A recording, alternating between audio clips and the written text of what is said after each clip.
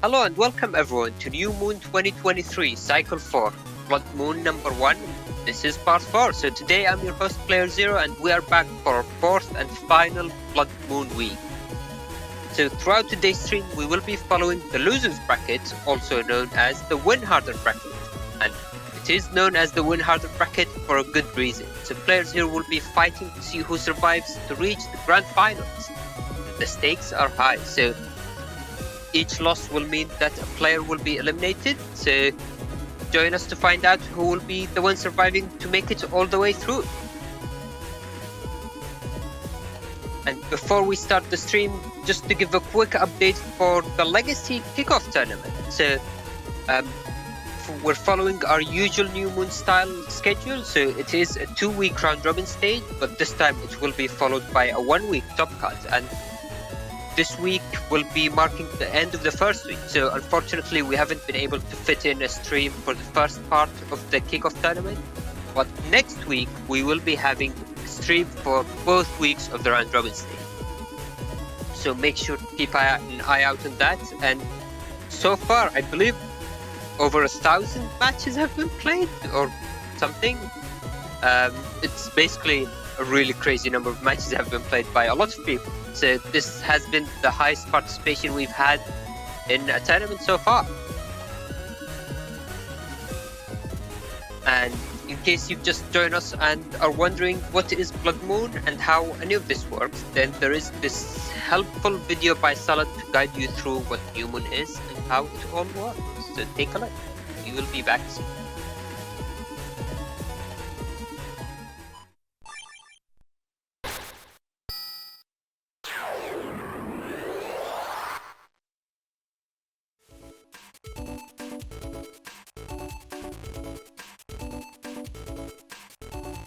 New Moon is the N1GP's weekly round-robin tournament series.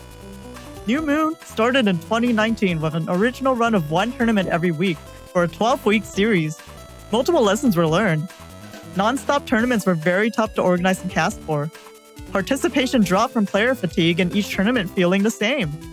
So we launched New Moon 2020 with a different approach. This has continued to the present day. Before we begin a breakdown of New Moon, let's explain some terminology first. New Moon participants are called Moon Battlers. Each weekly round-robin tournament is called a cycle. Cycles come in sets of 4. Every 4th cycle is special, called Blood Moon, which runs for multiple weeks. Blood Moon starts with a 2-week round-robin. The round-robin determines the Moon Battlers that make it to the 3rd week's tournament bracket. This is played out as a double elimination top cut. The winner of Blood Moon is granted a special Moon Master role in N1GP. The grand finalists also have their builds showcased in our Victor's archive. Only the latest winner of Blood Moon can wear the Moon Master title. You can think of it as the champion belt. After Blood Moon, there will be a 4-week break before the next set of cycles begins. Side tournaments may be hosted by the community members during breaks, so stay tuned! Let's talk about how game formats are determined. Participant votes determine what game format is played in the next set of cycles. The first 2 cycles can have special formats determined by votes.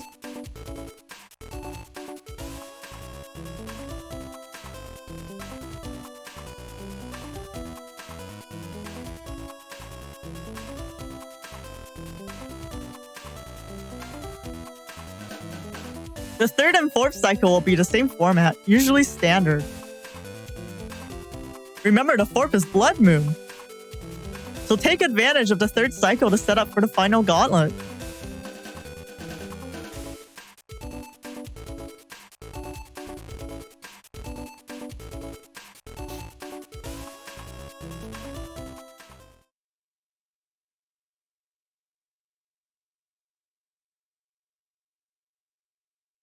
Okay, so thanks to that explanation, hopefully people have a bit more of an idea of how New Moon usually works and where we are now, which is the end of the Blood Moon. So the winners from today's stream will receive the Moon Master role and will continue until the next Blood Moon. Before we start, I do want to give a quick shout out to the donations that we've received since last week's stream. We've had one from Desmond about 3 days ago for $3 saying little something to celebrate the Legacy Collection when it comes out, COP. And then Zay donating earlier today donating $10 saying Moon. To hear Love Mega Man. All right. And with that, going to be joining us today on commentary are Neryth and Symes. Hello, guys. Hello, everyone. It's great to be here. Can't wait to cast some of these matches for you and find out who is our next Moonmaster. Yes, hello, Neryth. Me too. Same. All right. And with that, let's take a quick look at how we left the bracket from last week's stream. So as you can see on screen, this is the winner's side of the bracket. We've seen all of these matches throughout last week's stream, and that is where we are now. So we ended with playerzero vs Symes as the winners finals, and with playerzero ending in the grand final spot to see the losers bracket and seeing who will advance through. And as you can see on the screen, this will be the win harder side of the bracket. And this means that we will be going through all of these matches in order, so starting with Neryth vs Passbyword and Not Third Person vs HonorNite, and working our way upwards until the grand finals. And just as a reminder, the losers finals as well as the grand finals will be played as a best of 5. So that is one thing to keep in mind. So these matches can be longer than usual, but will definitely be more intense. Alright, and with that we will be going into the setups for our first match of the day with Passbyword vs Neryth.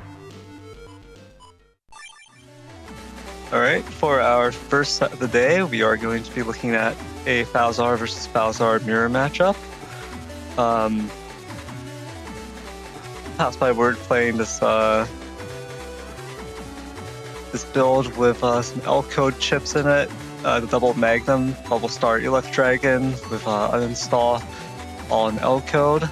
Those Magnums will give a bit of a D-Cross threat versus Dust Cross. Of course, on the other side, you'll see that I'm playing W code, which also, of course, also has the 2 Magnums in it. So both of us are going to be aiming for each other's Dust Crosses right off the bat. We're running the same Giga, Meteor Knuckle, of course. We've also got the same SP Navi there, Element Man SP.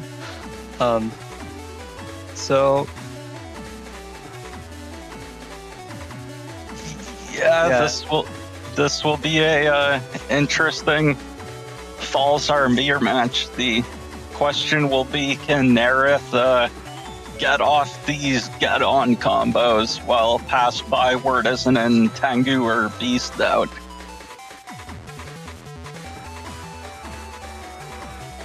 Yeah, of course, it being Falzar versus Falzar does mean the get-ons can be played around.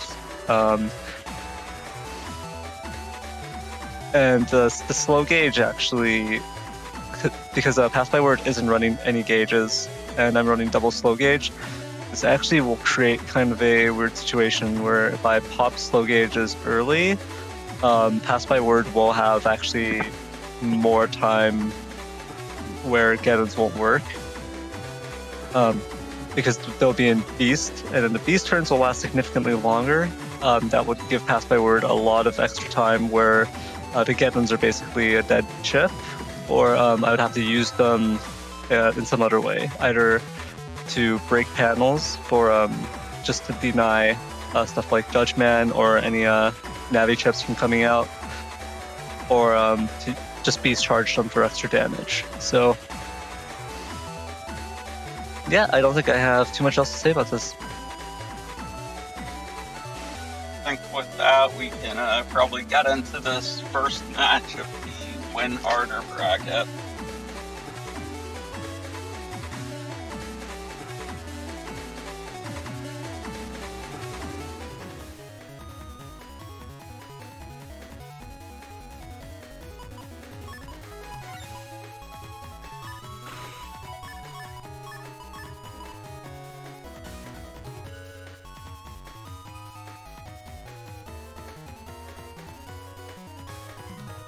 So yeah, it looks like we're seeing this from Passbyword's perspective.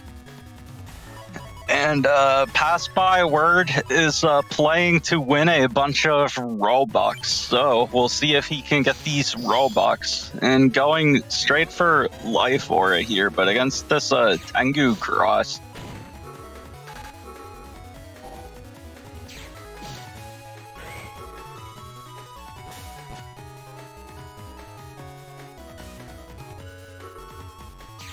Ooh, and this area grab does get partially blocked and immediately decrossed. A great start for Neryth here.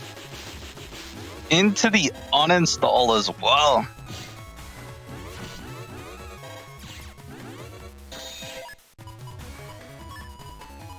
Ooh, but Passbyword, okay, it looks like going for this grab revenge here.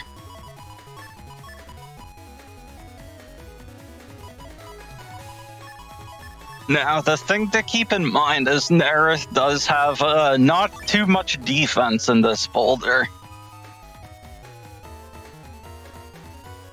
I take offense to that. I have all of the defense I need. Surely I will not get hit by any heavy-hitting chips here.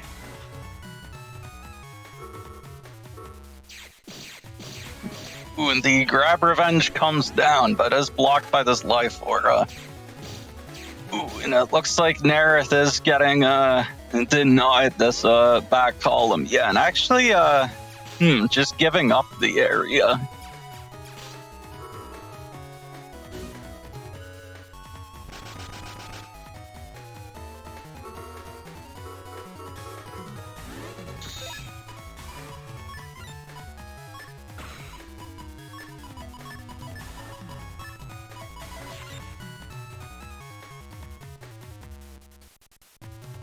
And so it looks like it looks like Passbyword here is going for this Wind Rack to deal with the Life Aura, and then just going for the Neo Variable Sword and M Knuckles. Oh boy. Ooh, but the Get On comes out from Neryth here. And a Magnum of his own into the Gundel Soul. Oh! And dodging the Meteor Knuckle with the Beast Jump. What a turn from Neryth here. You love to see it.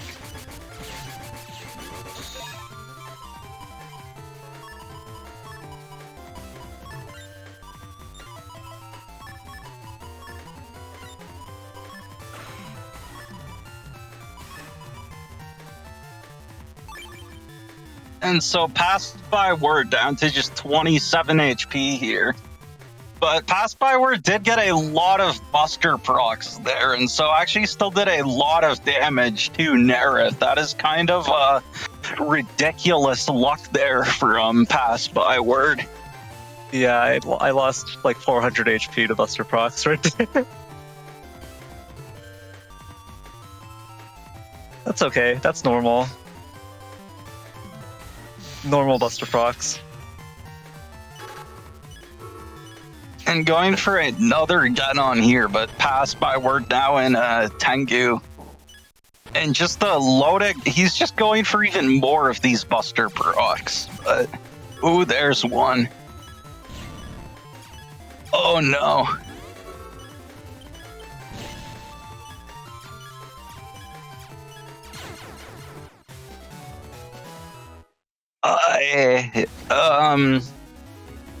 Yeah, and so Passbyword takes it with like 1 million Buster procs.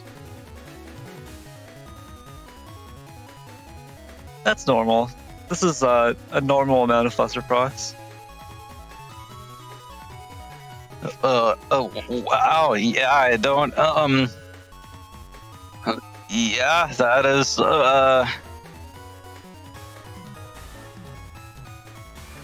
I thought that we were only at the mercy of Buster procs to this extent with patch cards, man. Like, come on. Well, at least they're not like freezing you, or you know, having other effects attached to them.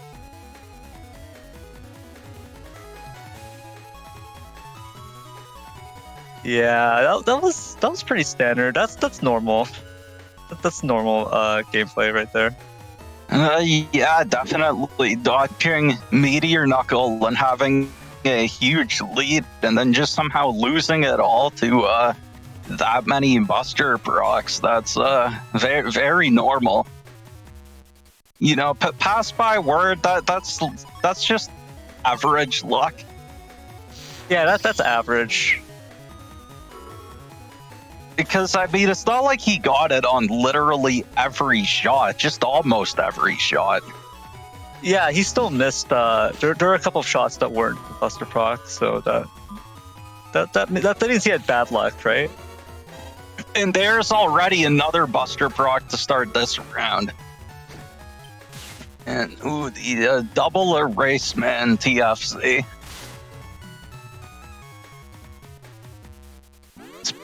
Pretty interesting that neither player is going for dust on this Guardian field and not TFCing the Judge Man with the anti-damage. Yeah, I think both players here are fearing magnums coming out from their opponent, and so neither of them decided to go dust turn one. Yeah, looks like Passbyword is cross-canceling into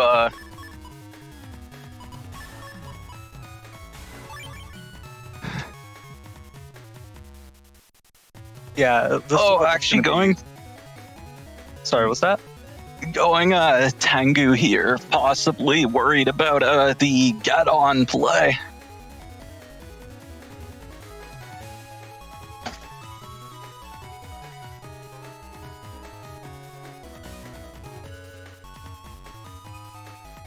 Yeah, at the same time, going Tengu won't protect from Gundel Souls if there's another area grab here, but Passbyword does have its own area grabs to fight back, equalize the area situation.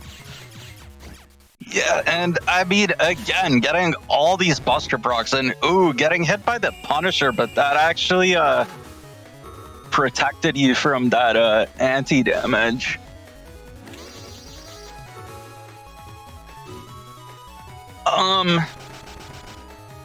Okay, and both players just casually on the same panel.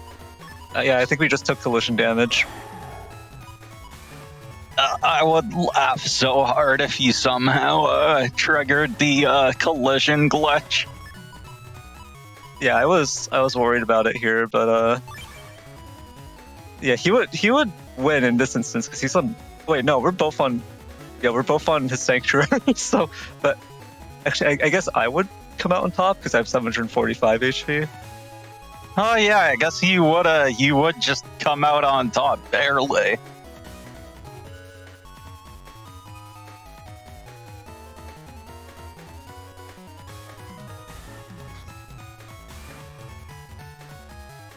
And it looks like Soup might, or Passbyword might also be going for a Beast out here. Yeah, I'm not actually sure if holy panels reduce collision damage or not. Like, they should, right? I think they do. I think Passbyword only took 5 damage from this collision.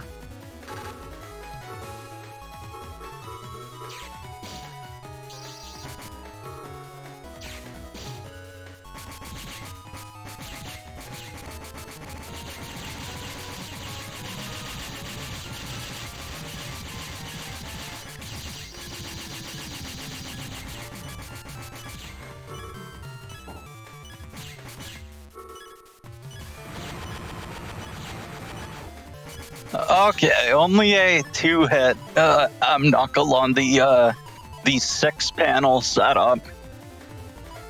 Yeah, so maybe it's balancing out a little bit, right?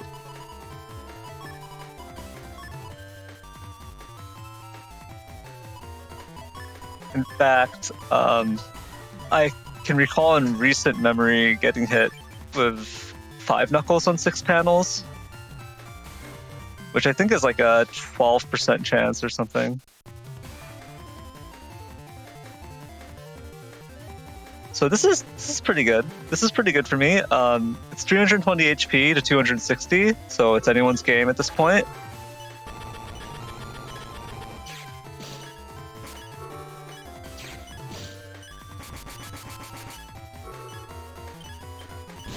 Ooh, but the Magnum coming down here from Passbyword.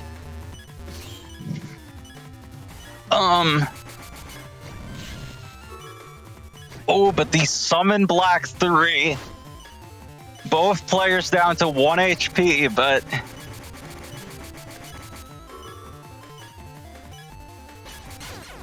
Oh, the Abboober. Wow, Passbyword actually came down there to shoot Neryth, but the Boomer finished Passbyword off just in time. Like, yeah, you could actually see the feather hit Neryth. You could see the effect. But it did no damage because Passbyword was already deleted. That was crazy. Yeah, I think Passbyword thought that they had an opening to finish me off because I used that trap. And then they stepped down and the Boomer ended up connecting. Ooh, and the immediate Summon Black here.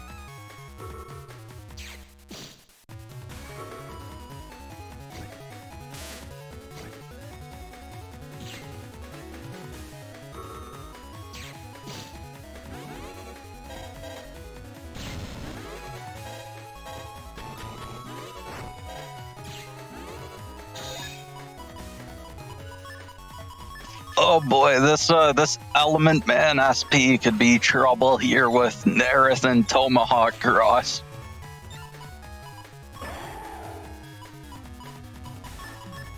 We'll have to see if Neryth crosses out here, or has some way of defending against this Element Man SP. Yeah, I could pop one of my traps, like anti-sword, and that would protect me from the Element Man SP, right? Yeah, I'm sure it would. Just assuming that Passbyword chooses Element SP sword. If he chooses sword element, then my anti-sword is going to be really high value. Can you imagine if Element Man also had access to these secondary elements? Yeah, that would be nuts. Actually, what it would be is another. It would have to be another Navi chip that cycles. It's just like Element Man, except it cycles through the other set of the. Oh.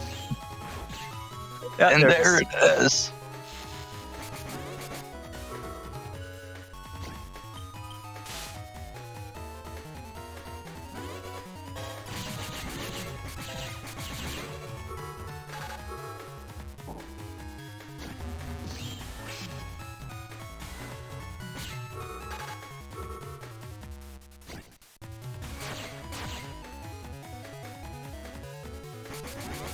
So Neryth already down to just 450 HP here. This is a normal amount of HP. This is fine.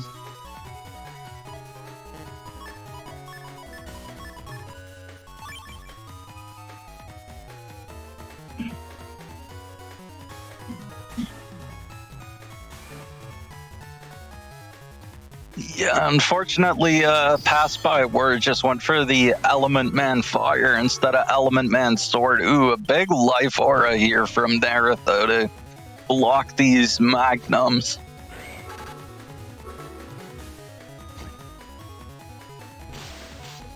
Oh, and Neryth was trying to pull Passbyword onto those ice panels to get the freeze with Spout Man. And Rush actually does come down here, so Passbyword will now have to decide if they want to stay and just Null Beast or use one of their crosses here. And actually looks like going for Tomahawk.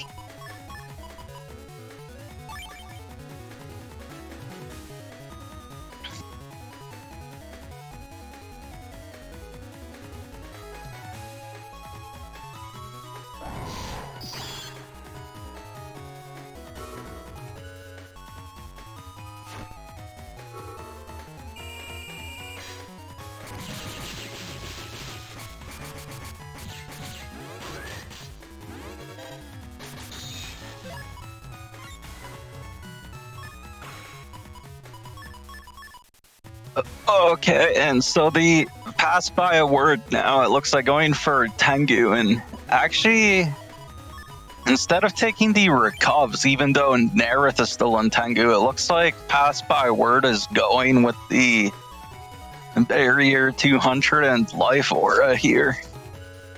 Yeah, I think Passbyword doesn't want to potentially pop an anti-recovery on my side and lose the recovery 300 value.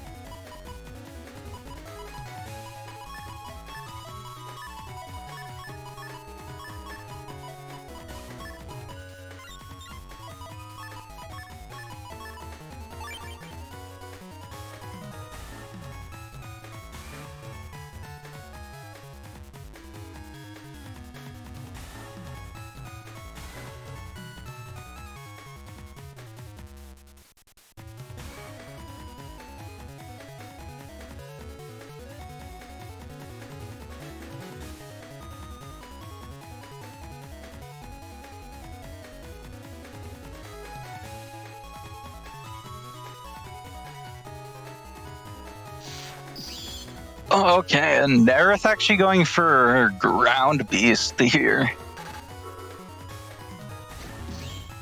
And this element man will at least take care of pass by word's life aura. Ooh, and unfortunately that was not the anti sword. And misses the drill drive.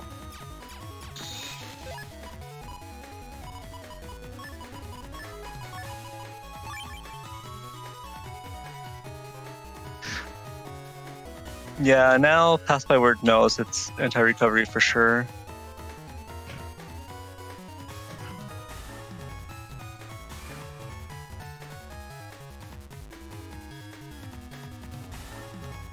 But with a 122 HP left on his opponent, Pass by Word should be able to try to close this out with the Buster Jam.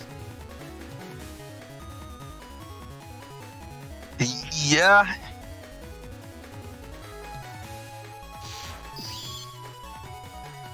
I mean, based on what we saw in that first round, oh boy.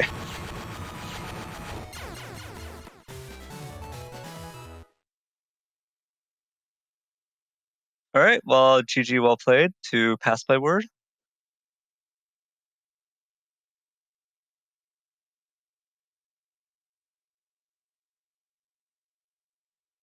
Yeah, that was a pretty unfortunate third round for Neryth there, but the pass by word ends up taking it 2-1 and will move on in the lower bracket.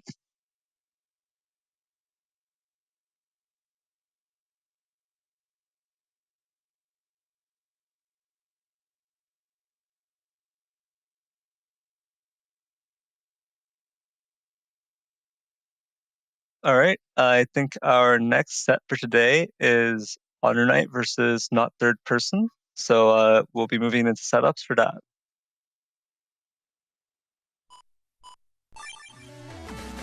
Okay, so we just had the Balzar versus Balzar starter. Now we're moving on to the Gregar versus Gregar mirror matchup. So, actually, it would be wrong to call this a mirror matchup, even though it is a mirror matchup between versions, because HonorNite is playing. I almost forgot that HonorNite is playing a base, and is also playing F code. And this is, I believe, this is Soul X Cross's build here. So, it's pretty different from most Gregar builds. Just the lack of kernel force, and then a decision not to take air shoes in the cusp, instead opting for that maximum cusp there, custom 1 and custom 2 in that build. And then of course there's the 3 magnums and 3 machine gun 3s in F code, so really packing a punch in terms of the cursor.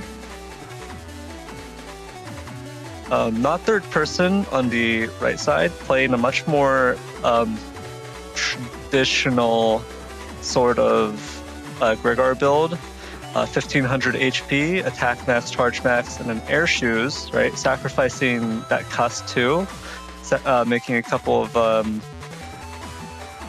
big differences here in the build. Of course, the air shoes does mean it's going to be hard to lock down not third person.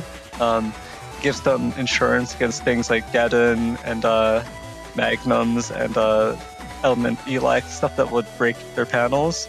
They won't have to worry about any of that. And there's no uninstall on HonorNite's side, so not third person is just going to be able to keep on moving. Of course, not third person is running Kernel Force here with 5 area grabs, so we'll see whether or not third person can get a extremely heavy hitting Kernel Force off. That kind of setup. The match is almost definitely going to be played in slow gauge. It's not regged, but there are 2 of them in not third person's folder.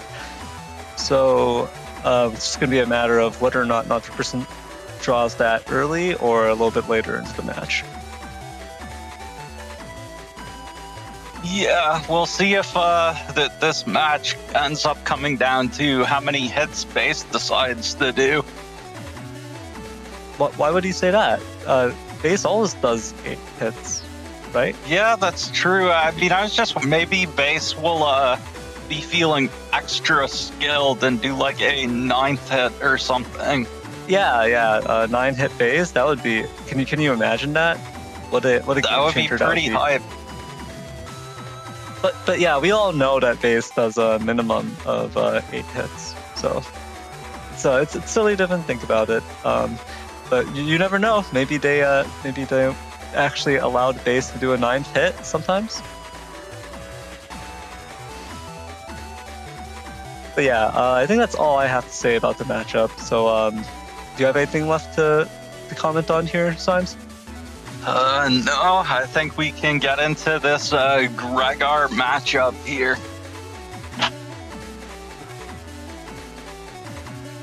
Alright. This is a pretty juicy field. Neither player has float shoes, unfortunately, so they're going to be at the mercy of these ice panels. They're in the skating rink, so to speak, here. You've even got the ice cubes in the back, and since it's Gregor versus Gregor, that's not going to be getting converted into anything. It's probably just going to be those ice cubes will probably just get blown up here by whatever opener these 2 players go for. Charge tackle, of course, will instantly destroy it, but HonorNite is going erase right off the bat here. Not third person, going Elec. Ooh, Sanctuary turn 1 just to get rid of this ice, but instantly, there's going to be some good value from the Magnum here. Oh, HonorNite is going to lose this anti-damage. They're going to get clipped by that Erase Man, but their own boosted Erase Man with the Erase Cross bonus does connect off the Holy Panels. Oh, and a counter hit off of the Machine Gun 3. Yeah, and HonorNite does have this Element Man here, and they could go for the super value, because if they can remove these holy panels and get the D-Cross on Elec. Oh yeah, that would be the dream right there.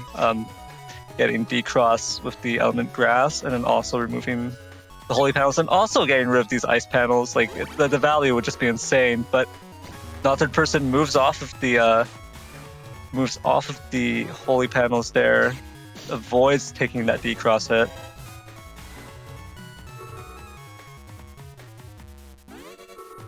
Ooh. Oh, wow. This is full area for not third person. Yeah, they can just safely camp that top row now, because HonorNite is trapped in the bottom 2 rows, but does have this grab banish here.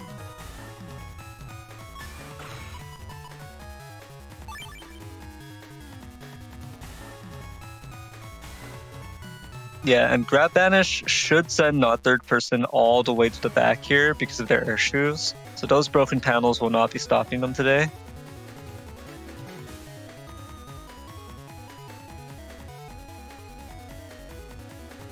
It's one of those rare instances in which not having air shoes can give you a benefit in terms of trying to camp the front panels.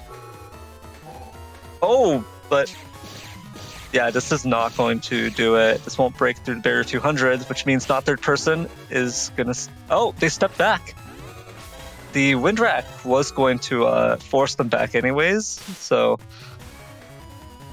not a huge loss. Yeah, that is one of the biggest differences between Grab Banish and Grab Revenge, actually. Is that if they have a full 6 panels, Grab Revenge is strong enough to break through the barrier 200 on the first 5 hits, and then the 6th hit would then hit and push them back. Whereas Grab Banish isn't quite strong enough to do that.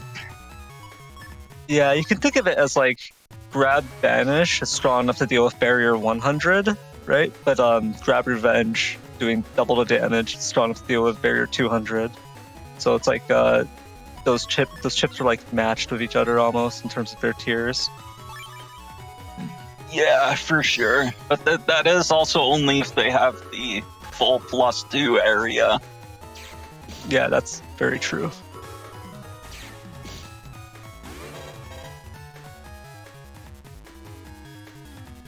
Looks like not third person does not have anything left here to secure this the slash lock.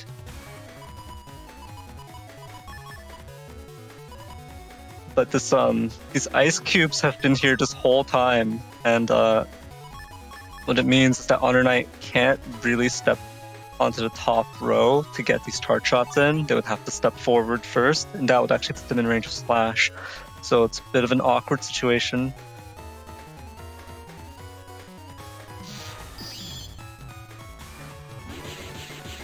Oh, they had a white-pilled machine gun right there.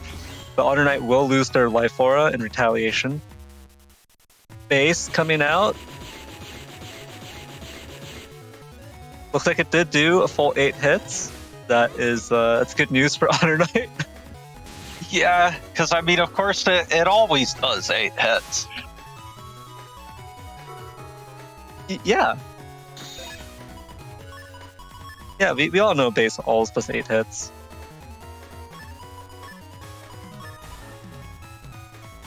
And so HonorNite does have a pretty big lead. And it looks like he's playing it safe and going for recovs here in case not third person goes for a Q force or something, but actually going for a brace here. And it looks like both players using their recovs. Yeah, it looks like not third person only used 1 recov there. I'm not sure if they already used one earlier or they only managed to draw this one, but it does keep them at 420 HP. Both anti-damages getting popped here, but not third person's gonna take a really heavy Thank You Man hit. Both of them connecting, getting the D-cross. That's 280 damage. Yeah, and HonorNite now down to just these last 4 chips, but this area grab and Invis could both do a good job of helping to mitigate not third person's Q force.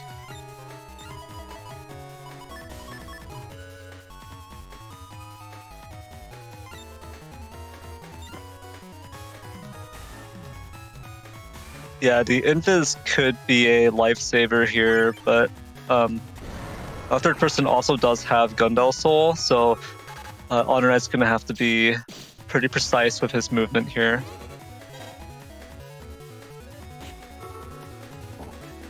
Here it is, reacting to it and stepping forward. Not third person loses all that Kernel Force Valley right there, but it was also only on those two columns. So yeah, not much. Sorry, go ahead. Yeah, that wouldn't have, even if it connected with only the 2 panels, that definitely wouldn't have been nearly enough.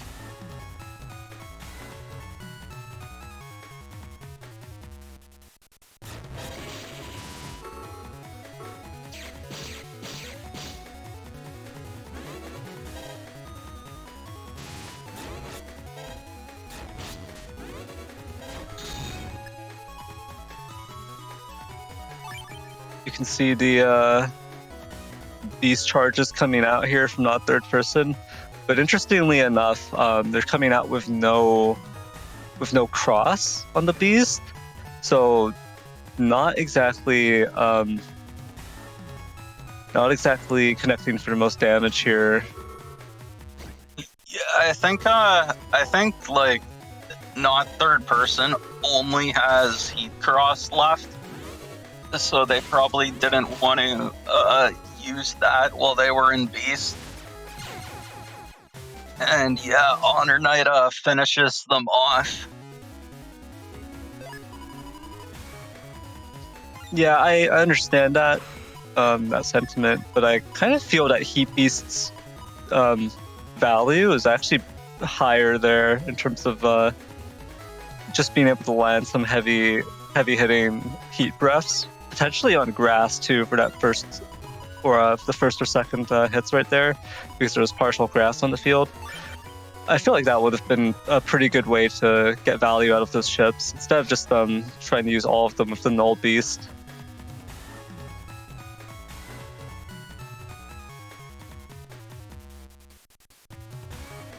We're seeing not really a full repeat here. Instead, it's front ice cubes with partial. Oh wow! Oh, not third person going for that. I think that would have been the decross because the ice cubes are also a water element. Yeah, I think so. Yeah, because in patch cards with Cold Bear, they do double damage versus heat body. But HonorNite actually charge tackling the ice cube that not third person pushed at him. Yeah, HonorNite just saying not today, charging directly into the ice cube as it came flying at him, and ice cube shattered into 1 trillion pieces. HonorNite came out unharmed. But it looks like he's about to take this cross charge shot. Of course, HonorNite doesn't have shoes in his build, so these ice panels and the back panels being broken here, that's going to be pretty unfortunate. Ooh, HonorNite actually chooses to anti-damage the charge shot. Ooh, and gets the Erase Man right before this charge shot comes out. It's going to cancel it and punish with that machine gun. Only 2 hits. Unfortunately, not in Erase, so not quite as much damage from that machine gun. Ooh, instant grab revenge. Ooh, sliding back, avoiding the element freeze, but thought in third person just goes for Eli, breaks the back panels again. Now HonorNite is stuck on the ice. But at the very least, this cube being here means that HonorNite can still center themselves. So I think not third person should have actually destroyed the ice cube in order to prevent HonorNite from doing that. Yeah, I agree, especially because the ice cubes are actually aqua elements, so Electros will also destroy them in one shot, even though they have 200 HP. Rush getting safely burned on this life aura. HonorNite finishes off the ice cube himself with that one Electros charge shot, like you mentioned. Yeah, I thought for a second there that he was gonna push it with the wind rack. Yeah, that would have actually been I think that would have actually been a good play in terms of trying to get a solid late game there. That limited movement for not third person. If HonorNite manages to squeeze out area grabs, that would actually be pretty good for HonorNite in the end. But I don't think that's going to wind up happening. HonorNite does only have 3 area grabs in the folder. And we see both Muramasa and base in the cusp screen there for HonorNite, but HonorNite is going to play it a little bit slower, try to burn more of not third person's defense, try to draw out more chips, just get value here with the recovery 300. Not third person takes care of the life aura with a wind rack and then drops down sanctuary. And so yeah, you can see that rushing into the base here would have been really bad because HonorNite would have been forced to use it versus a full sanctuary.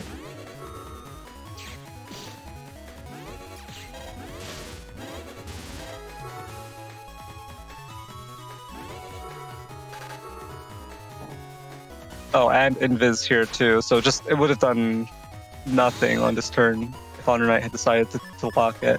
So just making the right call here, trying to get all of this defense out of the way. And then just going to try to take care of it, I think with Element Man here to reset the field, put it to grass. And HonorNite's also thinking about Heat Cross, decides against it. Oh, yeah, actually going for a Beast out. Yeah, so this is going to be, I think HonorNite's thinking they don't even want to set it to a grass field. Oh no, okay. This will probably still be a element grass just to get the decross, mainly to get the decross it. And I would actually think, and then the elect refs can take care of everything else here. Yeah, that is one of the interesting things about not having Q Force, is it means you don't have to worry about saving your Beast turns for Q Force. You can actually just use them and go for these Beast charges whenever you want. Yeah, and we see HonorNite is charging up this the second elect breath here, gonna take care of the rest of these holy panels.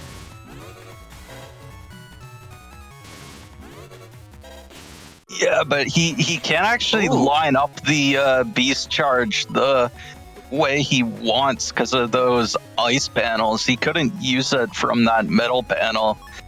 And now he also has to deal with this life aura, which is forcing him out of a lock-in into a race. Yeah, I think HonorNite actually didn't want to crack his own panels up there in the front. He could still get rid of those 2 holy panels, but he just decided, since not third person was hugging the back, he would just grab and deny those panels.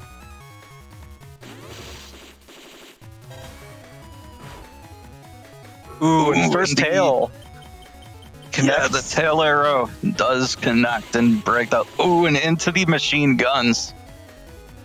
Ooh, and even a single hit would take care of the barrier 100, but does not connect.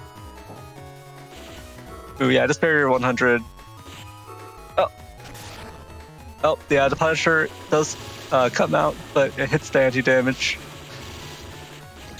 Yeah, and that's why Guardian is unfortunately not really that great. Now what we're seeing here is going to be the full F code turn with the base included. So HonorNite is thinking that not third person doesn't have that much defense left. Don't have that much to block this base anomaly, so gonna try to pressure them. Not third person's also low enough on HP that they might pressure to use their defense and then let HonorNite get a time freeze counter. There's the Erase Man. Ooh, 1 area grab coming out here. 2 area grabs that will actually deny the base if not third person steps forward. Yeah, but it looks like they're just Oh, and that should be it.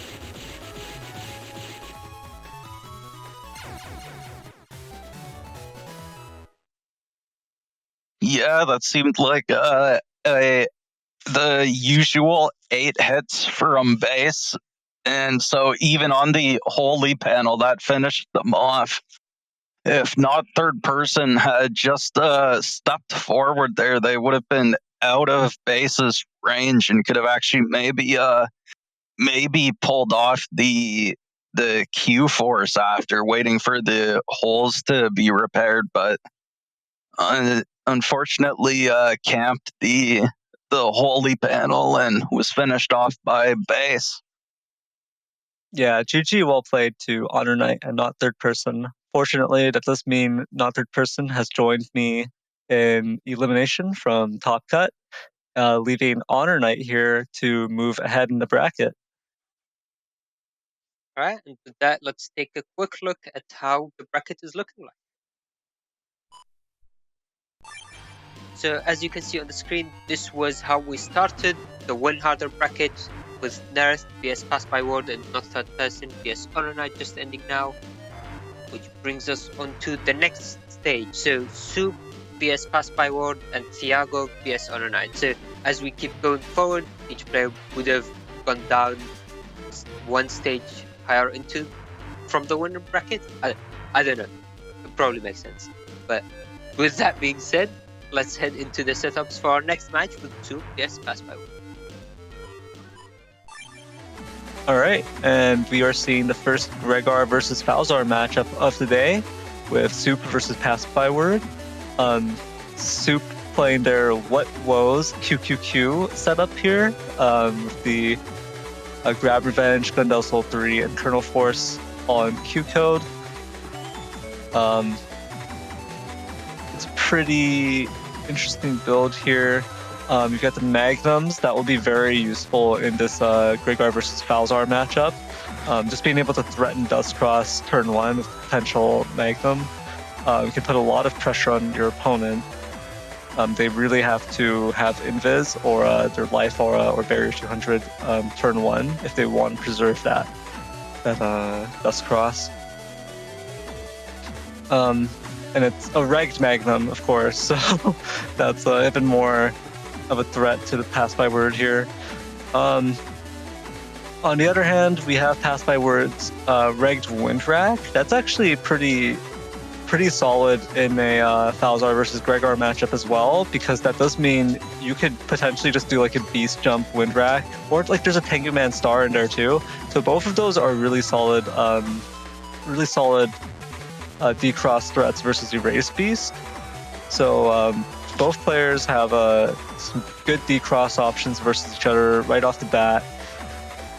So it's going to be a pretty interesting set. It's similar HP, 1900 versus 1800, and then both players playing with Bugged Buster setup.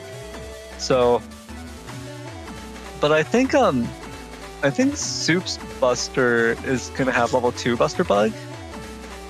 No, that's level 3. Oh yeah, because the attack max is also on the center, on the command line, so that is actually level 3 as well. Okay, so both players with the maximum Buster Bug and attack max right off the bat, so it's gonna be some RNG right here with Buster Jam procs. But really it should be a very interesting set. Meteor Knuckle, of course, also keeps Slash Cross in check. So yeah, I'm interested in seeing how this is going to turn out.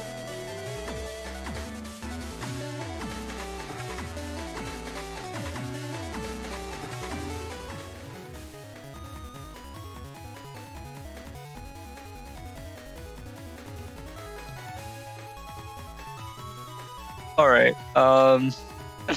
This is the same field we just saw in the last set of, the last game, with the front ice panels and the ice cubes. But this time, it being Gregor versus Falzar does mean Passbyword might choose to go Dust and suck these cubes up, get a free 200, 400 damage potentially. While Soup could deal with them using Charge Cross, they're gonna elect to go Elec instead. So Gonna also be able to take care of them with one charge shot here. Passbyword not going dust. Maybe they didn't have anything to protect it with turn 1. And here comes the Ranked Magnum. It's going to... That's very good. It's a very good Magnum right there, breaking those panels. Forces Passbyword into getting row locked right here. Ooh. Oh, anti-Navi. And so that will stop this judge ban. Yeah, but look at this. 3 charge shots right there.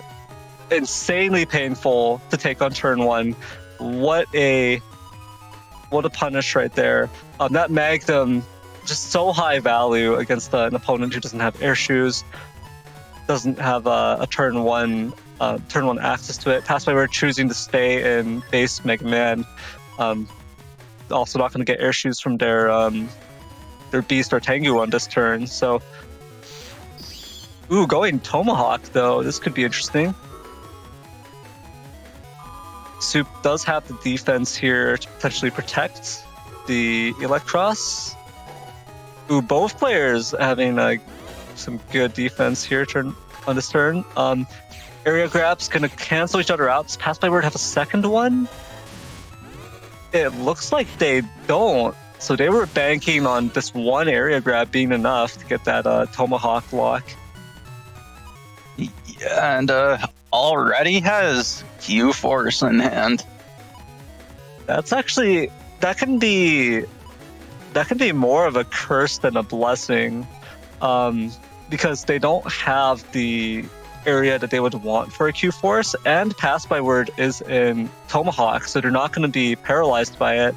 So this is actually kind of a rough situation in terms of the combination of chips they have in hand. And you can see that they're taking the time to think out this next turn, because even though they've got access to Q-Force, they also have... maybe they don't want to go into Beast this early, and then there's just so many different factors to take into consideration here. And really, they want to burn more of Passbyword's defenses. They want to get more Buster damage in. So, yeah, they're definitely not going to play this Q-Force early. That would be a pretty questionable play. Instead, they are going to use their defense here, use their star-coded chips. And so the question is, Sanctuary or Life Aura? They go for neither.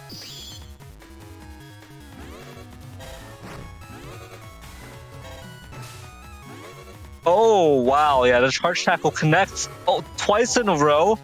Burns Barrier 200 and anti-damage there. But Passbyword had a Life Aura to back it up. Both players dropping their defense. Soup going to drop anti-Navi as well here. And get this area back. And this will stop Passbyword from getting that Tomahawk block.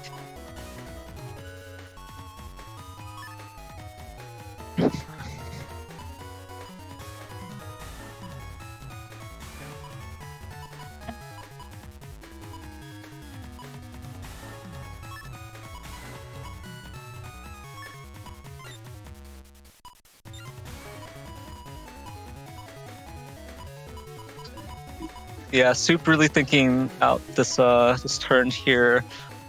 But you can see that there's a bit of a... Soup has a bit of a Soup problem right now in their hand. They've got like one of each code.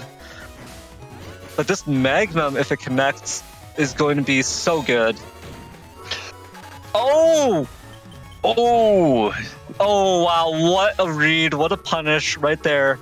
Yeah, Soup, I'm not sure why Passbyword didn't just open the cost. just like maybe just stubbornness, not wanting to throw away the invis, right? They're like really wanting to get it out at the end and just taking a chance, going, well, maybe I can just use it here. It's the end of the turn. Soup hasn't done anything, but no, it was Magnum waiting in the wings there, just specifically for the TFC. Yeah, that's a huge punish right there. 260 damage. But Passbyword does have the Sanctuary now. Ooh. But this is going to be a really brutal slash lock, even with the Sanctuary here. Oh wow, and the Life Aura comes in to block Passbyword's Magnum. While it takes care of the holy panels that Soup stole, that does not do anything versus the Slash Lock. Okay, at least it's on holy panels. Otherwise, this would almost be a deletion on this turn. But look at this 1,000 HP gap that has built up between Soup and Passbyword.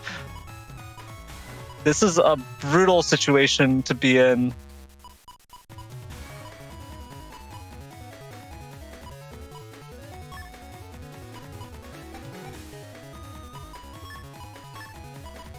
And it looks like that was, I believe that's Tomahawk SP coming in. That's going to be a huge threat to Tengu Cross. And there it is. Oh, wow. Punishing the Invis as well. And now Passbyword can't deal with this, Wow. And then the Anti-Navi takes away the Judgment as well. It wasn't going to do anything here. But still, that's just a brutal situation.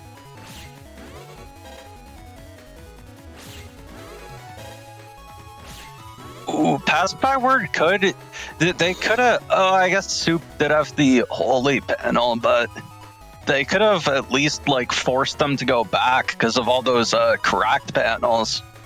Yeah, I think the optimal play there is to force them to step back at least that one time so that the panel breaks. Yeah, because there was both panels were cracked, so even with the holy panel, they still would have been trapped. So yeah, that was a pretty bad misplay, unfortunately, by Passbyword there. Yeah, the slash cross value here is just insane. Well, pretty typical for slash cross, to be honest. But you can see Stoop is also camping on this Invis right now. Yeah, they're not gonna waste this Invis here, throwing it into this Erase Man. Instead, they want to bait out a Meteor Knuckle. Was that only like 2 procs from Passbyword there? Yeah, I think it was. It looks like Passbyword has oh, there it is, but using it a little too early and not even getting the value of breaking the holy panels from that knuckle. Yeah, and now it's Soup's turn. We saw the Giga from Passbyword. Now Soup is like, hey, let me in on this action. And we're going to see the Gundel Force coming out. It doesn't have a full +1 area, but this is good enough. Ooh, yeah, this is not gonna... It's not gonna be able to stop. Oh! Because the panels are broken, Soup's Beast didn't have anywhere to jump to for the Gundel Soul, and that actually saved Passbyword right there.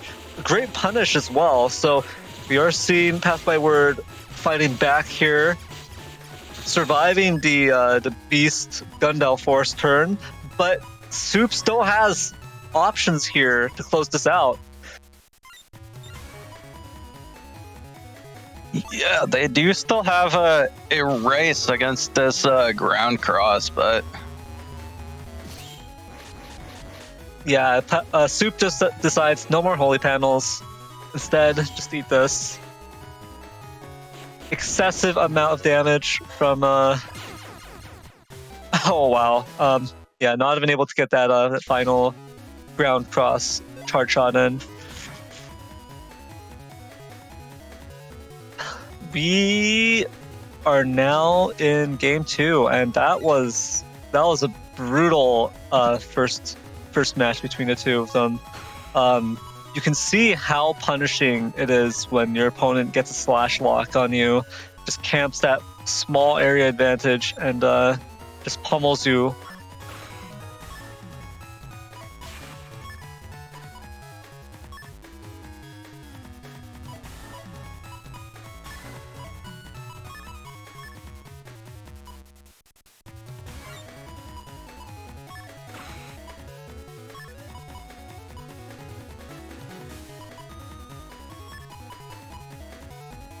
Anti-Navi turn 1.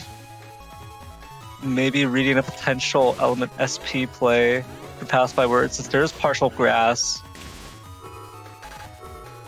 Ooh, just gonna use it to steal the Tengu Man here. Get a little bit of damage in here. Slow gauge being dropped. Barrier 200 on Passbyword side. Ooh, this is actually... Oh yeah, that's actually a pretty good Magnum right there. It's not going to punch through the Barrier 200, but it does block the... Well, actually... Yeah, no, that's actually pretty decent right there. Soup isn't going to have access to a slash play, but as a result of those 2 area grabs coming out from Passbyword side.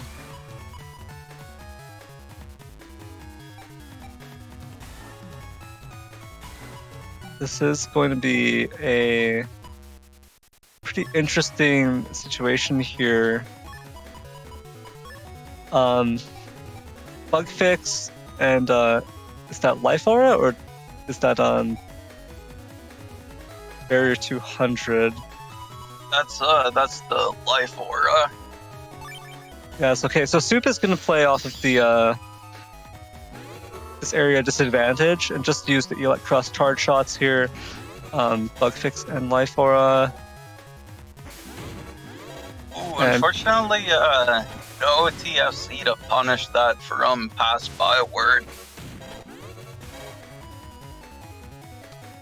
But getting great defensive value out of the Dust Cross here. And now Passbyword has dropped their own life aura. So both players now sitting under life auras, but Soup has the answer to Passbyword's life aura here with this perfectly drawn Wind Rack. It was the next chip out of their folder here. They still would have had options to deal with it, but it's nice being able to get that extra damage from your Element SP, from your Tomahawk SP, so on, not having to throw it into the life aura just to destroy it. Passbyword, of course, can just go Tengu to deal with it, but it's going to have to be careful of the potential punish from the Tomahawk SP or from Slash Cross. So Passbyword is probably also trying to take those things into consideration. Loses the life aura to the Wind Rack. Does Passbyword have an answer to Soup's Soup's life aura though? Looks like Tomahawk SP does miss. Passbyword steps up there with some good defensive movement. I'm getting away from its range. Ooh, but this the Elect Cross charge shot does connect once there. Invis dropped, end of turn by Passbyword.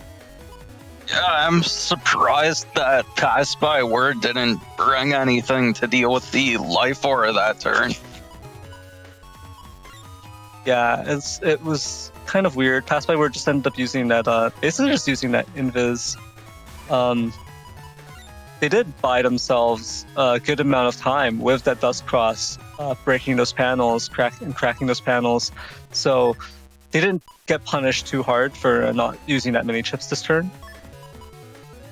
So you could say they got some decent value, but it's kind of rough because Soup is moving through their folder at a pretty decent pace. And for Gregar, being able to cycle the chips you don't need at the moment, or trying to basically just getting an ideal hand for your kernel force is a big deal. So every turn it gets a little bit more perilous for Passbyword. Ooh, there's the Wind Rack from Passbyword, takes care of the life aura, but now here's Barrier 200, it's going to block the Bubble Star. In fact, Soup also takes advantage of the time freeze from the Barrier 200 to step through the Bubble Star. Elect Dragon still connects though with an uninstall. So now Soup has lost their super armor. Invis, end of turn from Passbyword once more. It being slow gauge though does mean that this invis isn't even gonna last until into the next turn, or even halfway into the next turn. It's gonna drop pretty quickly, or of course it doesn't slow gauge just can change how quickly the invis goes away, but the turn will last so much longer that it's not going to last through. So the invis will only really protect them for the beginning of this next turn here. So Soup will just wait it out and then go for this offensive play with element SP. 3 of 4 panels that Passbyword is standing on are grass, so that's actually gonna be a 480 damage element SP fire that Soup is aiming for. And failing that, if something goes wrong, maybe Soup can go for element freeze or element grass or element like I said. Any of them would be good here, but it gets stolen.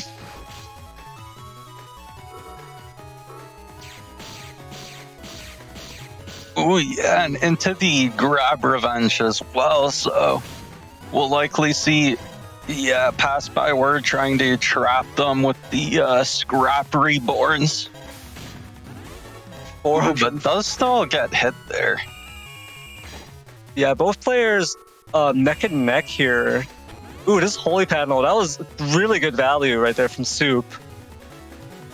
They were trapped on that panel and managed to step out and dodge the erase man as a result. Of course, the holy panel gets broken anyways right here, or gets cracked by the dust charge shot at the very end of turn. But at this point, Soup could go for a erase beast, and that looks like that's the play here. You have to keep in mind that even though it's holy panels, even though it's sanctuary on Passbyword's side, this first hit will deal full damage because it will be a double damage decross hit. So it'll basically just do normal damage, and that is a lot of damage considering Passbyword is down to 599 HP. That's going to be close to half of their HP. Ooh. Oh, surprisingly, no time freeze to protect from that Judge Man. There's decross. That is that's actually a huge loss for Passbyword, even though. Ooh, Judge Man paralysis here. 50 damage, not much, but man, that Gregor Vulcan is doing so much even on the holy panels. Yeah, because I think it still rounds up, so it still does 3 damage per shot instead of only 2 damage per shot. Yeah, that sounds correct. It does round up. So really rapid damage there still. But yeah, Passbyword losing Dustcross there to the Erase Beast does mean that they won't be able to break any more panels. They won't be able to rely on it for the defensive and the utility of it to kind of prevent Soup's movement. And now Soup is also, since they've also dropped their Sanctuary, and they're going to drop both Recovery 300s here, they've actually got an HP lead. Magnum coming down from Passbyword, but there's the good. Oh, okay. It's huh? Oh, okay, all right. Oh, but this is fine. Yeah, the amount of damage coming out from the Tomahawk swings is fine.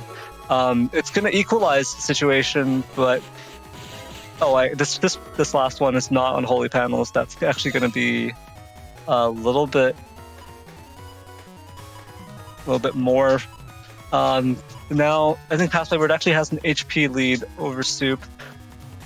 Soup could grab revenge. This could be a Kernel Force turn, but with Passbyword in Tomahawk and on the holy panels, that means the Gundal Force, the full combo, isn't going to land. So this is actually getting kind of sus.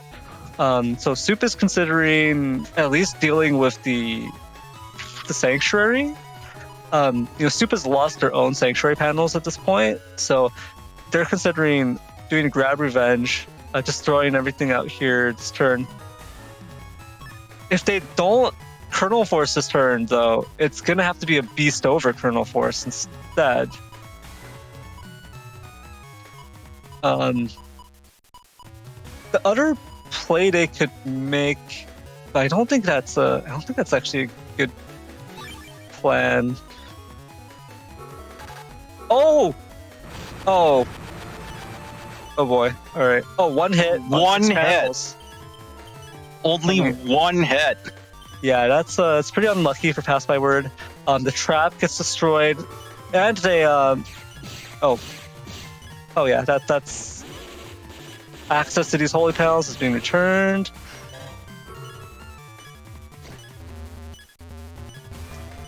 But yeah, just go for fire, get a decross, and get rid of Tomahawk. This will let you, because Gundal's Soul isn't affected by holy panel reduction. As long as you can paralyze them with the Kernel Force, you might be able to just close it out here on this next turn.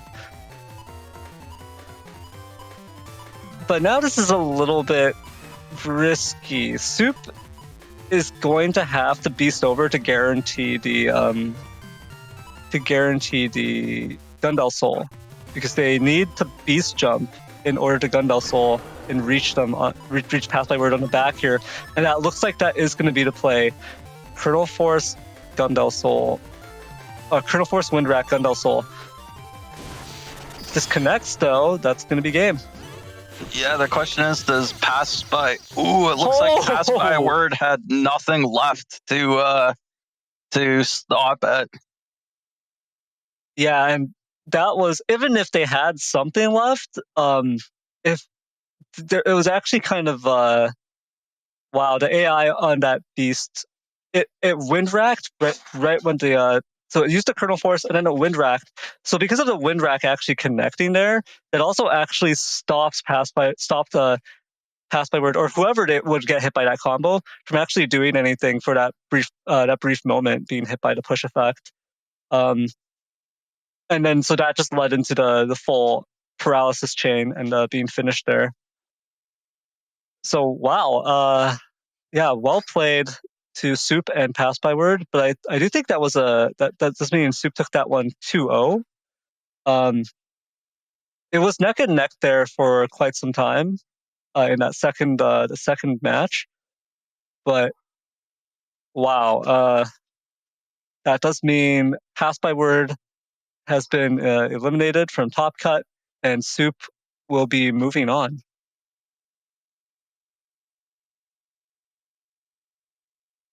Yeah, GG's to Passbyword, still a pretty good showing, but unfortunately no Robux for Passbyword this time.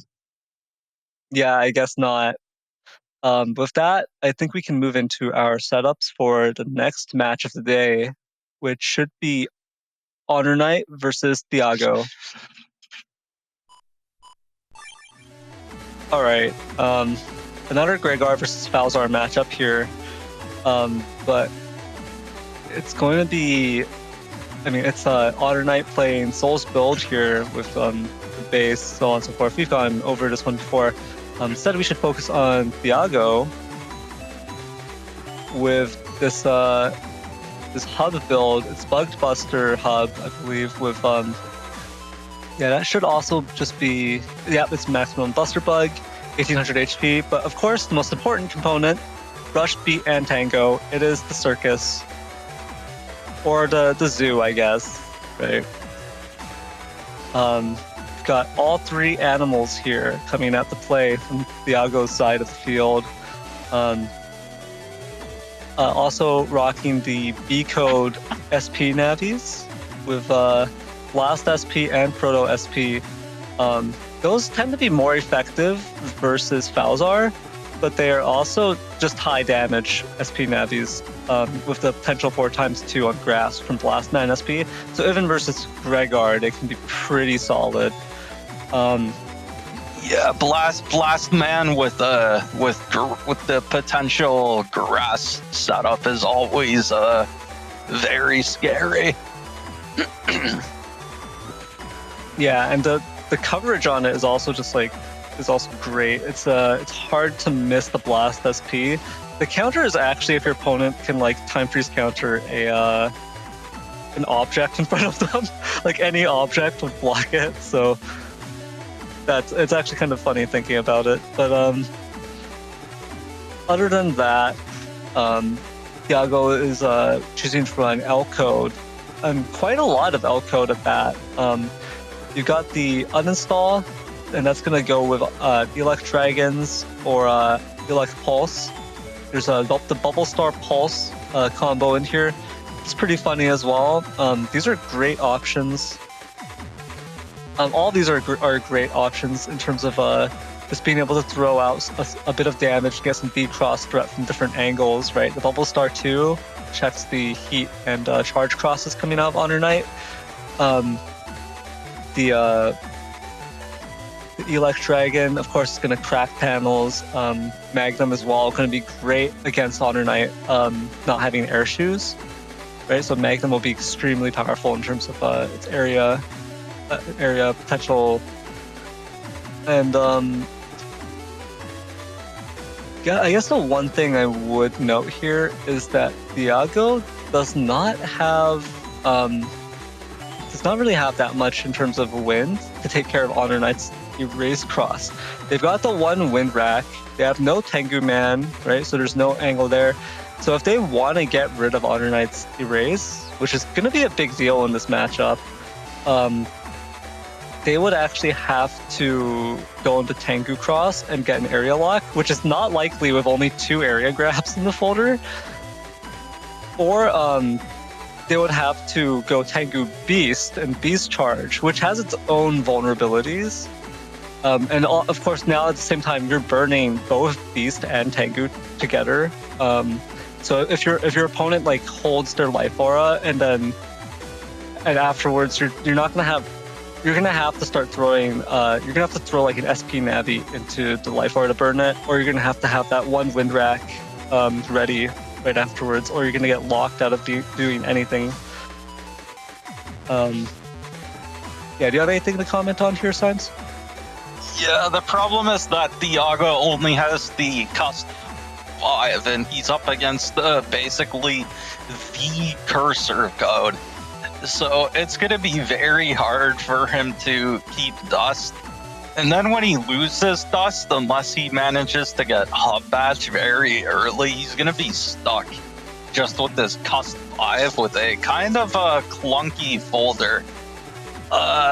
So I kind of want to see this match from Thiago's perspective, because there is the possibility that he unfortunately could end up with some like very bricked hands, which against a slow gauge Gregar is not good.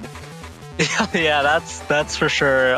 You do not want to have bricked hands against slow gauge Gregar. They will just punish you so hard. At least Thiago. Well, no. Thiago has to pop hub batch before they have any value from the Bug Buster, because they don't have any attack stats at all. So yeah, this is actually going to be pretty interesting. Can Thiago get the draws they need? That's the question, and we're going to find out. I think we can jump right into the set.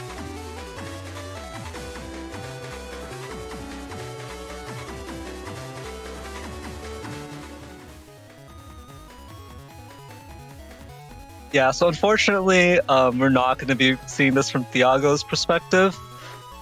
Quite sad, because, like Symes mentioned, the potential for some very, very unfortunate, very bricked hands exists for Thiago, and the way that would affect the match is very funny. In fact, it tends to be very funny seeing that, because you get to watch people like struggle in their cut screen, just being like, oh god, what am I gonna do this turn? Yeah, when you have like 5 chips and you could pick like at most 2 of them. Yeah, that's not good. It's definitely not a good situation. HonorNite getting beat out of the way right here. Both players dropping a trap turn 1. Okay, and Thiago does at least get the full cust up, so he'll have 1 turn of dusting at least.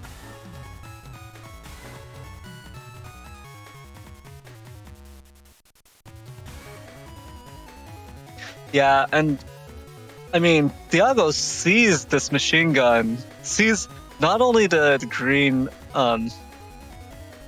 that green mark of death right below him, but also HonorNite shooting at him right in front of him. So Thiago will probably slide forward. Actually, wow, that's warp step. Yeah, so even faster. Gets the Magnum out to destroy the trap. Burns Rush. Steps back, sucks up the cubes. Oh, wow. Judge Man. It's going to be paralysis. 200 damage from the cube. Oh, no. Iron Shell. What? Wait. Oh. Thiago chose the Iron Shell confirm over a cube. I mean, I think it was technically more damage because HonorNite was in the back, so it did 2 hits.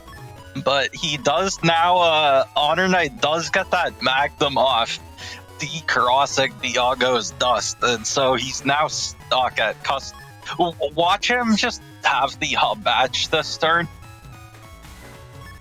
Yeah, it's definitely just gonna be hub batch and bug fix and uninstall, all in one turn. Even though, of course, you can't use the hub batch and uninstall in the same turn. But Thiago probably has it all.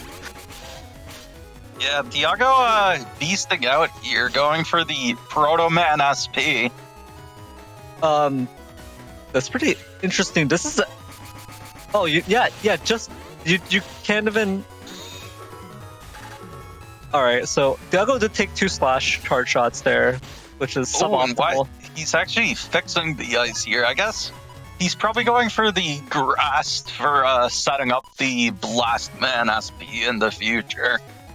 Yeah, I think that has to be play. I guess I think that has to be the reasoning for it, which means HonorNite has got to be feeling uncomfortable with not having defense this turn.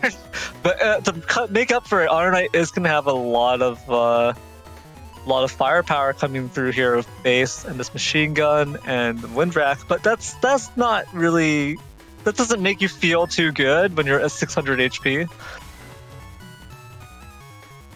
Yeah, there is a very real chance the match could almost end for either side on this turn.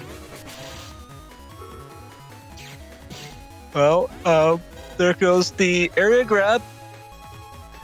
And that's going to make movement a little bit difficult here. Base is going to connect. I think that looks like 8 hits. Did it? I actually only counted 7, but... Oh, maybe. But I mean, it always does 8 hits. Oh, there's the Tango. Yeah, and then Twitch chat, people were saying it was 7. Yeah, I counted 7, so that's so funny. How, dude, Soul is never gonna recover from this. It's a good thing Soul isn't here, because he would, the pain he would be suffering right now would be palpable. I mean, he's not even the one getting these 7-hit bases. It's poor HonorNite. Yeah, but I think Soul would actually feel it more because it's his boy base. But yeah, this is still a pretty close match. And Thiago, he has the grab banish. HonorNite, very smartly not TFCing that. Does Thiago have this Blast Man here? Ooh, Invis. Ooh. Oh, the anti-navi. Yeah, that's gonna be huge value for Thiago. But unfortunately for Thiago, he still doesn't have this hub batch or bug fix, so losing dust really is hurting him here. It's okay. Thiago still has Tango, right? You gotta keep this in mind. I think Tango already procced. Oh. Alright, things are looking grim for Thiago. He really needs this hub badge. He needs it yesterday. He needs it yesterday. He needs hub badge. Hub badge, where are you? Thiago, you've got hub badge, right? I am still surprised that he didn't just have it on turn 3. Oh yeah, I don't know how I didn't see that, because there was a barrier 100 on him, and I noticed that, and I didn't mentally register that it was from Tango. Oh dude. This is, oh boy, Heat Cross against Tomahawk. Yeah, and Invis is not going to cover this whole round. In fact, it's not going to cover any of this round because Judge Man takes care of it. But can he avoid? Oh, yeah. So, but the Muramasa. Oh no! No! The Muramasa value. And yeah, wow. no undershirt either, so. Yeah, I mean, Muramasa truly proving itself as the better sword chip here. Exactly. Yeah, I'd like to see Neo Variable accomplish the same task. It can't. It just can't. Just impossible. I mean, we did see Thiago dodge Neo Variable Sonic Boom with Warp Step before. So yeah, there's no way. Yeah, impossible. Neo Variable couldn't have done anything there, so... Muramasa truly just carrying that match. Alright, HonorNite. Okay, Thiago at least has the bug fix. Can he? Oh boy. Oh no. I don't know if I don't actually know if that Magnum was optimal there. I personally feel like getting a horizontal Magnum in the center might have been better because you're in a race cross, right? So if your opponent's row locked, what are they gonna do? I guess it doesn't matter in the end. With this beast coming out, Pulse 1 into Windrack. Alright, yeah, and HonorNite does mention he's got Warp Step, which I just keep conveniently forgetting. Yeah, Warp Step, it doesn't matter in the end. Who cares? Who cares about panels, you know?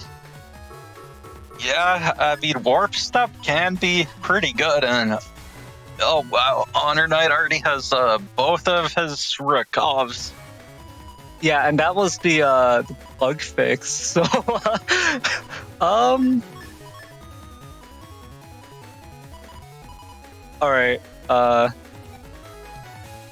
Yeah, the recovs are gonna come in handy here, but it's actually not optimal to use them like that. Maybe you want to. In terms of like the chip order, I feel like I would actually put the recovs at the end. Yeah, at least one. At least one. I think doing it like that's good. You do the first one and have something in between. Yeah, I feel like I would put one of the recovs at the beginning to get you to 1200, and then the other one to end of the turn. Yeah, trap game dropped here by Thiago and Invis, so HonorNite can't even check the trap, can't even pop it. Ooh, and Life Aura. A weird situation here.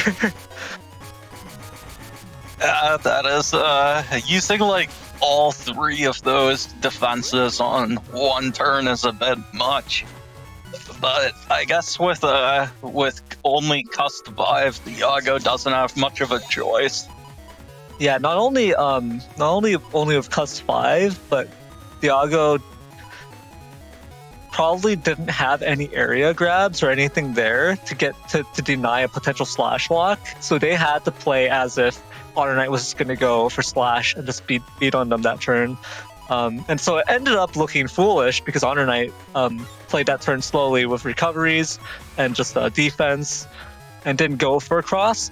But that potentially could have been really bad for Thiago if HonorNite went for a slash and Thiago didn't have those defenses up.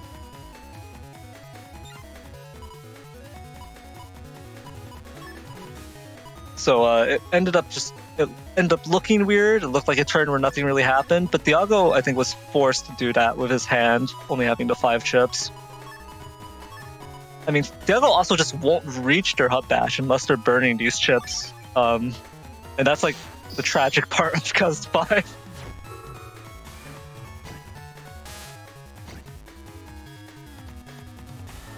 Yeah, getting a good value from Judgment at least. Oh wow, that interaction right there.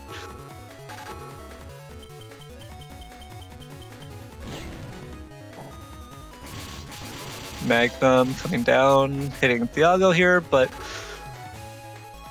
both players throwing up a fresh set of defenses as well. Can HonorNite connect with this? Ooh, yeah, okay, Thiago just being like, oh, you're coming forward, goodbye. It's taking a step back.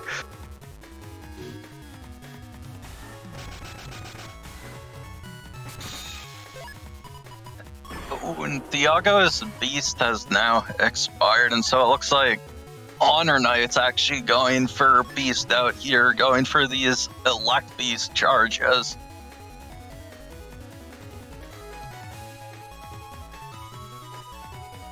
And he is leading with this element man in case Thiago goes for Tomahawk Cross here.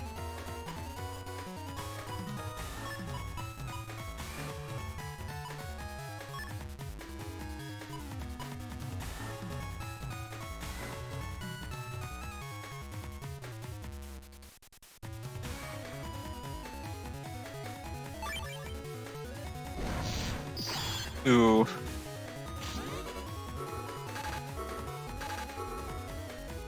Huh.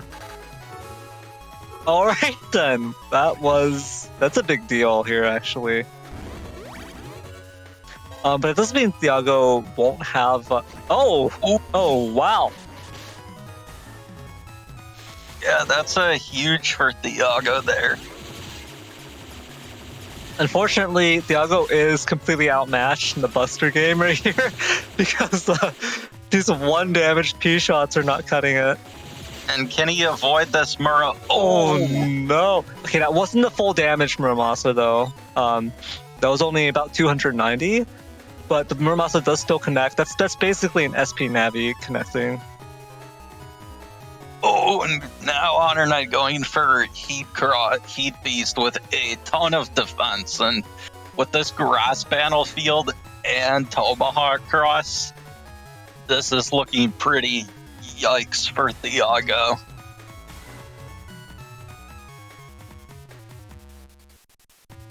Yeah, this is not a great situation. The big brain play here for Thiago would be to go Spout Cross and just remove the Heat Cross immediately. But Thiago's brain is huge, and there's the hub badge. Oh boy. Okay, there's still going to be a problem here because Invis is going to come down. Oh no, and he's on the grass. Okay, if Thiago doesn't move here, I think the barrier 100, the barrier 100 at least gets spared, and this is going to waste HonorNite's time trying to burn it. But yeah, that was very well played on Thiago's part in terms of the cross mind game. The Tengu Man also not going to connect here.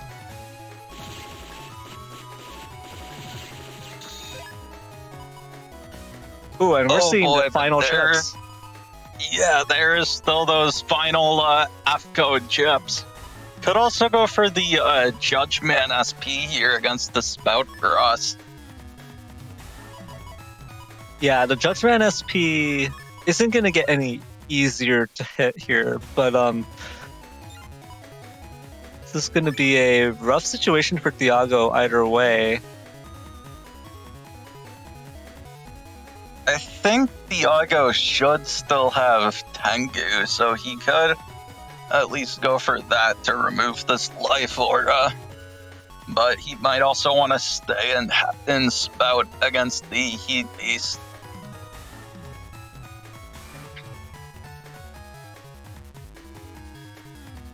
Yeah, I'm not sure if we saw the Bubble Star come out from Thiago yet either.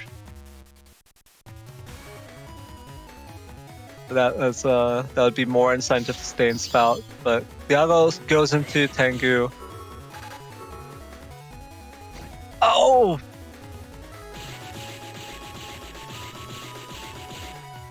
Okay, that was 8? Definitely 8 hits. Did that have the white pill on it? Oh, it does! Oh! Yeah, that's game. HonorNite takes the set.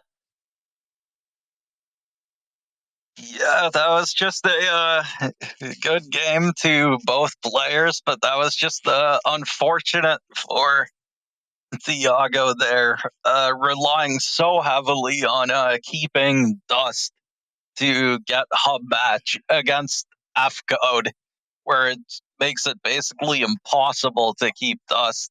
Yeah, that was pretty rough.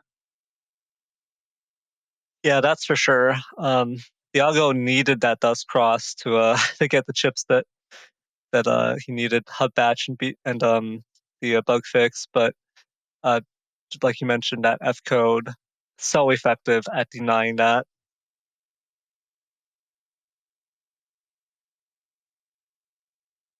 And yeah, so HonorNite moves on. Thiago, unfortunately, eliminated in 5th place.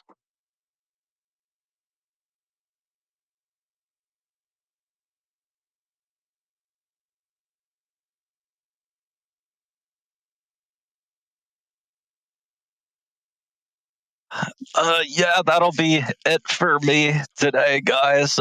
Those were definitely some good matches to commentate. Some very good plays, which is what you'd expect in a top cut. And yeah. All right, thanks for casting with me, Symes, and taking time out of your day. Yeah, take care. Yeah, thanks, Neryth. It was great casting with you, and yeah, Shadow will be jumping on now. Hey everyone, it's Shadow. I'm here to help out with the cast, watch some matches, and see the end of the Blood Moon.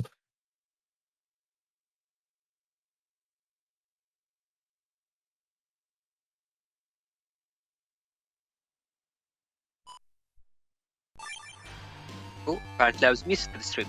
So as you can see on the screen, these were the matches we've seen so far. We've seen Soup vs Passbyword and Thiago vs HonorNite, with unfortunately both Thiago and Passbyword getting eliminated, which will move us into the Win Harders bracket semi-finals, which will be Soup vs HonorNite. With that, let's go into setups. All right. I think this is the first time we've casted together, actually. I think it might be. All right. HonorNite versus Soup. We've seen both builds already, but we can go over it again. This is going to be a mirror matchup that isn't really a mirror matchup. Gregar versus Gregar, but the build's completely different. Base on the left, we've seen 7-hit base already today. The curse, of course, has come in. And then we have Kernel Force on the right side from Soup. Pretty standard build on the right in terms of a Buster-oriented Gregar setup. 1900 HP, fully bugged Buster. And then a little bit of W code for the Magnums, just to keep Balzar players in check. Not going to be relevant here, but it is going to be painful for HonorNite facing a Regged Magnum, just because of the potential plays that Soup can make turn 1 by breaking those panels. Yeah, I mean, Magnum has seen such a meteoric rise in use after Tango. Thank you for Tango. Because it's just such a reliable, maybe, but extremely versatile chip. You see it breaking panels and removing crosses. And I think something interesting here is Tomahawk SP. Usually don't see Tomahawk, you don't see Tomahawk SP, and it's usually not without Tango SP too, so. Yeah, it's rare that you see the T brothers separated, Tomahawk and Tengu. Usually they go together because why not? In fact, the Tengu would be pretty useful here in a Gregar versus Gregar mirror matchup to deny, especially versus HonorNite's build, actually, now that I think about it, in order to deny the erase cross, right? Because the threat of a what would it be? It's 160 times 2 from D-cross, right? So 640, because both hits would end up being D-cross hits. So yeah. that would be a massive blow to HonorNite. But luckily for him, he's not going to have to face the other T brother here. Yeah, and we see HonorNite does have Tengu stars, so I wonder if we'll see a race D-cross this time. Yeah, that's true. HonorNite actually has it there, so a little bit of an edge, just a little bit of an edge there actually, because I kind of feel like in Gregar versus Gregar, 1900 HP versus 1450 HP is going to have an impact, and I feel like the fact that Soup is playing this more, I don't want to say it's traditional, but just more like standard Gregar build does make it easier for Soup to play into this matchup, I think, because Soup can kind of just like try to brute force things, whereas HonorNite is going to have to get some really good like machine gun hits, get some really good erase cross machine gun connects to like get maximum value, do a ton of damage, and kind of equalize the HP. There's just a lot to fight through here for HonorNite, I think. And I think, what I'm looking at right now, Soup, the big difference is that he has Sanctuary and a Holy Panel. So there'll be a lot of terrain manipulation in this fight. HonorNite has the 3 Magnums. We'll see how that goes. But we see an Element Man star on HonorNite's side, and then both Element Mans on Soup's side with the SP. Another chip we've seen just skyrocket in usage after Tango. Yeah, with Tango, it has become a much more reliable, especially in the past. Element Man has always been used because it's just so versatile, so powerful. But Element Man Star has always been used because it's been much easier to time it, right? But now that we don't have to worry about like janky connections and just to actually struggling to time stuff because of reasons out of your control, Element Man SP, like you said, it's just seen so much more usage with Tango. It's going to be an interesting matchup for sure. I'm really wondering how much value HonorNite can squeeze out of stuff like that white capsule, because Machine Gun 3 in with Erase Cross Boost does do a maximum of 400 damage. So I feel like that's something that is it's underappreciated. And Soup doesn't have air shoes, right? Soup doesn't have any air shoes access, especially in Gregar, and then not being in the cusp. So it's possible that HonorNite could actually lock Soup onto like the center panel with no recourse and just unload like 1200 damage through the machine gun 3s. Like that's a theoretically possible thing, right? That is theoretically possible. I like almost wish that one of the machine gun 3s were in the M code just to get it with white capsule and a Muramasa, but I think HonorNite has his work cut out for him to do enough damage. It might come down to that Muramasa. That's true, yeah. 1900 HP plus double recovery 300s. for a total of 2,500 potential HP to work through. That Muramasa, it might be needed, and it might have to do a lot of heavy lifting here. Of course, Gregor versus Gregor could also just come down to some insane cross mind games, protecting your cross, decrossing your opponent, and just getting a really nasty slash cross turn or any kind of any of the crosses connecting or charge shots repeatedly. That can be really brutal for your opponent. So if you can deny your opponent's ability to do that and preserve your own, that will also allow you to equalize the HP. So we'll see whether or not HonorNite can pull that off. Yeah. Oh, last thing, Soup also has anti-navi. I'm sure that's been showcased throughout the entire match today, but we've seen more SP navis like Element Man, and we're seeing more anti-navi too. And I want to see it. I want to see what happens. Yeah, the value could be insane. That would be pretty exciting. So. Or the negative value. I love seeing people get stuffed by their own anti-navi. Like watching Soup put Sanctuary down only to get hit by Tengu Man, maybe? I don't know. Losing your life aura to it? Oh, jeez.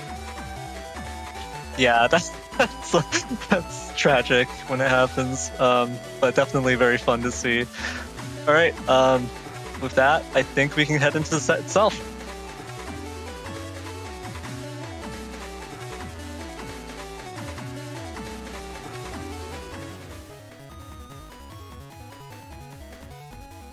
What a field! What do you think, Shadow? Do you love it or do you hate it?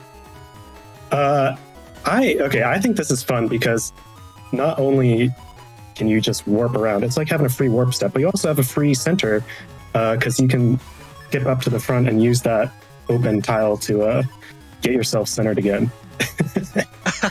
True, that's true. This is I have such mixed feelings about this field.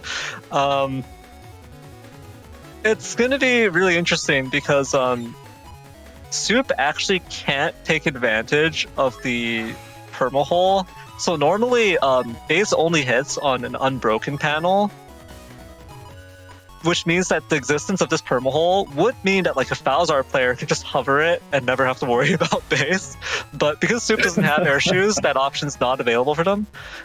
On the other hand, Kernel Force is a lot weaker on this field. If HonorNite just hugs the bottom, Kernel Force is basically not a threat. So this definitely favors HonorNite. This is what HonorNite wanted to see, I think, for their first match here. Ooh, that Magnum though. That's Oh no, that is okay. That's not what HonorNite wants to see for the first match. Oh no. My lord! And now he's stuck against a race cross, just gonna sit in the back. Oh, that's horrible. If he gets a Magnum on the top row, I guess not. Oh yeah, that would have been a really good way to deny. Oh, but there's Tengu Man. Ooh. Yeah, but unfortunately Soup doesn't have any reason to step down right now. Maybe if HonorNite went if HonorNite also went erase, then maybe you could bait Soup into moving off the top row. I don't know. I also am a sucker for just going beast out and win racking a race in the face. Oh yeah, that's also definitely an option, and it's probably worth it at this point. But yeah, we'll see. We'll see what Soup does. He might beast out. Yeah, it's interesting because that play that you just mentioned, just going beast and going for the wind rack right here, is even more viable for HonorNite because he doesn't have to worry about Kernel Force. For sure. Ooh. Oh. All right. I mean that's. So you didn't get Erase Man, right? You didn't lose your trap, but you did lose your Judge Man SP. So. Oh no. Tomahawk SP doesn't reach, but Tengu Man will. And Soup loses Erase Cross. Basically SP at this point. Yeah, basically. a much bigger loss. It would have been a much bigger loss for HonorNite to lose that, considering his build. But for Soup, still losing your cross in a Gregor versus Gregor matchup like this does mean that Soup doesn't have the option of going Erase Beast and just Beast charging anymore. No Erase Tails this match. And that's going to mean that Soup actually has to deal with HonorNite's defense. Isn't going to be able to just punch through with the Erased Tails. So that's going to give HonorNite a little bit of breathing room. And Soup is going to have to think about their cross options here. Yeah, and we've seen that Miramasa just sitting in HonorNite's hand from the start. I was going to say it wasn't a great chip to see right at the start, but he's already lost that 500 health. He can use it. Yeah, it would be a really nasty surprise for Soup, especially if Soup goes Slash and starts hugging the front.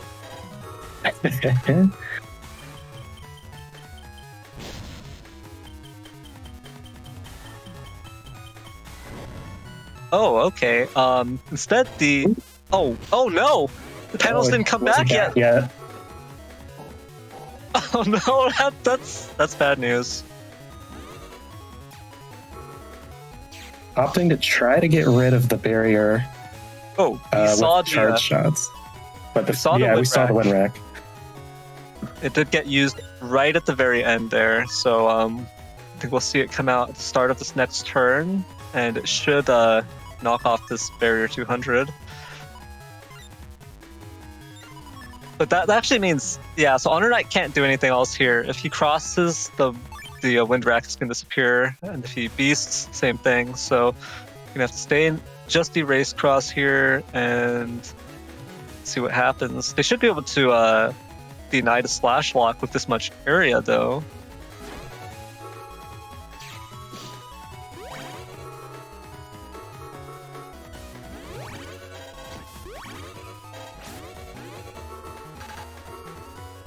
Yeah, very nice.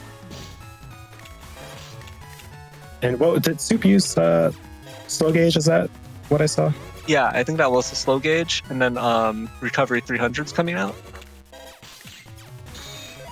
So it looks like HonorNite's just gonna stick with his hand, I would assume.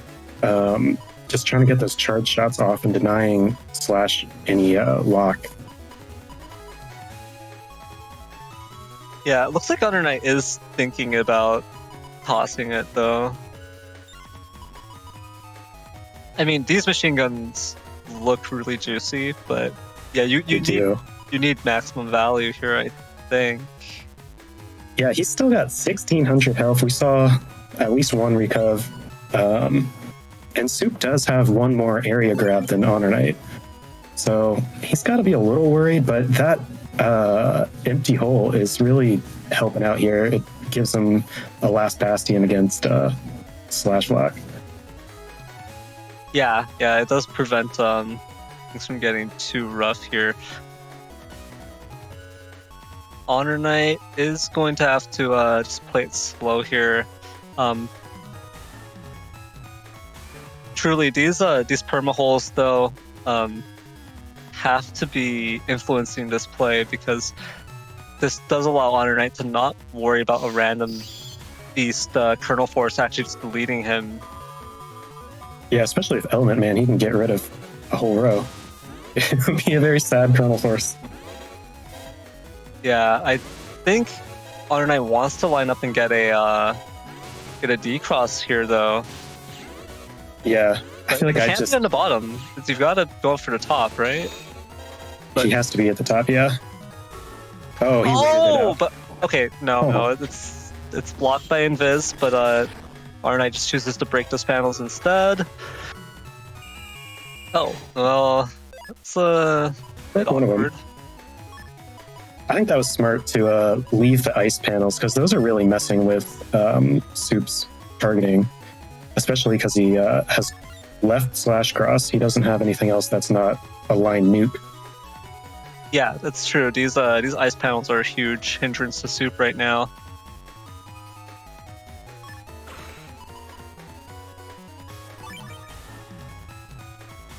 Very defensive turn. Man, if only Alex still did double on ice panels, that would be funny. that would be something, all right. Electros, probably one of the more underrated offensive crosses in Gregar's arsenal. If you can actually get those charge shots to connect repeatedly, it's truly brutal.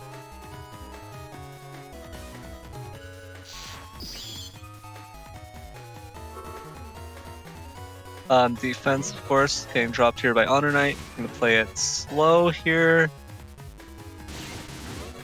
Oh, wow. That was really good counting. Does lose the anti-damage, but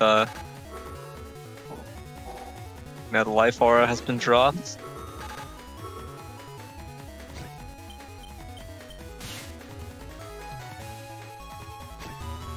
It's interesting he took the slow gauge, right? Because he probably could have chip charged that, but maybe he just wanted to get through his folder. Oh, and there's a one rack right at the end. Oh, that's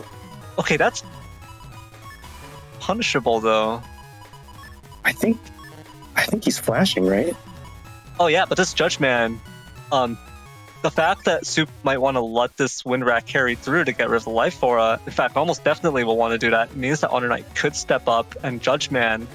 And while that might not interrupt it, yeah, it's not going to interrupt it. Oh yeah, I was thinking about interrupting it. But now you can go for this damage. Oh, that's unfortunate. Soup thought about it.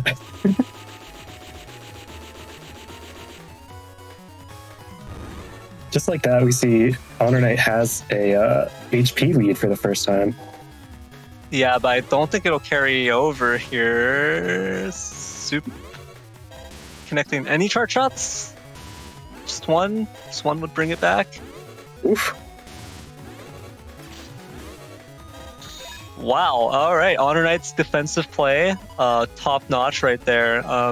Just really playing around the ice panels, playing around the perma holes, and just dodging Soup that entire time. Even though Soup has that life aura advantage, just not able to get up to HonorNite and line up with him, so... I'm not sure what his plan is for the life aura, though. Yeah, the only thing you could really do is either wait it out or Muramasa it, and either way, it's kind of a rough situation. Ooh. Oh no, that's game.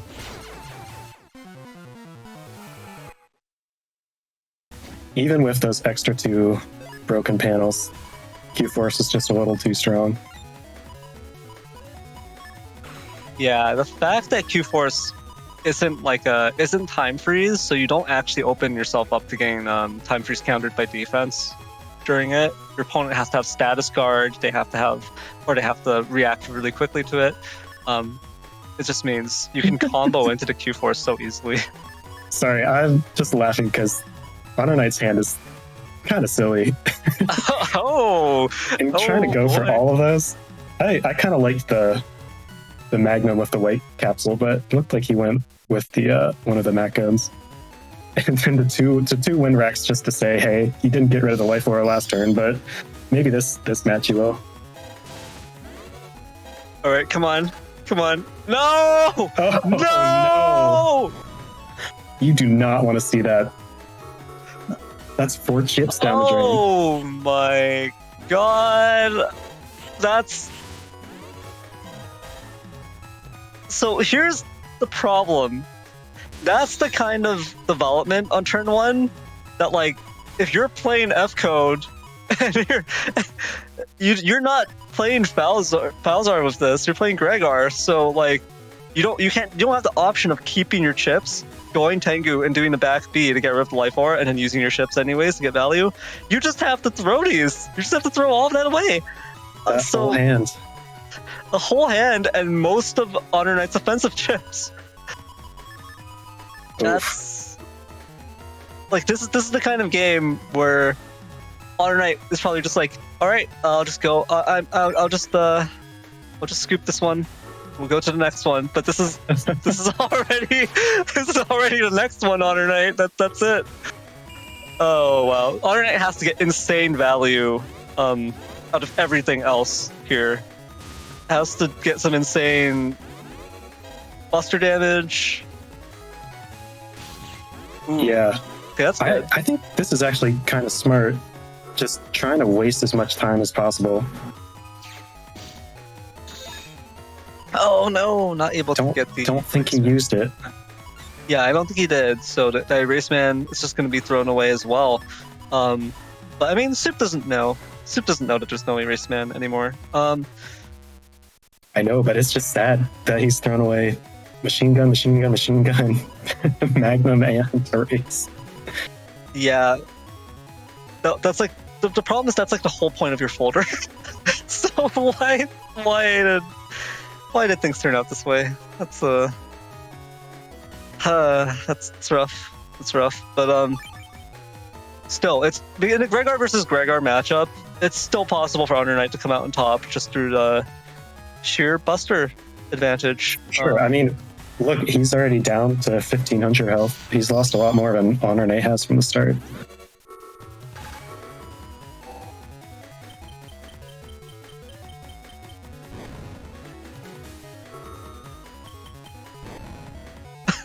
All right, there's the cross. There's the plus shape right there, and there's the base. You know, I think this is exactly what HonorNite wanted. He's got the area grab. Oh! Yeah, this is great. Locked in place here. Just gonna take the slash. Oh! Use ice. Then you can escape. No. Okay.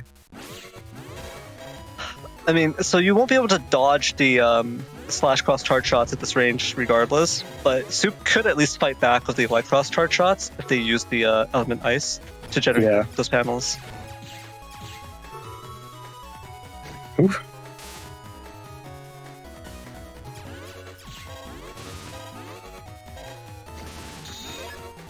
So, like I said, even though HonorNite wasted 5 of their primary offensive chips there, and like honestly the whole point of their build, just because it's Gregar, you can fall back on your charge shots, and this is the result right here. Well, not to mention of course the base doing some heavy lifting, actually landing full damage, and Soup of course still has recovery 300s though, so after factoring those in, Soup is healthy, but still not close to as healthy as HonorNite. I see chat is counting the base hits. Yeah, this is gonna be... people are gonna just count it from now on because it's cursed. You know, I think something that's a little bit interesting here. Oh, we know it's not anti-damage. Is he's gone through his magnums, and he doesn't really have a lot of ways to stop Kernel Force any longer. Yeah, that's a... Ooh, but this situation's okay-ish? Oh no, this is bad. This is really bad. Never mind. Yeah, okay, this is really, really bad. This next turn is going to be really, really... Oh, wow! Oh, no. This turn is really, really bad. Oh no, oh no, oh no, oh no, oh no.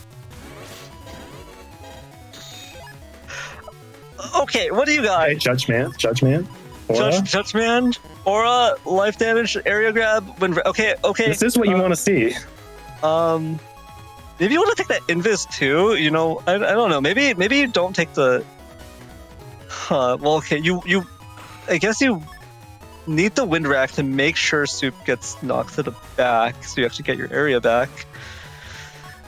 How do you play this? Yeah, I think you do. I think you need the wind rack. Yeah, because if Soup buffers a movement forward here or something, you're not going to get that area back, and that's still going to be a big threat. I mean, he has 1100 health. He's not going to instantly die, right?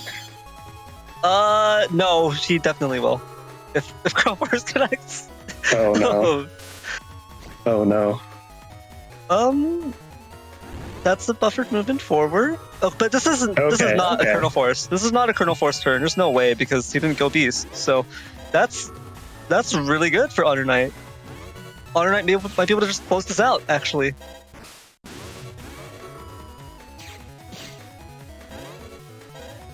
Yeah, wow, it just gets the area back. Gotta get him this turn, though. It might be okay. Yeah, okay, this might be okay. Even if Colonel Force comes out now, it might be fine because HonorNite is sitting on the Holy Panel. I mean, I don't think he will be once the wind rack hits. Yeah, that's true. But the wind It's rack only will- 3. Yeah, it's only 3. There's an anti-damage, or actually, is that anti-damage or is that anti-natty? I believe that was anti-damage. Yeah, so it is anti-damage. Okay, that's... Okay. Okay, that's just game done. All right. Well, Wow. clearly I'm just always afraid of Q-Force, so that's where my mind goes, but that was a good game. Oh yeah, definitely. That was so scary at 5 columns of potential Q-Force. And that was a really cool interaction right at the end, too, because the Element SP Ice removed the Sanctuary under him and also got rid of the barrier. The Life Aura, sorry. Yeah, it the Element SP, their effects do take precedence when it comes to changing the panels and then destroying the barrier or Life Aura as well.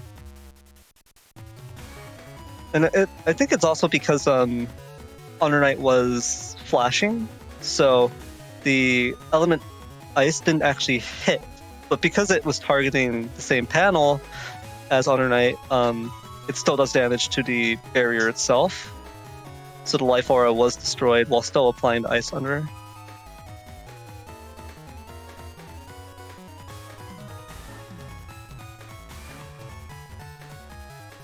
Oh yeah, so it would destroy the Life Aura no matter what, but normally it would not leave an ice panel under the target unless it like failed to hit them. So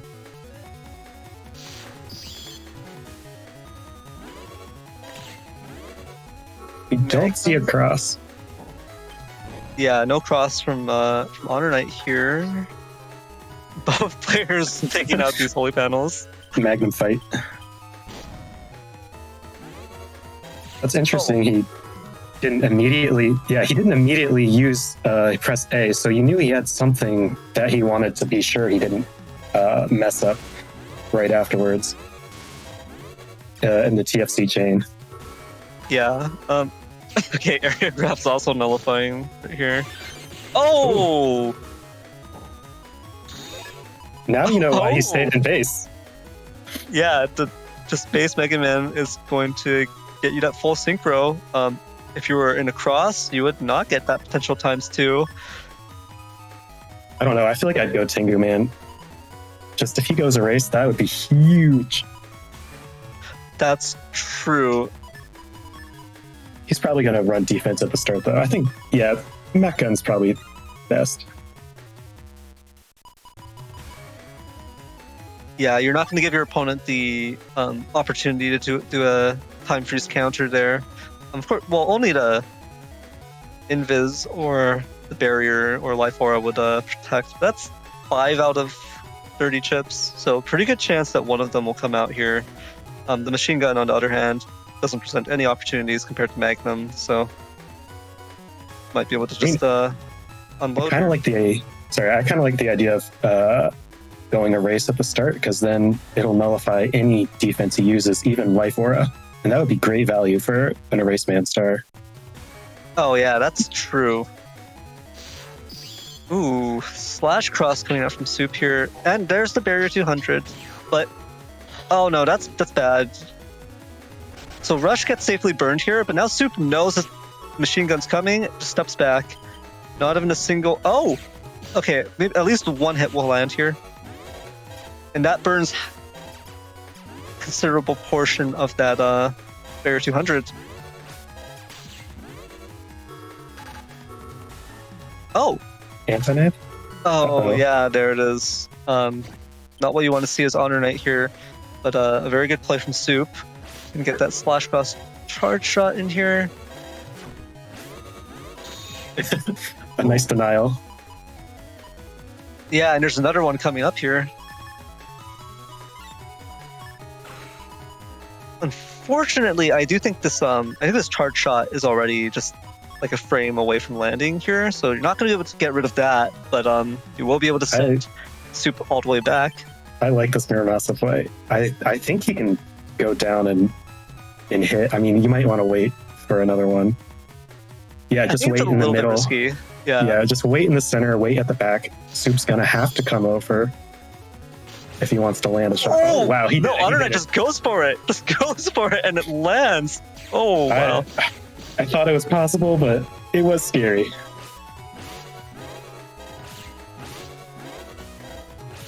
We're very close in HP. Oh yeah, it's gonna come down to whoever, if anyone misses one or not.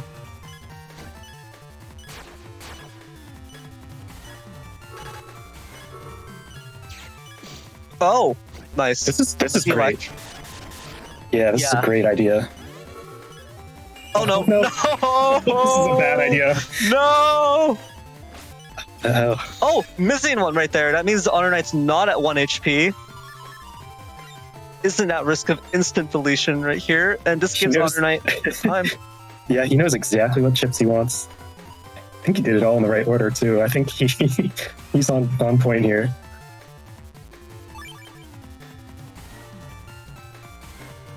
Yeah, the fact that Soup is on these holy panels now, though, that's a bit of a problem. But HonorNite does have an area grab here.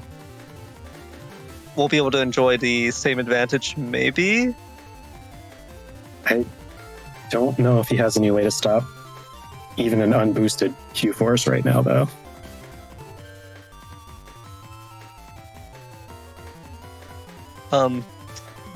Yeah, I'm not so sure. I think, an unboosted Q-Force would not be able to punch through the HP HonorNite will be at once the recovery 300's hit. But just a simple beast right here into the Q-Force will definitely delete him.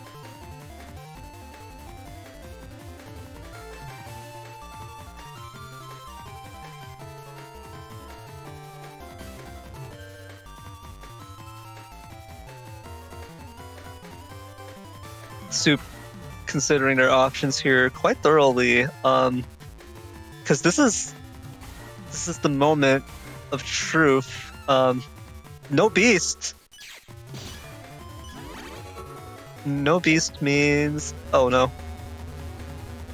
Oh no. Oh no. Going through cycles. Interesting. Oh no.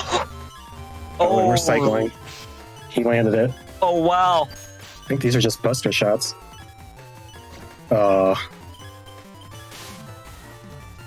that was quite a chain.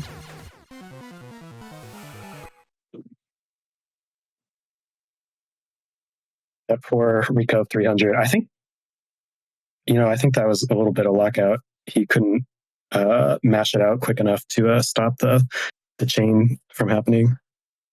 Yeah, I do think that was actually the lockout. But well, yeah, that was not what you wanted to see as HonorNite, but it does mean HonorNite has been knocked out of top cut. And that means Soup will be progressing through the bracket, one step closer to the dream. Oh wow, that was yeah, now you can see why Soup took so long on that turn, trying to get the right order for those chips. Just being able to get up there and get HonorNite before the second recovery came out. Yeah.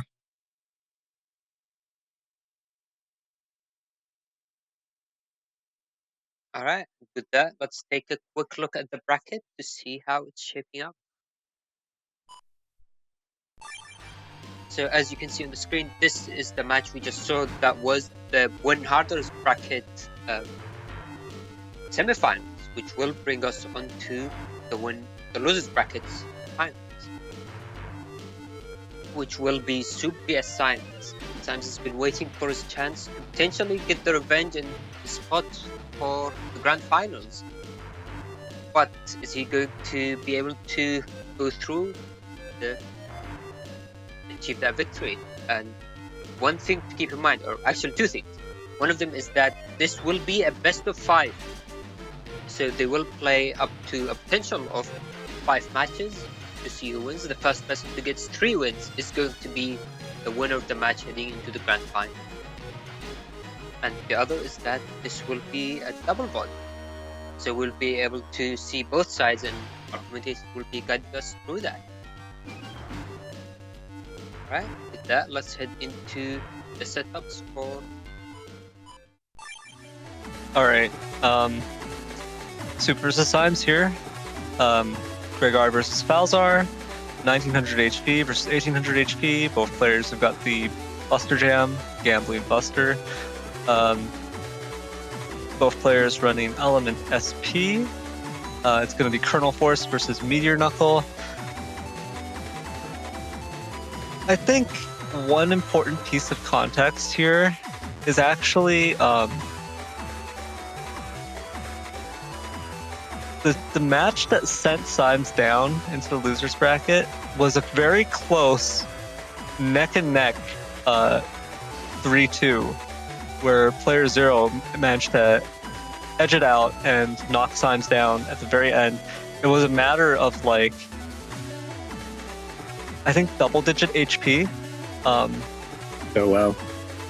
I think it was double-digit HP. I could be wrong on that, but I think it was also a situation where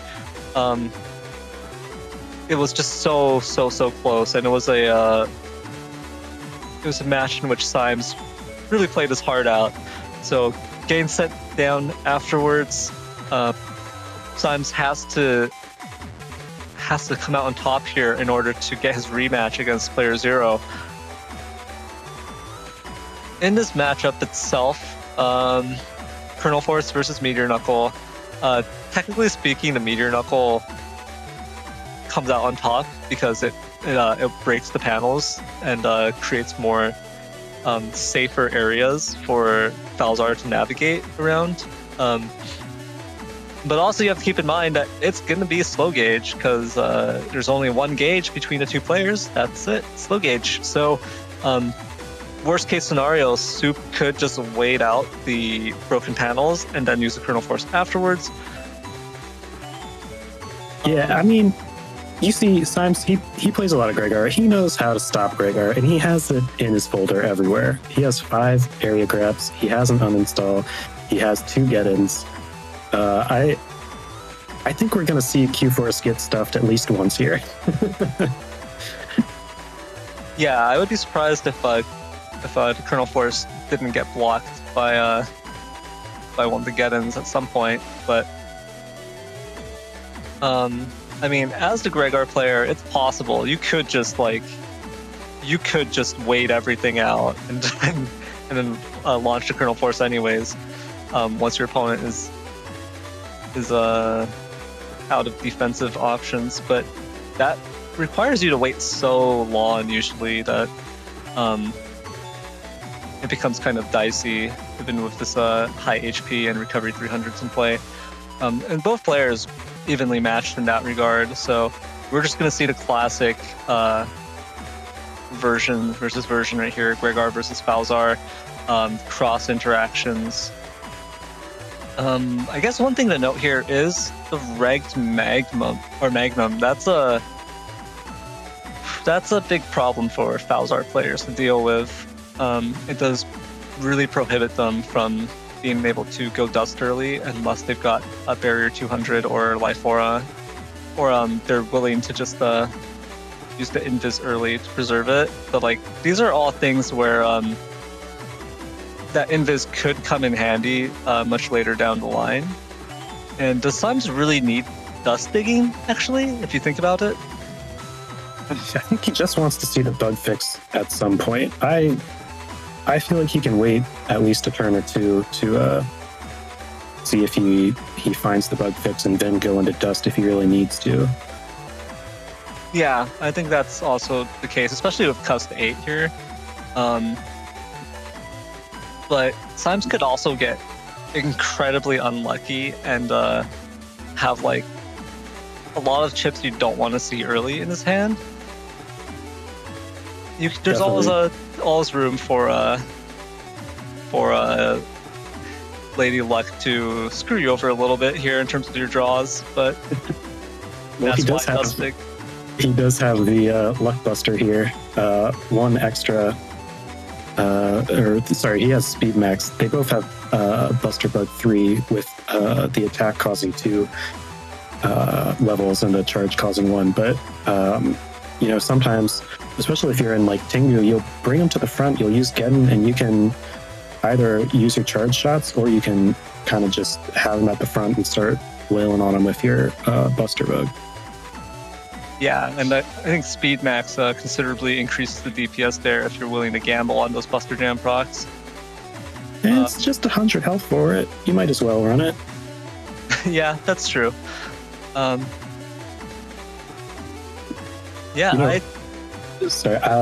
think one of the most interesting things here to play around will be Tomahawk SP, because Symes, he wants to use Tengu a lot. He has 2 Geddons. He doesn't have Hub. He doesn't have Shoes, and his answers are Beasting Out, which is a great answer, and also Tengu. So we'll see. Tomahawk, Soup's going to have to save it and try to land it. Definitely the Tomahawk is going to be a really heavy hitter potentially versus Tengu. One thing to keep in mind is actually that the way Geddon works and the way broken panels work and everything, and the decrossing, losing air shoes, is that once you go into Tengu and you use Geddon, if you just walk off of that panel and then all of the panels are broken, even if you get the decross hit and you lose Tengu, you've still effectively got the air shoes, because your movement isn't going to be locked up until you step on a panel that's not broken, right? Yeah, that's a great point. So technically, that won't deny the Gundel Souls. That won't deny the potential advantage from the Geddon. And, Soup does have Sanctuary. He does have Holy Panel. So, he has a couple ways to work around it if he really needs to. Yeah, in fact, that makes me think of Symes' own builds from, I'm not sure if it was last year or the year before, but Symes was playing a lot of Gregar, where he would run that Holy Panel. He would run a lot of options of the Element Man, Element Man SP, and Holy Panel and Sanctuary. So all of these options to deal with Geddon. And it feels almost like Soup's got a bit of that there with the Holy Panel, Element Man SP, Sanctuary. No panel return, but do you really need it when you've got all that? Yeah, I feel like I like Holy Panel more than panel return, but that'll be an interesting matchup for sure. All right. And, sorry. One last thing. I think Symes, he has a really interesting in-code hand here. We see Neo Variable, we see Meteor Knuckle. We don't always see Assassin Sword in the in-code, and it's an interesting combo here. I guess he'll have Erase or Judge or Grasp panels to get that chip in action, but we usually just see the strength of Neo Variable, the strength of Meteor Knuckles, and that's the turn. But I want to see even more damage. I want to see him land Assassin Sword at the same turn. So I think I'm only willing to forgive Symes because he has that Assassin Sword in the folder. Otherwise, I would say that the Neo Variable disqualifies him. Why would you lock Neo Variable? Why would you put this in your folder? It's just such a weak and completely useless chip that has there's no use case for it, right? It's just what are you gonna do with it? I have no idea. Yeah. I mean, it plays the same animation as a Sword Star, so. Ooh. Exactly. So it's even worse than the Sword Star because at least you can use the Sword Star with. Hey, you can ghosts. uninstall with the Sword Star. Look at that Yeah. uninstall G. It can go on a Sword Star. It cannot go on a Neo variable. So true. But the Assassin Sword, I can appreciate some Assassin Sword. So we'll see whether or not there's value from that, and we'll see who comes out on top and who moves out of the losers bracket to face playerzero for the Moonmaster role.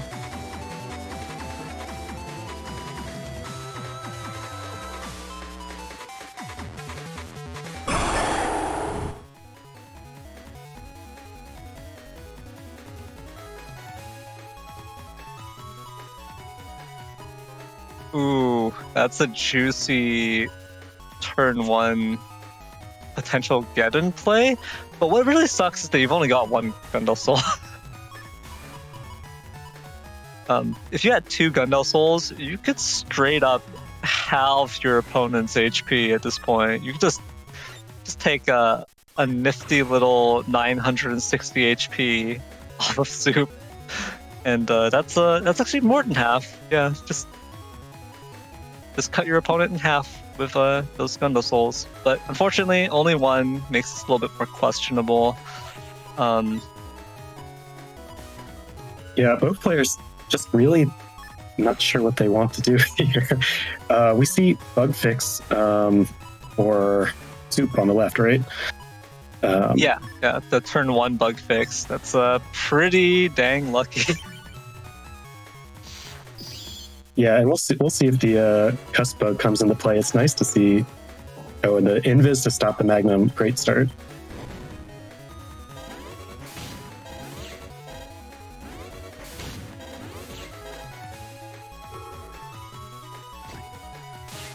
Judge Man gonna come out here and paralyze Symes.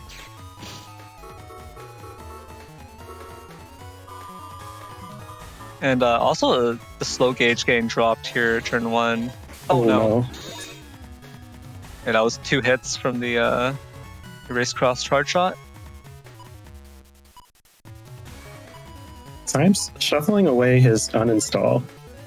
He has 2 ways to deal with erase just in his hand right now. He sees the bug fix.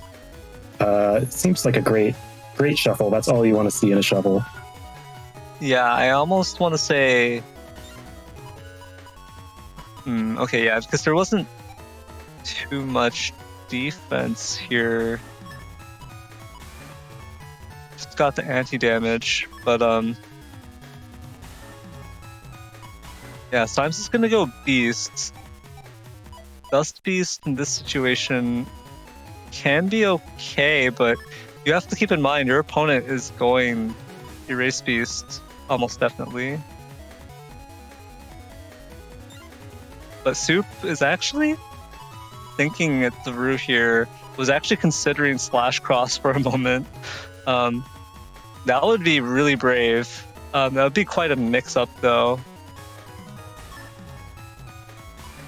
So what's really interesting is just the cross-mind games here, because if Soup goes Erase Beast, that's like the predictable move. And if Symes can land a Windwrack on that turn, that just nullifies so much of that that advantage. That nullifies so much of the offensive power of the Cross plus Beast setup right there. Instead, Soup would just have to like Beast charge it in a default in a Null Beast form, and that would be a lot less damage, a lot less ability to punch through. And then Soup stays in Erase Cross and just it's gonna play some defense, play some utility here, get the area back. You know, I think using the grab revenge this early is an interesting play. I think Symes has there's a decross. I think Symes has 1 additional area grab. Oh, so Soup will be able to avoid most of this. Great counterplay.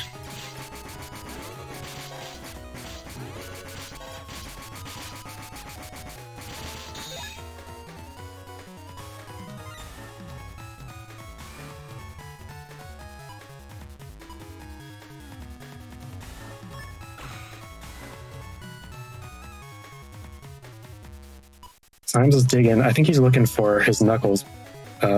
He has Neo Variable and Assassin Sword and Erase Man, so he's definitely got a strong turn in the encode if he wants to go that way.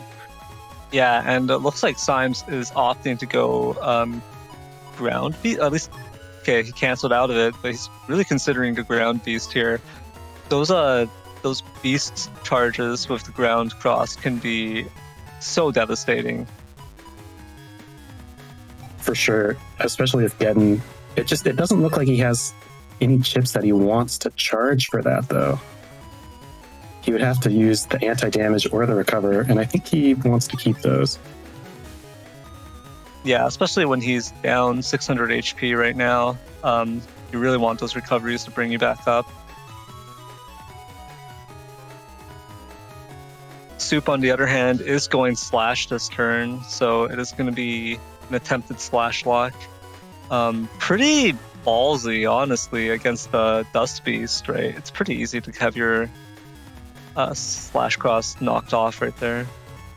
But, if you just wait for that slash charge and run into the sky, shoot out some trash. Oh, he does have Life Aura. Yeah, the Life Aura is big here. I wonder if Symes meant to do that one. Seems like he replaced his anti-navi or anti-damage with another anti-damage. It looks like the slash lock is really paying off. Yeah, this slash lock is that's rough. That's very rough. And I don't know that Symes has an easy way to get rid of this Life Aura here. Oh no. Yeah, this is He has a Neo Variable. Oh, this could be good, but this is. I think at the end of the day, slash lock is going to be slash lock. He can't really stop it, even with 2 Gundel Souls. I feel like if Symes had any way of forcing Soup to that's unfortunate. It's very unfortunate.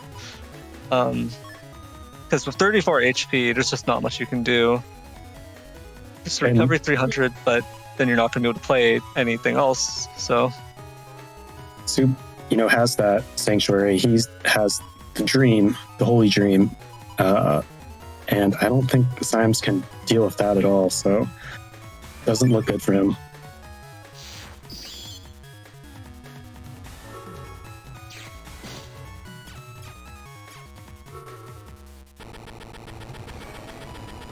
yeah, and Soup just waits out the again being used there. Oh wow! And drops the cross slash.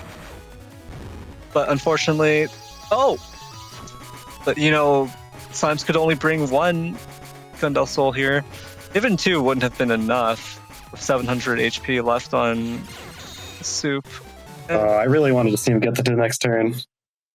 Yeah, would have been interesting to see his next hand.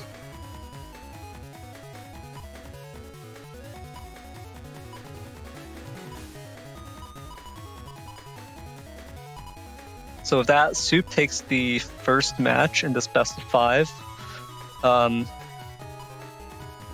So Symes doesn't have Geddon here.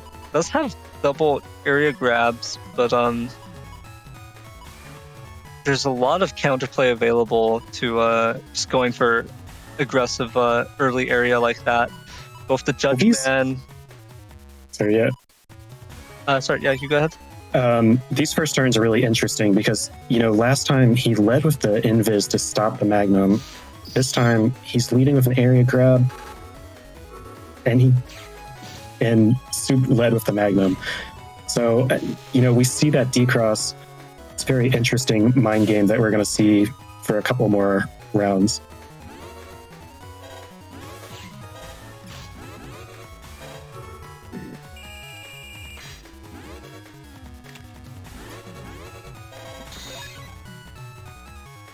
Oh, and Symes opting not to use that invis at the end there would have obviously been dealt with by an Erase Cross charge shot, but that would also have restricted your opponent into staying into Erase Cross if they want to deal with it using that charge shot.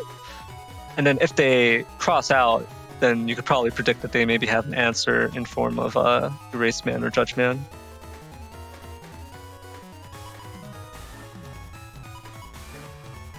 Ooh, yes. Oh no, Symes, wait. We see Symes going Tingo, and we see Soup locking in T-Hawk SP for the first chip. That is so strange. I'm worried. I would never just lock in T-Hawk like that. Yeah, I mean, I think he would lead with Element Man, and then like lock. Yeah, so you would probably like Element Man freeze or something before the T-Hawk, but they just brought T-Hawk. That's gonna stop the win rack from decrossing as well. That is tragic. That was quite the read, I guess.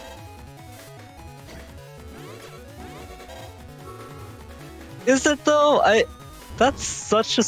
I hesitate to even call it a read. Oh well, there's the neo variable dagger right there. There's the sword star.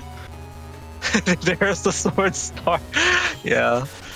He's afraid to use the ice because then Soup would lose his own holy panel.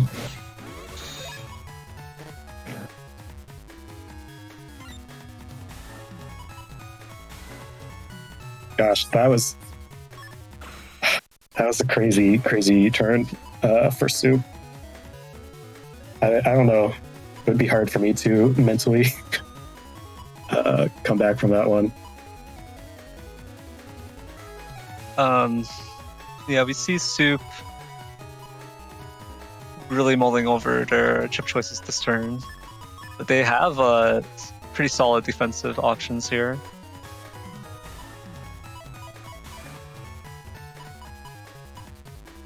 Yeah, we see both Barrier 200 and Life Aura, but pretty much everything is in a different code. He's really living up to his name with Soup here.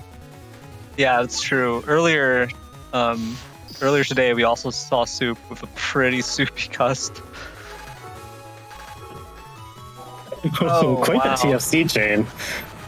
Yeah, a lot of chips being thrown into that one, being thrown to the blender there. It does end with the holy panel at least gets broken by the meteor knuckle, but still not what you want to see. Oh no, that's definitely not what you want to see. Okay, Symes manages to take that step back. It's really smart waiting out for the panels to return to use this area grab. That'll give him a little bit more time if we see the panels come back at the end. Yeah, if the area grab actually climbs out. Yeah. Is this okay? Is this an okay situation, Symes? Because your Get and Gundam Soul should delete as long as you don't get interrupted. But we see Grab Revenge, and that would interrupt you. So this is a little bit scary. If one of those Gundam Souls gets interrupted, he has Geddon. He went beast out though, so he would get pushed. Yeah, and even if you. Oh yeah, it'll still interrupt you, right? It still interrupts. It knocks you back, and then that still interrupts you, even if you're getting knocked back. 0 panels. So.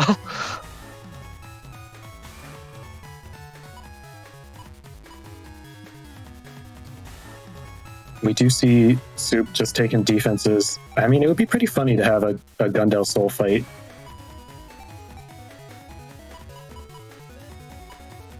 Yeah, unfortunately, Symes would lose that fight with only 100 HP left. It would be a pretty fast fight.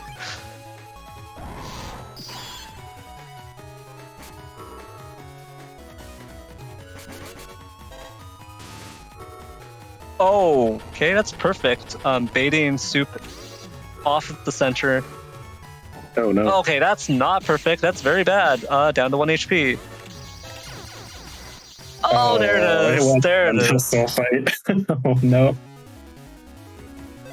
And that is Soup going 2-0 here, but we're going to continue playing this best of 5. If Soup takes one more, that will be it. Symes has to win 3 in a row to make the comeback.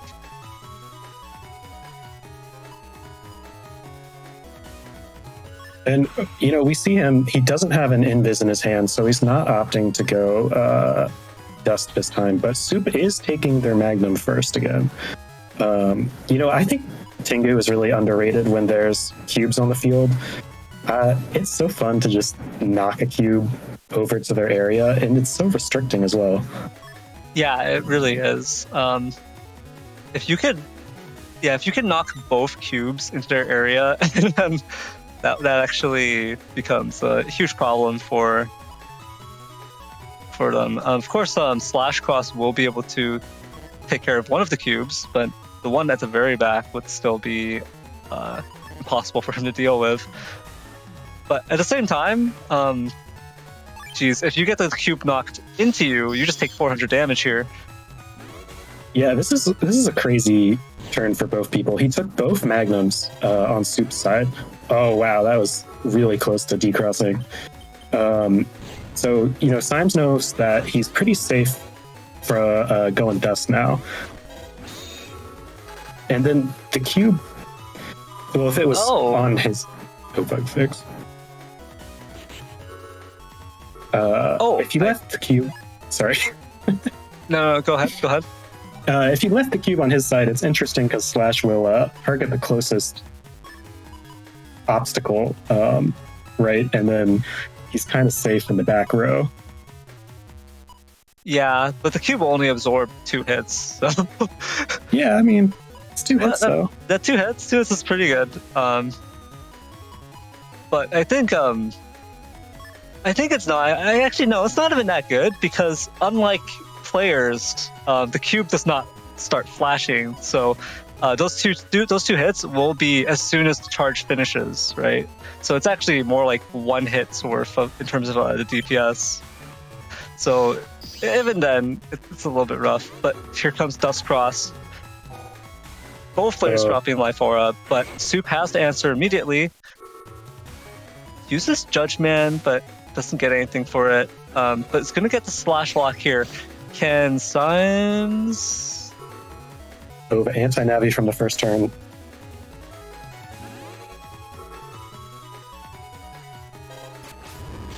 Oh, okay. This is scary. Oh, use the cube, Symes. Yeah. If you use the cube there, oh wow, that would have been so much more damage. But it's okay. Charlie needs his data shine. Charlie shines every day. You know what? Give the cubes a chance. Let the cubes. The cubes only have 1 life, right? They've got 1 hit in them. Let the cubes take the glory. Charlie's fine working overtime. We see Symes dusting away his uninstall again. He doesn't really have anything to use it with, so unless you want to use it with the Assassin Sword. Or sorry, that doesn't work. Those are different codes. It would have to be with the Wind Rack, which is questionable. That would be kind of hard. But barcode.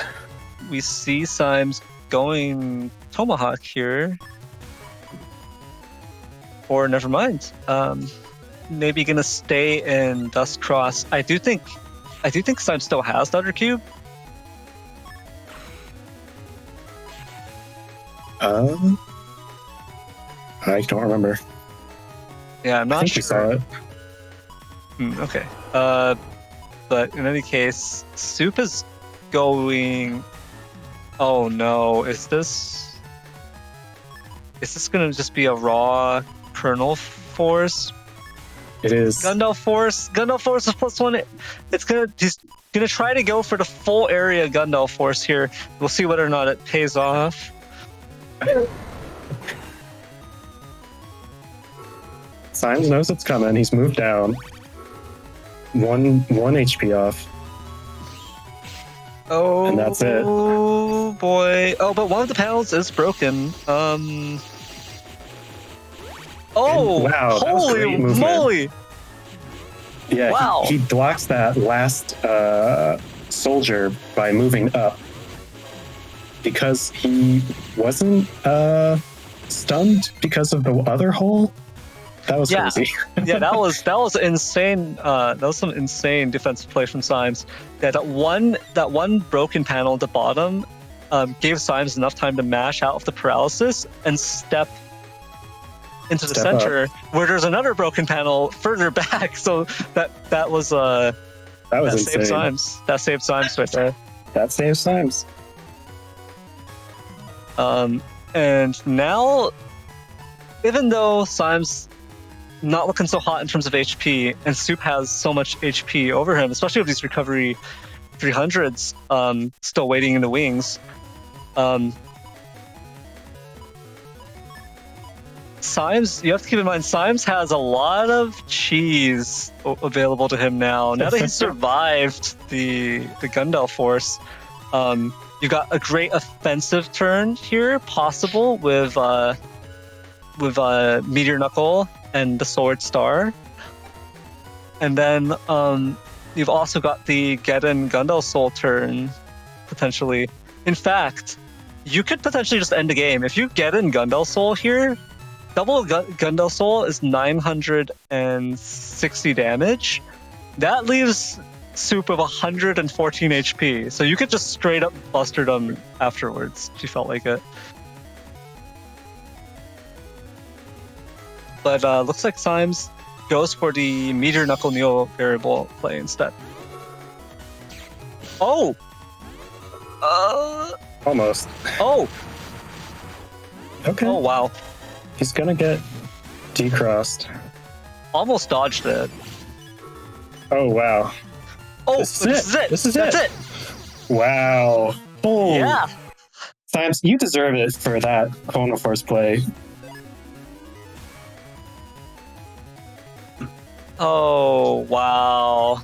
Yeah, that was... What a recovery from Symes right there. Going into what is this game? Game 4. No, game 3. What am I saying? We see Symes going dust, but he does have defense against Magnum, and we see Soup going double Magnum again at the start here.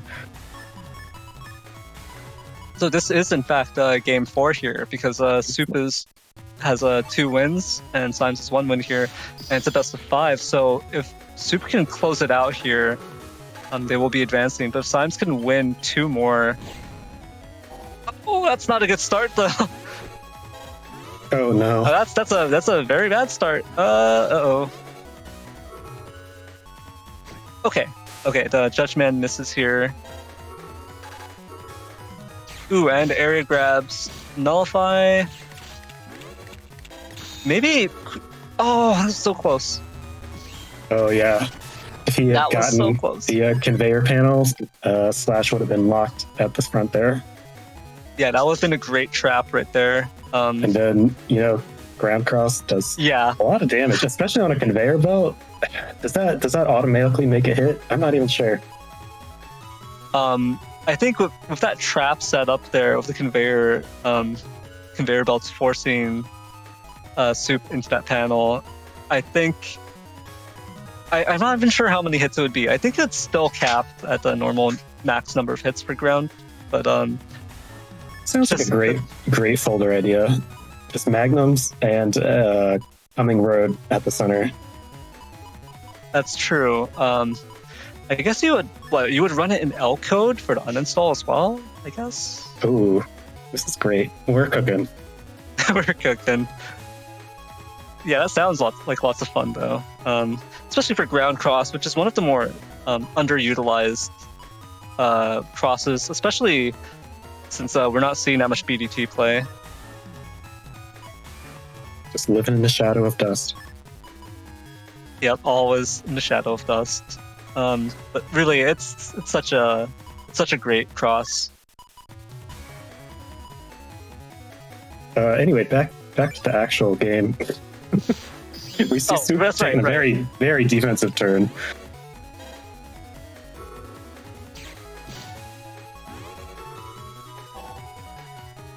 Yeah, that's the barrier 200. Oh no! Oh no! Oh, Symes knew. Symes knew. Wow. This isn't going to do anything. But it's menacing. Well, he didn't get decrossed. He still has the chance to decross Slash. But yeah, if he goes Beast out and chip charges, or if he uses Knuckles. Yeah, I mean, he's still going to have to work through Soup's defense here. And Soup does have both an anti-damage and an invis waiting here. So it's really a question of like, how much of a psycho are you going to be here? Because it looks like Soup is going to area grab first. So if you were just a complete psycho, you could just Meteor Knuckles right off the bat. Okay. Soup has thought better of it. Gonna guard against that slim possibility that Symes. It's just gonna do that. I mean, in the end, Symes is just going for the Judgment here. Probably gonna have to. Oh no. There's the area.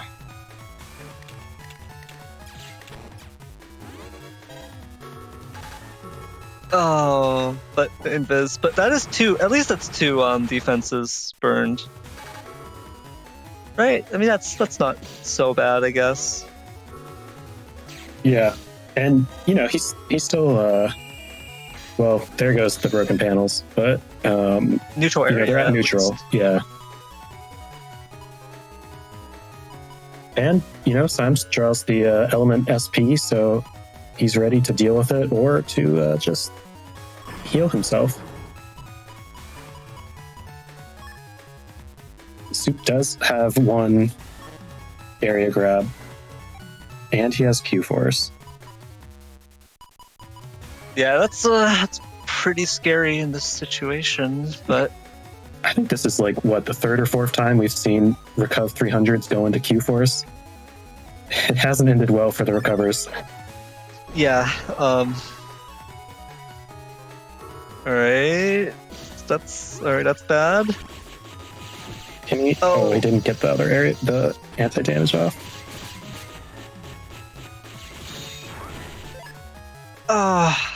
Man, if that had connected, well, I mean, it wouldn't have done that much because it's on the holy panels, anyways. But still, getting a decross, getting that little chunk of damage still would count. Yeah, at this point, Slash doesn't do much for Soup, so decrossing him isn't necessary. It's not strictly needed to come back, but it would have helped, especially if he's thinking about charging any of these defenses this turn.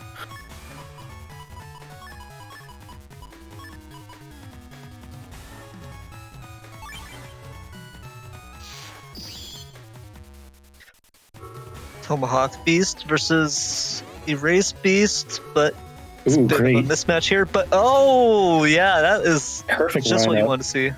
We see another Element SP taking out Sanctuary and Life Aura. Oh no, that's pretty tragic here because this means Soup will get one more Erase Tail. We see Symes' HP going up and down, both with the bug caused by Erase Tails and with the grass panels healing Tomahawk.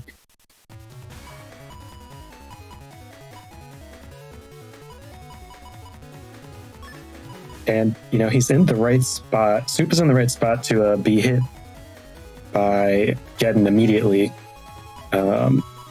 He does have Element Man. I wonder if he's going to be able to take that, predict that he's about to get Gundel sold to the face and use it to create some ice.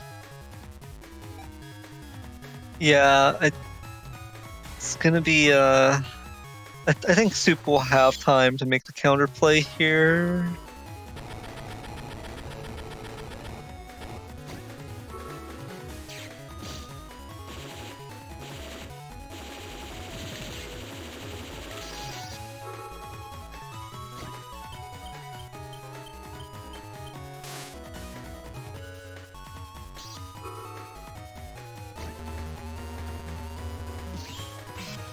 Oh, and he got it. But he is... Well, yeah. Yeah, I don't think there was a way out of that one for Symes at the end. That does mean Soup takes the losers finals 3-1 versus Symes, and will actually be progressing to the grand finals versus playerzero. All right. With that, let's take a final look at the bracket. See the journey we've been through throughout the last 2 weeks, or this week last. So as you can see on screen, this is what the bracket looked like before the match. And unfortunately, with Symes getting eliminated, Soup is going to advance into the winners finals.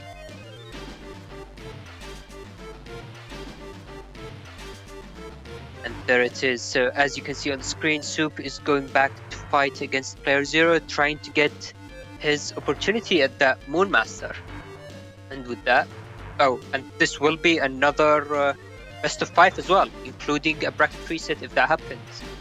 So with that, let's take a look at the setups, and I'll hand it back to our commentators. You know, with it being best of 5s now, and there being a potential bracket reset, that means there could be potentially 10 sets or 10 matches played. Yeah, wait, the grand finals. Do we get paid overtime for that? Yeah, good question. All right. Yeah. Okay. It'll be like 9 or 10 matches. That's fine. We've seen both players, play a lot of matches, so we might as well watch them all. We just saw Soup's build in action. The What Was QQQ Gregor build here. The last time we saw playerzero's build was last week, so we should go over this real quick. It is an 1800 HP. Actually, in terms of Navi cost, it's the same as Symes' build, right? It's the attack speed charge, 1800 HP, cost 3 from the Navi cost, 1 cost 1 and cost 2. The main difference we see is the speed max, losing 100 HP for that chance to have really fast buster P shots at the front panels. Yep, and playerzero's folder here, it is got the L code, Bubble Star 2, Magnum, uninstall, and Elect Dragon, right? So it's these L code chips, not really leaning into them for the offensive potential, not for the damage, but more so the utility, right? Elect Dragon cracking a ton of panels, Bubble Star with the bubble stats effect. The Magnum, of course, for the decross and the decross potential versus dust and ground, as well as just the cursor chip benefits and then breaking panels, being able to do that. All is really good. And then uninstall, you could pair with either the Bubble Star, Elect Dragon, or the Machine Gun 1 as well in this folder. So pretty solid lineup of chips there, even though individually, or even when you combo them together, they're not exactly a huge amount of damage for the amount of chips used. Mainly just like the elemental coverage and so on is really useful though.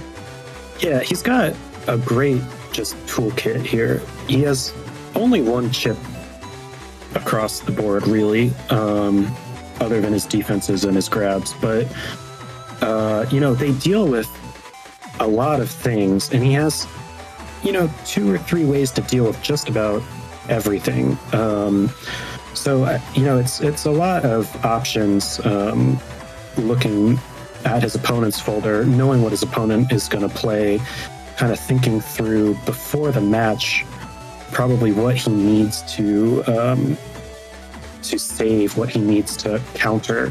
He has the High Bloomer, he has the Elect Dragon, he has the Magnum for Sanctuary, he has an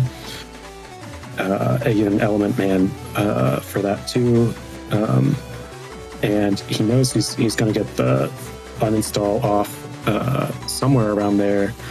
He has 2 different cursor chips, if he was going against Bowser, but he's not.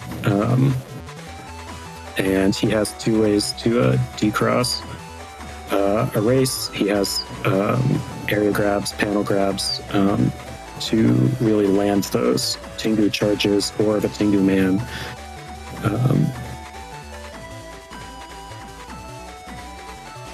But if he misses one of them, then it kind of feels bad because he only has one of the chip. Yeah, that's true.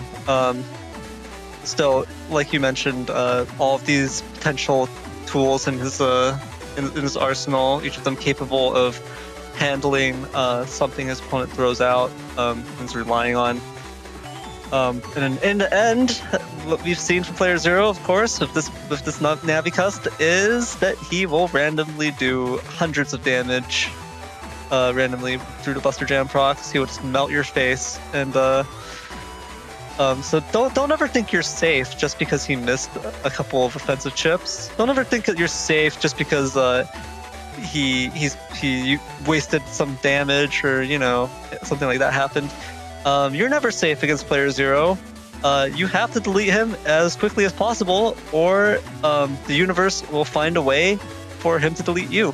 So, you're fighting not only Player Zero, but the universe at large. Honestly, just every time. Yeah, you are fighting the cosmic forces of destiny, fate, and fortune when you play against Player Zero. So good luck, and we'll see who comes out on top here. Yeah, and I just want to point out again, this anti-Navi on both sides is always just such a fun interaction, in my opinion. You never know when it's going to happen, but it can really swing things one way or the other. Yeah, definitely. Having your SP Navi stolen, or even like a critical Judge Man or something, and then not being able to get your area back, that is it can be pretty big.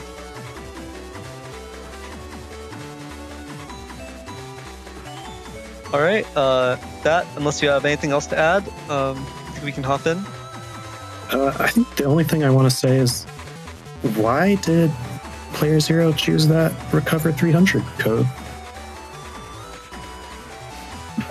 That is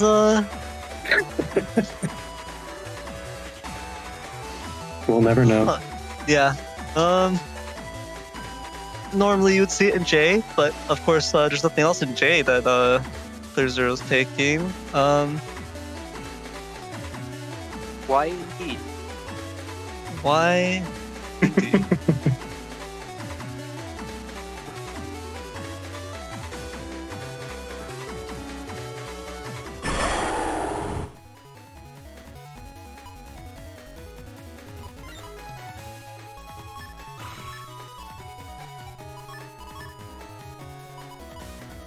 All right, Player Zero on the left, Soup on the right here. We see Player Zero going Dust turn 1, no fear. I believe and he had bug fix. Yeah. Well, that's the normal. perfect turn. He doesn't even need Dust. Why run Dust when you get bug fixed the first turn? I don't know. It's normal. It's just normal. I think he also had either a Barrier 200 or a Life Aura to deal with incoming Magnums, so we'll see whether or not. He did. He had an Aura, but we'll see the same thing again, possibly, with the TFC chain. Look, Soup is loading up 2 magnums in a row, though. But here's the thing, right? Even if one of the magnums connects, playerzero has already bug fixed. So, yeah. Yeah. Okay. So you get the magnum there. You throw both magnums into this, get the decross, and then you see that playerzero has bug fixed turn 1 anyways. And can you even out DPS playerzero? Oh, okay. Now you can. You can now. Now you can. All right.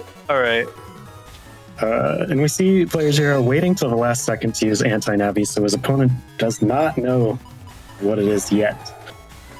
Going beast out. Yep, that makes sense. And this is going to be okay. So Soup themselves have a bug fix turn 2, as well as a life aura and barrier 200. They've got a great array of chips as well. You can also see the Tomahawk SP in there, ready to lay into a potential Tengu. But playerzero not going to take that risk. Not going to go into Tengu versus a slash cross standing there with its charge ready. So, oh, never mind. I spoke too soon. Playerzero is going to just go to. Okay, no, never mind. Playerzero faking this out again. We're not sure yet. Realizing that he shouldn't. Okay. I mean, I always think it's fun to go Tengu against Slash. Gets your blood pumping. Oh, I love going Tengu and Slash, but I also like taking 3 anti-swords, so... Yeah, so if my opponent wants to hit my Tengu with their Slash, maybe I can get like 900 damage worth of anti-swords in first. I heard Element Man might have a sword in the Legacy collection. Was that a new update? Oh, is that gonna happen? I don't know. Element will also have a gun for the cursor, and they'll also have a fan, right? Element fan for the wind coverage, right? Wow, he's really just missing ground then. Break. I guess that would be Element Fist, right? Oh, just like a Guts Fist? Yeah, I guess so. Ooh. Alright, not able to connect. Yeah, thank you, man. Just dropping by to say hello.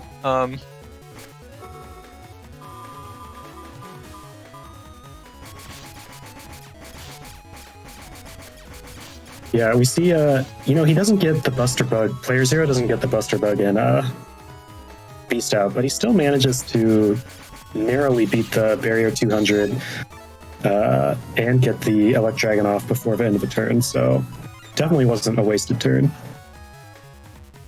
Yeah, had to throw the double star into the Barrier 200 though, so wasn't able to get the double damage Elect Dragon, missing the 150 damage off of it. Not to mention the damage from the double star itself, but still able to burn through the Barrier 200 and end. And yeah, these cracked panels as well, gonna hinder Soup a little bit unless they choose to play that Sanctuary.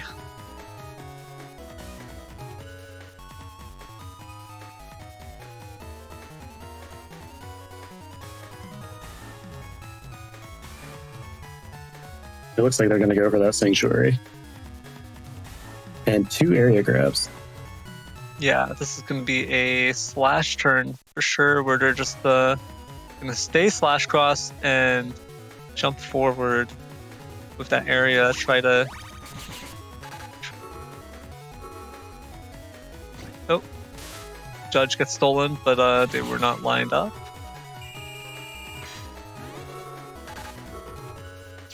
Ooh, one of the areas cancels out.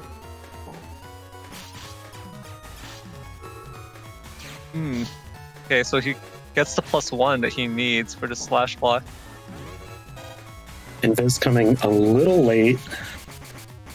Or a little early if you, which way you look at it, right? But definitely not the optimal timing for it.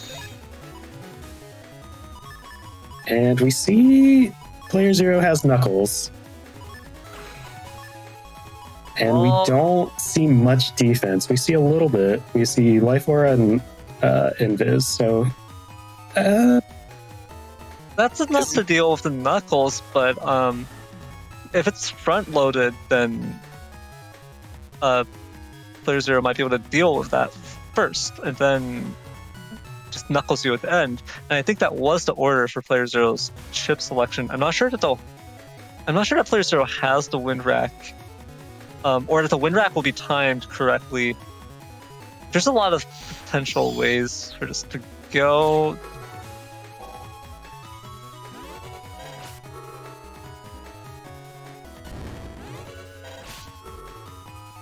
Yeah, there's no option here.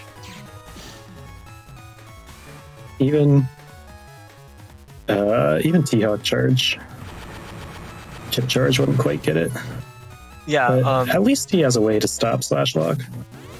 Yeah, Soup is probably going to step back, get that one charge shot in.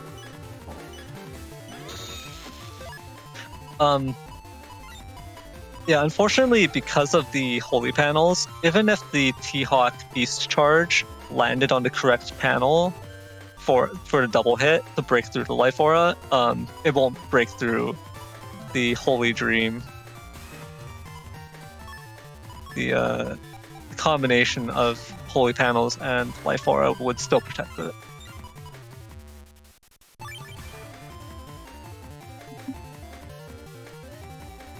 See Player Zero going Tengu to get rid of that Life Aura. Doesn't matter about the Sanctuary. And taking a few defensive chips himself. I think I saw Life Aura in there. And so going /Beast.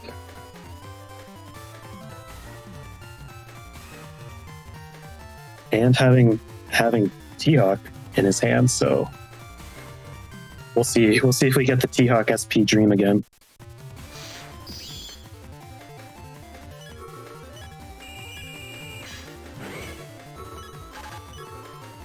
Ooh, Raceman's not connect here.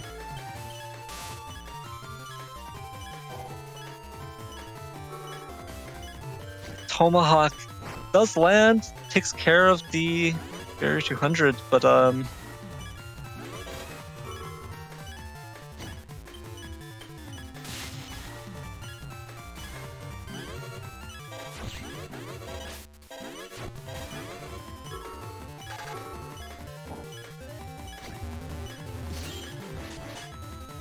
opting for removing the Sanctuary rather than using Elect to stop Slash from getting closer.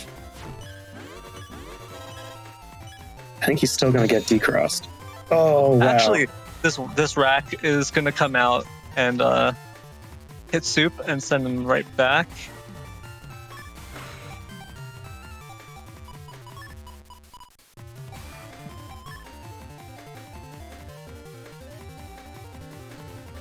Yeah, you know, that panel would have come back for Elect, so it wouldn't have delayed much. To recov 300 coming through for Soup here. This will put Soup back at a healthy 1600. Oh! Alright, there goes Spout. Yeah, that'll do times 2 damage, get a decross. And now Player Zero is left with not very much HP.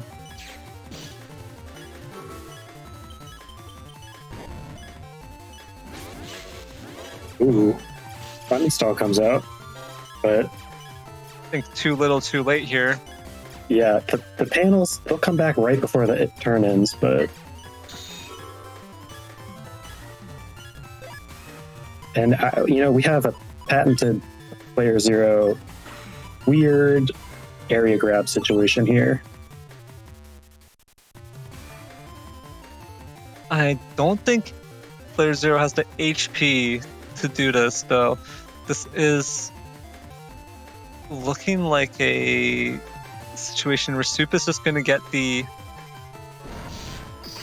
Like, Player Zero is going to have to block this with the anti-damage to avoid being deleted, right? Grab Revenge would do 120 otherwise. Yeah. Huh.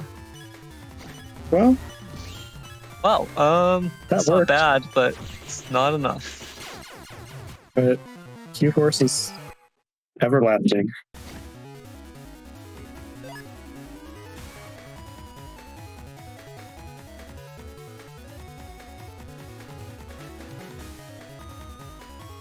All right, round 2. You got to keep me on track this time. We see this opening from both players here. Is this going to be... Alright, so this player 0 has learned from his earlier mistake of thinking one layer of defense is enough, because there's always a potential for Soup to just get both Magnums turn 1. One is regged, they could just draw the other one and use both of them, right? So this time, player 0 says, not today. I'm also going to bring 2 defenses. Well, this time, he only has Magnum and Erase Man. That is true, so we'll see how this turns out. Does not have the Wind Rack for the Life Aura, though, which we've seen him Soup use quite a few times. The combo with a Wind Rack. Yeah. It does look like... Yeah, it does look like this won't break through the defenses that player 0 managed to draw turn 1.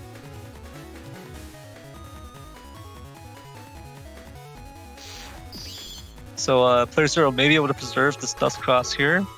Manages to do it with just the Invis.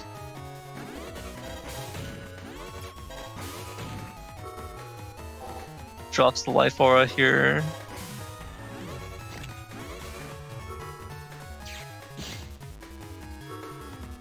And gets 2 hits from Thank You Man. Looks like Soup will just drop Invis at end of turn.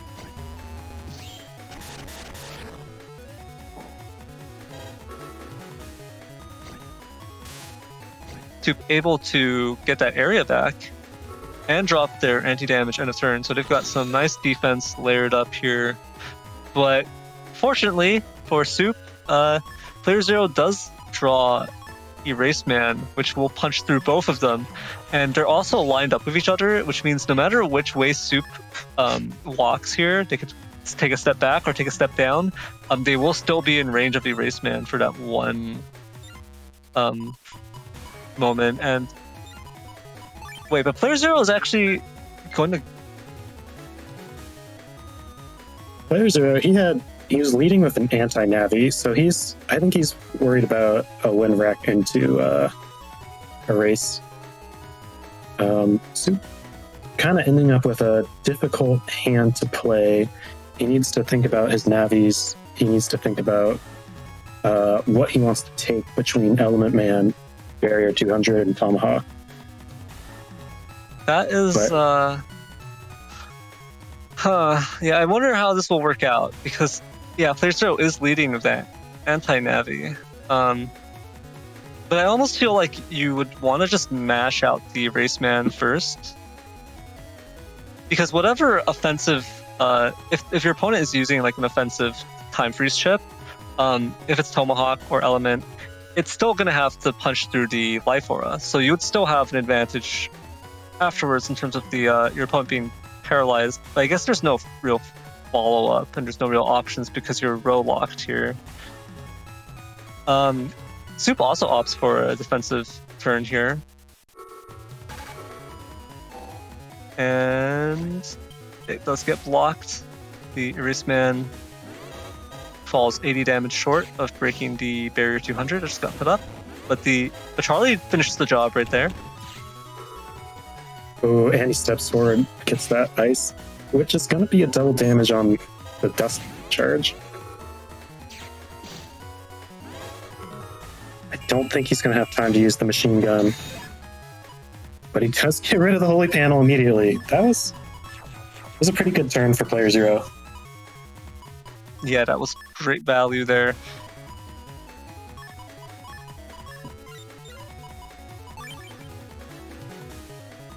He's flying through his custs. I think I saw Neo Variable.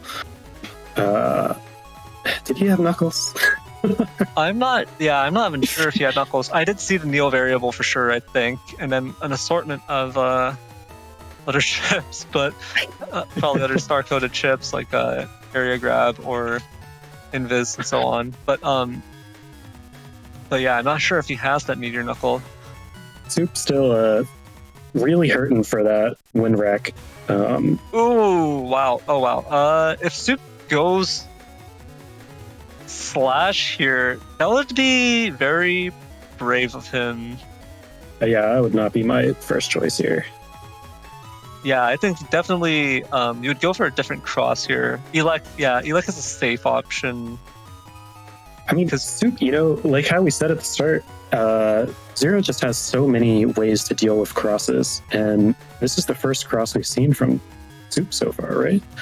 Yeah, it is. I think, Elec is a good option here because you can just step all the way back, get out of effective range of certain things. Ooh. Oh, okay. Yeah, so both anti-navis get popped here. Soup does manage to burn through this life aura, but... Oh, and gets the There B goes cross. Dust.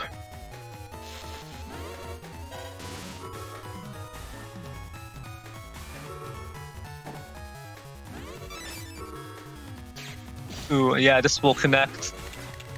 Yeah, there was Meteor Knuckle, so Trying to wait it out. Soup knows that there's probably a Knuckles there. Trying to stay in the middle panel. 1, 2, 3. I mean, so the number of hits there, considering it was 9 panels, oof. But at the same time, it's not insanely high, right? But the panels being broken there does mean Soup is in a bit of a interesting situation here. Now that Knuckles has been played, though, Soup is thinking, all right, time to go slash.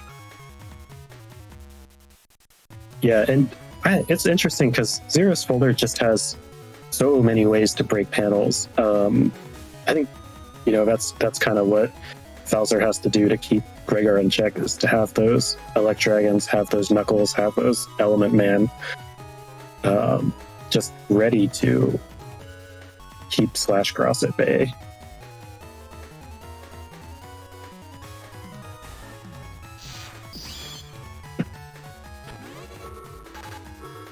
Ooh, there is the Judge Man. It will bring out the books, which will eventually return this area, but not soon enough for player Zero's liking.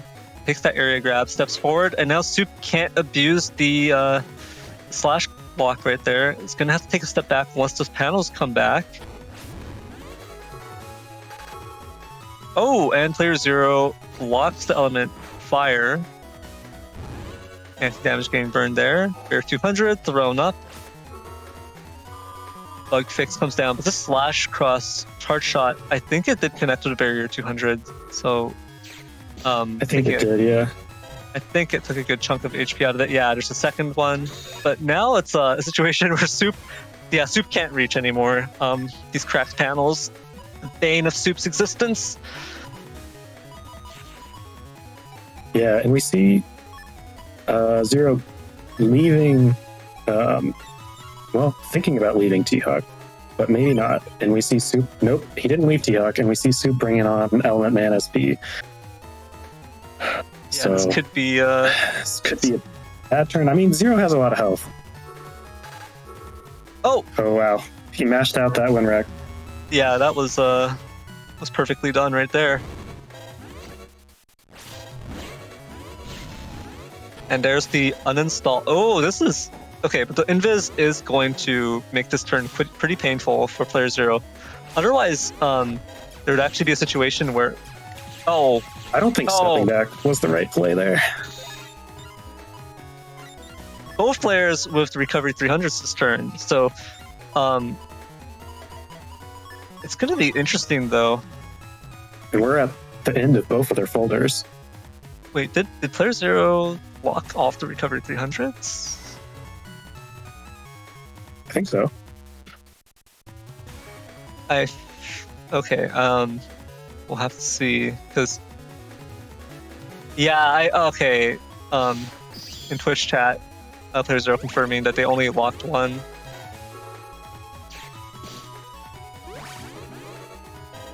You don't want to see that because those recovery 300s are in Y code. They're all by their lonesome, so you're gonna have to find an opportunity to use that second one where you're not gonna do anything but use star code chips with it. Yeah, and you see the problem here now.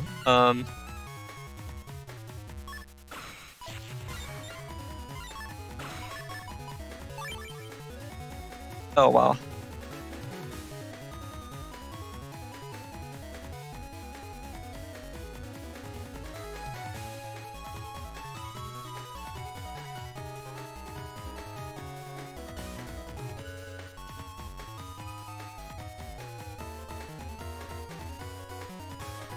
Now, the big issue that we haven't touched upon here, I think, is that Soup does not have. I don't think they've bug fixed, as you can tell from that blinking portrait. So they've just been steadily losing their cust. And if he leaves charge cross, then that's gonna be worse. Yeah, I think he needs to stay in charge. Yeah, and playerzero went spout because Soup already used up Eli. So yeah, he has decided I'm just going erase. Screw this. Here comes the Magnum, but instant sanctuary value right there. But again, high boomer. Instant high boomer value. Yeah, the high boomer comes out on top there. It removes so much of that sanctuary. I think you should stay on this middle panel. Ooh. And you know, I don't see this too often, but spout charge is so fast that if you have the opponent uninstalled and you hit them, you're gonna interrupt their action, whatever it is. Which is really valuable because you also interrupt their charging as well. Yeah, that's true.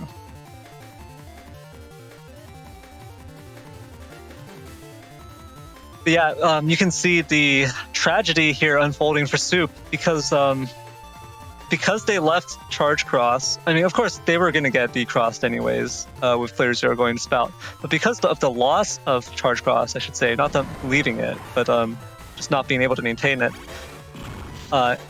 it's now a situation where they are down to 3 chips.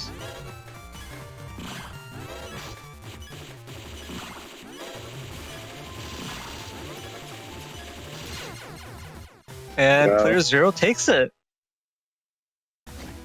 Oof. Yeah, that's I can't feel good. Soup was so close, but holy mackerel, that cuss bug kicking in hard just made it really hard for Soup to do anything there. Well, at least he got bug fixed turn 1 on this match, so you know, you win some, you lose some. Yeah, getting balanced out a little bit here.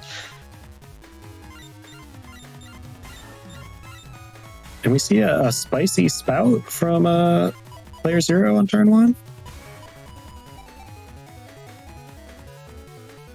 I'm not sure what that really gets him though. I mean, I guess double damage from the bubble star, but that's it. And there's no Eli Dragon follow up, so I guess you can do is bubble star element Elec for 480 there, but that's questionable, right? Hey, it's possible. Yeah, it's a play, but not the play. Also, they're in different codes, so actually no. You have to bubble star at the end of your turn, and then try to hope they don't cross cancel or beast, and then yeah, not gonna happen. I think bubble starring at the end of your turn is overrated or underrated. I think it's interesting because you can kind of force your opponent to cross or beast, right? Or you're just gonna follow up. So it's definitely underrated, but it's also not a big deal if your opponent was going to cross or beast anyways at the end of that turn. So it's interesting. Soup is trying to decide. He has the double magnums again. Thinking about whether he wants to take both of them. Yeah, and I think maybe Soup has Soup is thinking I'm only going to take one. And the reasoning for that is probably just the realization that player 0 doesn't need dust. there's the invis. Yeah, all right.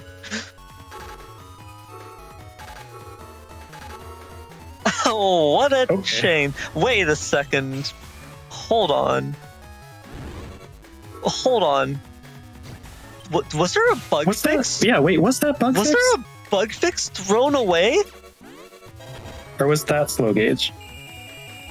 No, I think that was a bug fix thrown away by Soup on turn 1. Oh no, not this again. Oh no. I don't know if 240 damage was worth your bug fix. Yeah, oh jeez. That's a rough one. All right, player 0, I think probably saw that. Player 0 should know now that this is a situation where your opponent has thrown away bug fix. So this only gets worse for them the longer it drags on. Yeah, stall it out. But we see player 0 locking in Tengu, and we see Soup thinking about taking Tomahawk at the start. I believe player 0 had Bubble Star, so this doesn't look great. Yeah, instant punish.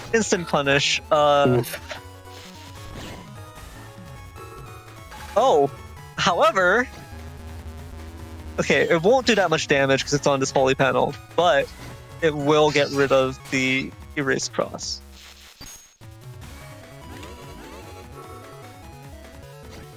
No, Judge Man, unfortunately.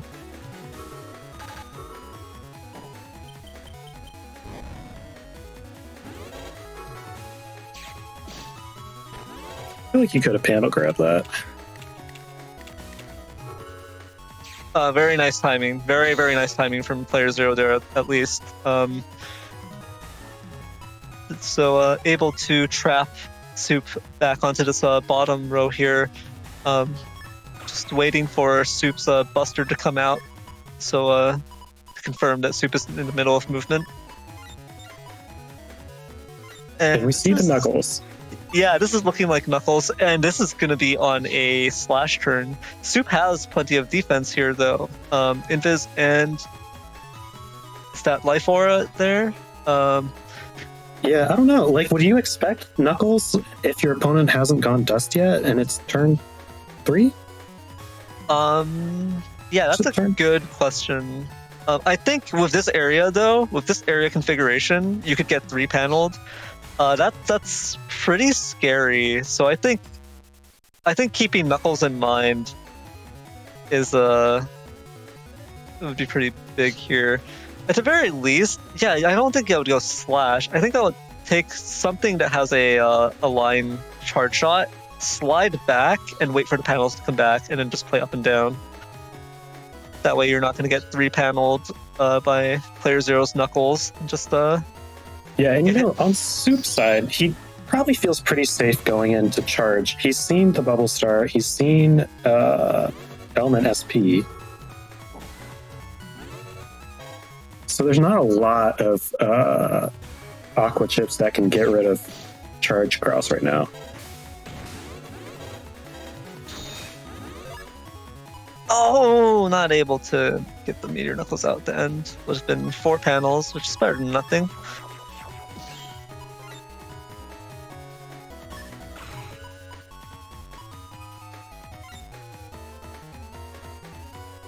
You know, I said that, but there's also Spout Charge, which is incredibly fast, and it will get you during a slow gauge turn, so...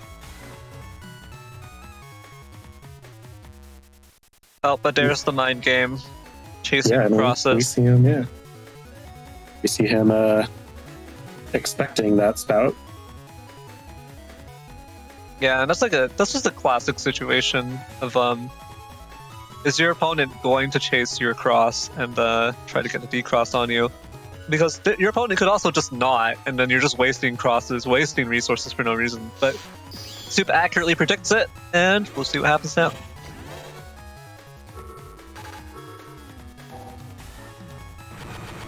Life Aura will break these panels at least, even though it gets blocked by Life Aura. But Slow Gauge comes down, which will give these panels time to come back. But I don't think enough time for Soup to land a Charge Shot and get a Speed Cross. Yeah.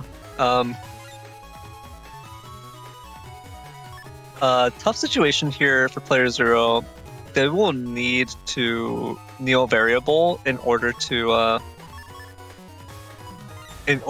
break the Life Aura, but that's not the situation you want to be in. And it looks like they are opting just not to do that. Yeah, it's interesting. PZ going for a health recov turn. I'm surprised that Soup didn't go Element Man to get rid of this T-Hawk. I mean, there's a lot of defense, so.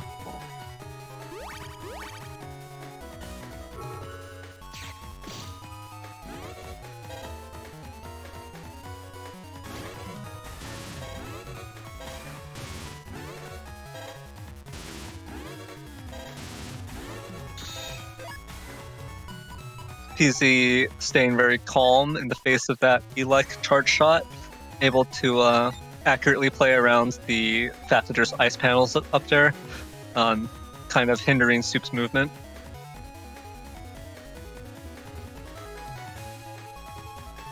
In fact, we see both players end up in precisely the same situation, where Custbug has eaten through 3 of their 8 Cust. The only difference here is Soup just doesn't have Bug Fix anymore, whereas player 0 has just drawn it.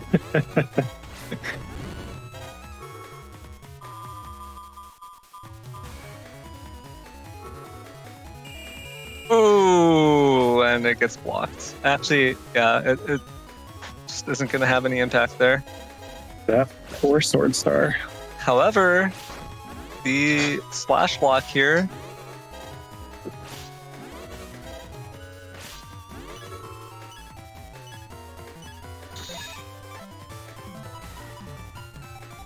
there's still nothing you can do about this situation. No way to deal with that.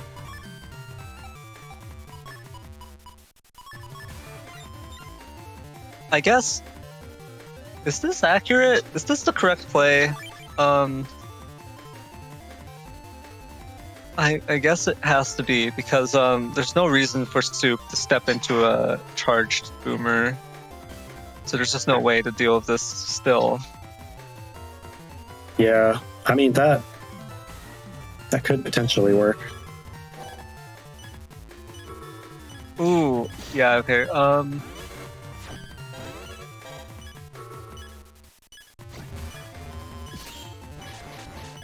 Okay, alright. It timed out. It finally timed out. Uh-oh. Oh, no. Okay, that is, that's the end. He can dodge a few.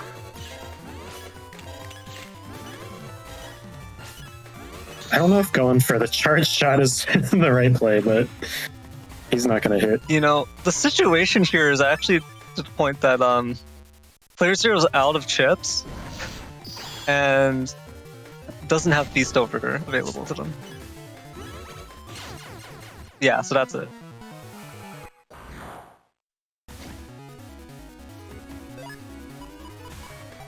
And I believe that means Soup is leading this best of 5 2-1.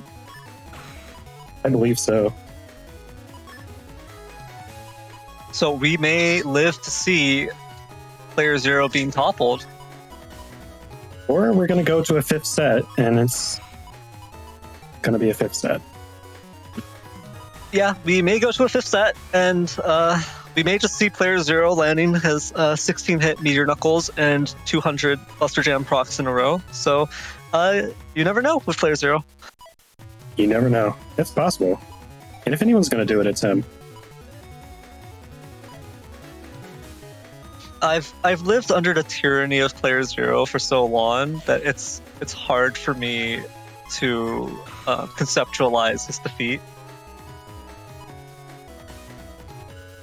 You know, I don't know. Is the tyranny of Soup going to be better? That's a good question, right? So I think in the end, I am rooting for both of them to lose.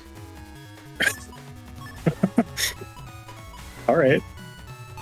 What would that look like? Well, just a double delete at the same time? There could be 6 sets, really. Who knows? Oh no. I'm equally biased against both players. All right. I'm not biased. Not biased at all. Yeah, I mean, so talking about the actual game, we do have permaholes, which will probably hurt Gregar more than Falzar in general. But Zero does, interestingly enough, have panel grabs, which do give him an edge in this kind of setup, this environment, where the permaholes will stop an area grab, but will not stop a panel grab.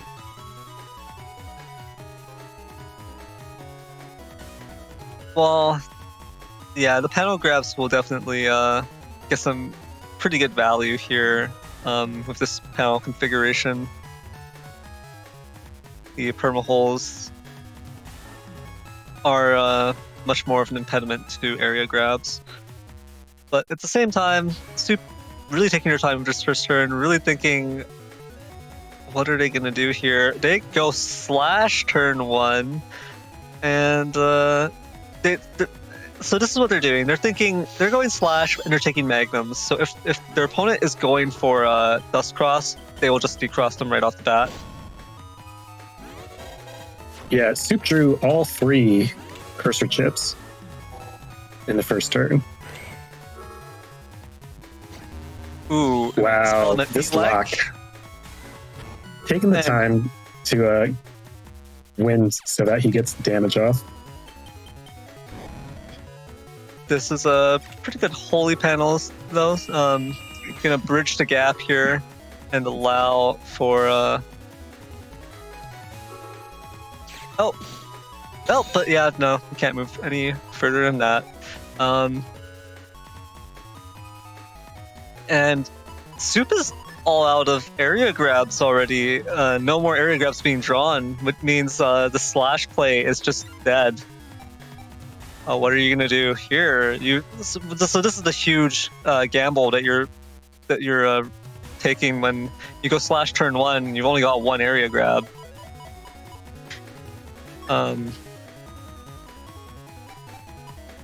So yeah, no area, and you're stuck in slash cross. So do you just throw slash cross away? Are you crossing out? What's the plan? Because the more turns you stay in it, the more likely you are to get punished by Meteor Knuckles. And you're not looking like you have a lot of defense there. And you know, if it's Player Zero, he could get Knuckles on turn 2 without Dust. Yeah, you could just be looking at turn 2 Knuckles. That's a possibility, a distinct possibility. So are you really staying in slash another turn, hoping that you draw your area grabs in the next turn and your defense on the next turn so that you don't get punished? Because I feel like at this point you want to just cross out, but and you know, we see Zero, he's staying in Tengu. He also brought a Wind Rack, which I think was interesting. And he has a panel grab. So he has Tengu Cross active. He has his Wind Rack. So if Soup has any, you know, Life Aura or Barrier, it's going to be hard to deal with it after Player Zero leaves Tengu, which he's going to have to do because he hasn't drawn Bug Fix yet.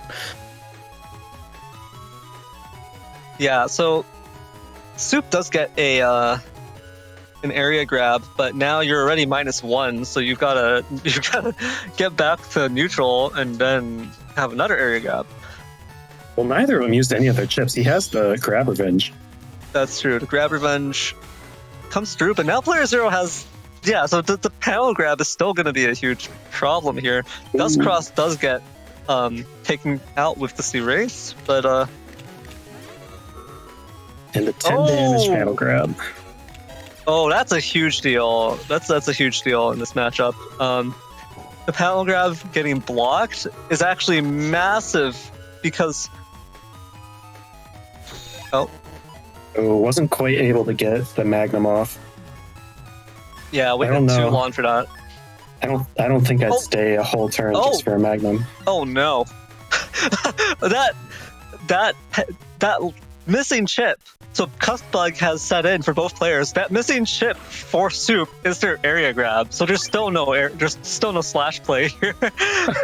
Oh no. No. That extra turn that they both took just chilling increased both of their Cussbug. And now they're both feeling it. Yeah, that's a rough situation. Soup finally being like, all right, I have wasted enough turns. I can't afford to waste more turns not pulling bug fix and not actually getting any mileage out of slash. There could be a meteor knuckle any day here, and prefer not to take those hits maybe.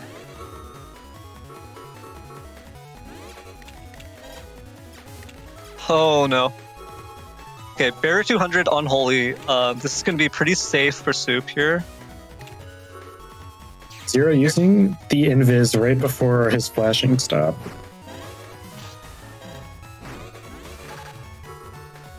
Oh, okay, that's very nice because the double anti-navies get procced here, and player 0 gets the element SP freeze, 240 damage, plus the freeze, plus the removal of that holy panel.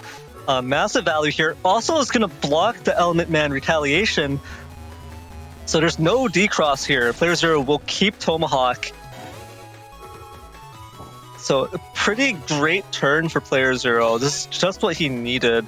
But both players still feeling the effects of the custom bug, losing one custom slot per turn. Their options are slowly being whittled down. And neither player can do anything about it. They've just got to use the chips as they come and hope they draw bug fix. What we're seeing here, though, is the recoveries sitting pretty. Soup really thinking this one through, because can you afford to use 2 chips per turn? I guess you have to, because he's chasing that Cussbug. Yeah, that Cussbug is catching up with him. Life Aura coming out for Soup, though. Oh wow, and that's another area grab, not able to do much. Player 0 not able to break the Life Aura with that even with the Bubble Star, because Bubble Star 2 only does 80, I believe. Yeah, no, there's no way for him to break it. But there is Tengu Man, and you know, I've just gotten important information that we were rated by over 200 viewers. Yeah, thank you, Justin Wan, I believe. Yeah, thank you. So this is currently the grand finals set of our most recent tournament, the Blood Moon #1 this year.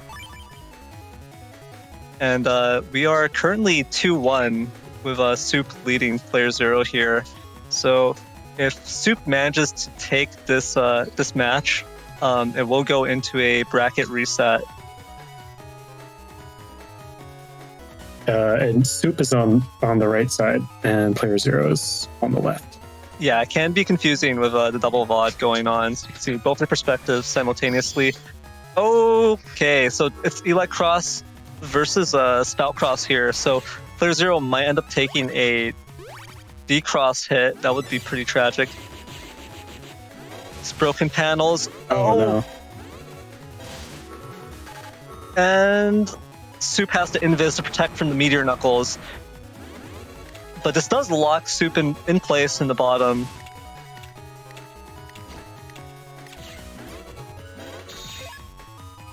Yeah, so for the rest of that turn, Soup wasn't able to continue their offensive advantage with the cross charge shots.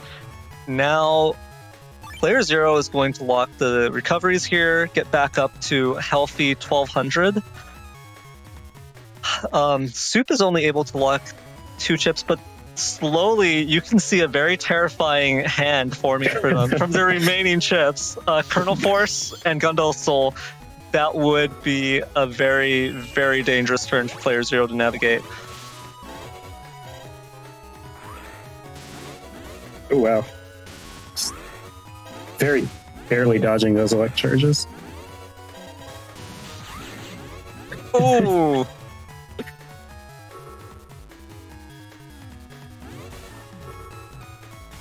Oof, not able to connect with this Erase Man. That's going to be a bit of a problem, maybe. Player 0 does have Buster Bug, and finally, Bug Fix comes in. We see one Bug Fix. Yeah, Player 0's Bug Fix is going to rid him of the Cust Bug, is going to allow Player 0 to finally take a look at what chips does he have left in his folder here. Soup on the other side, still not able to draw it, but does have Element SP. If Player 0 steps forward, this is going to be a really nasty freeze.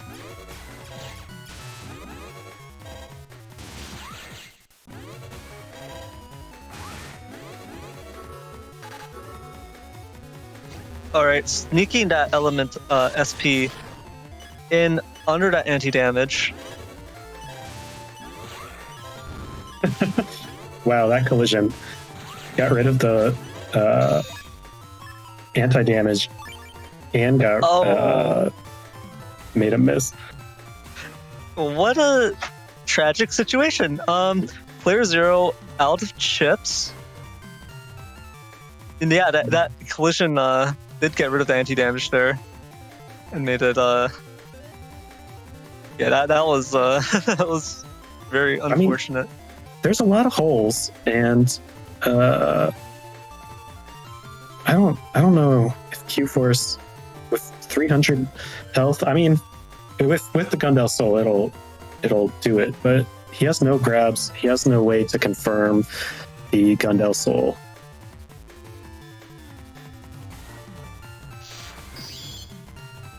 I don't know, but Gundel Soul was also actually loaded in first, but I think the Heat Cross Charge Shot might just be able to do it here.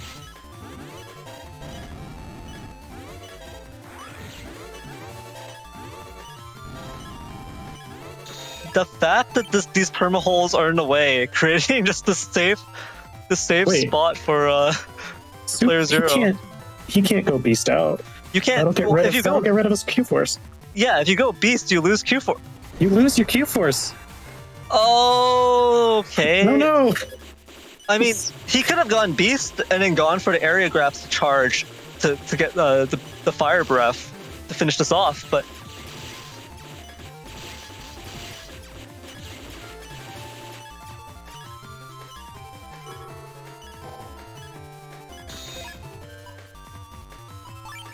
in fact, that's Soup's only choice here, to go for the Fire Breath, go for the Heat Breath, and try to destroy Player 0's life aura here.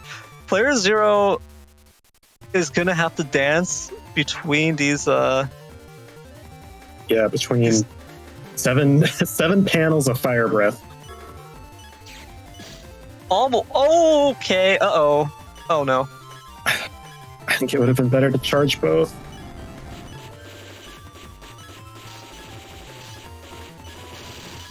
Well, it ended up paying out. Okay. And, wow, Soup takes it, and that's we get the reset. That's the bracket reset. And holy moly, I think you can count the number of times we've had the bracket reset on one hand. On one finger. I don't think I've ever seen it happen before. I feel like it's happened maybe one other time, maybe. I don't know. I think it's happened one other time. So this is the second time in history that we've gotten to the bracket reset here. So again, we're going back to 0-0. Soup coming out of the losers bracket managed to take this best of 5 3-1, and now we're gonna see, can he do it again? Can he come out on top one more time? End of the tyranny. Yeah, end the tyranny of player zero, and the bad mojo, honestly. But yeah, I think with that we can head into the grand final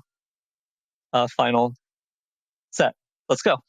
But before we go into the match itself, I think we should go briefly into the setups just so you guys can get a chance to go over what you think should be changed or how you'd expect the next match to go. All right. We can go back into the steps.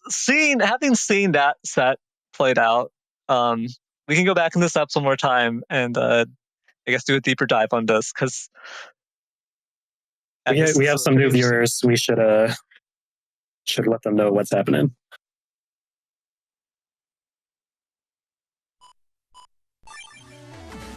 All right. Player zero's build on the left, Soup's on the right. You can see how that boiled down in the end with really uncharacteristic bad luck for both players. Bug fix being slot 29 for player zero basically, and maybe like slot like 27 or no 28 I think for Soup. So both players had bug fix at the very end, not able to do anything, and then just getting locked out because of that custom bug, that really nasty custom bug, just from that cusp 2 being off the middle. Yeah, but at least you're not alone. You have a friend in your enemy that they have cusp bug too, and they didn't drop the bug fix until the end either. So at least it didn't feel one-sided. It was both players just trying to make the best of what they had with their folders.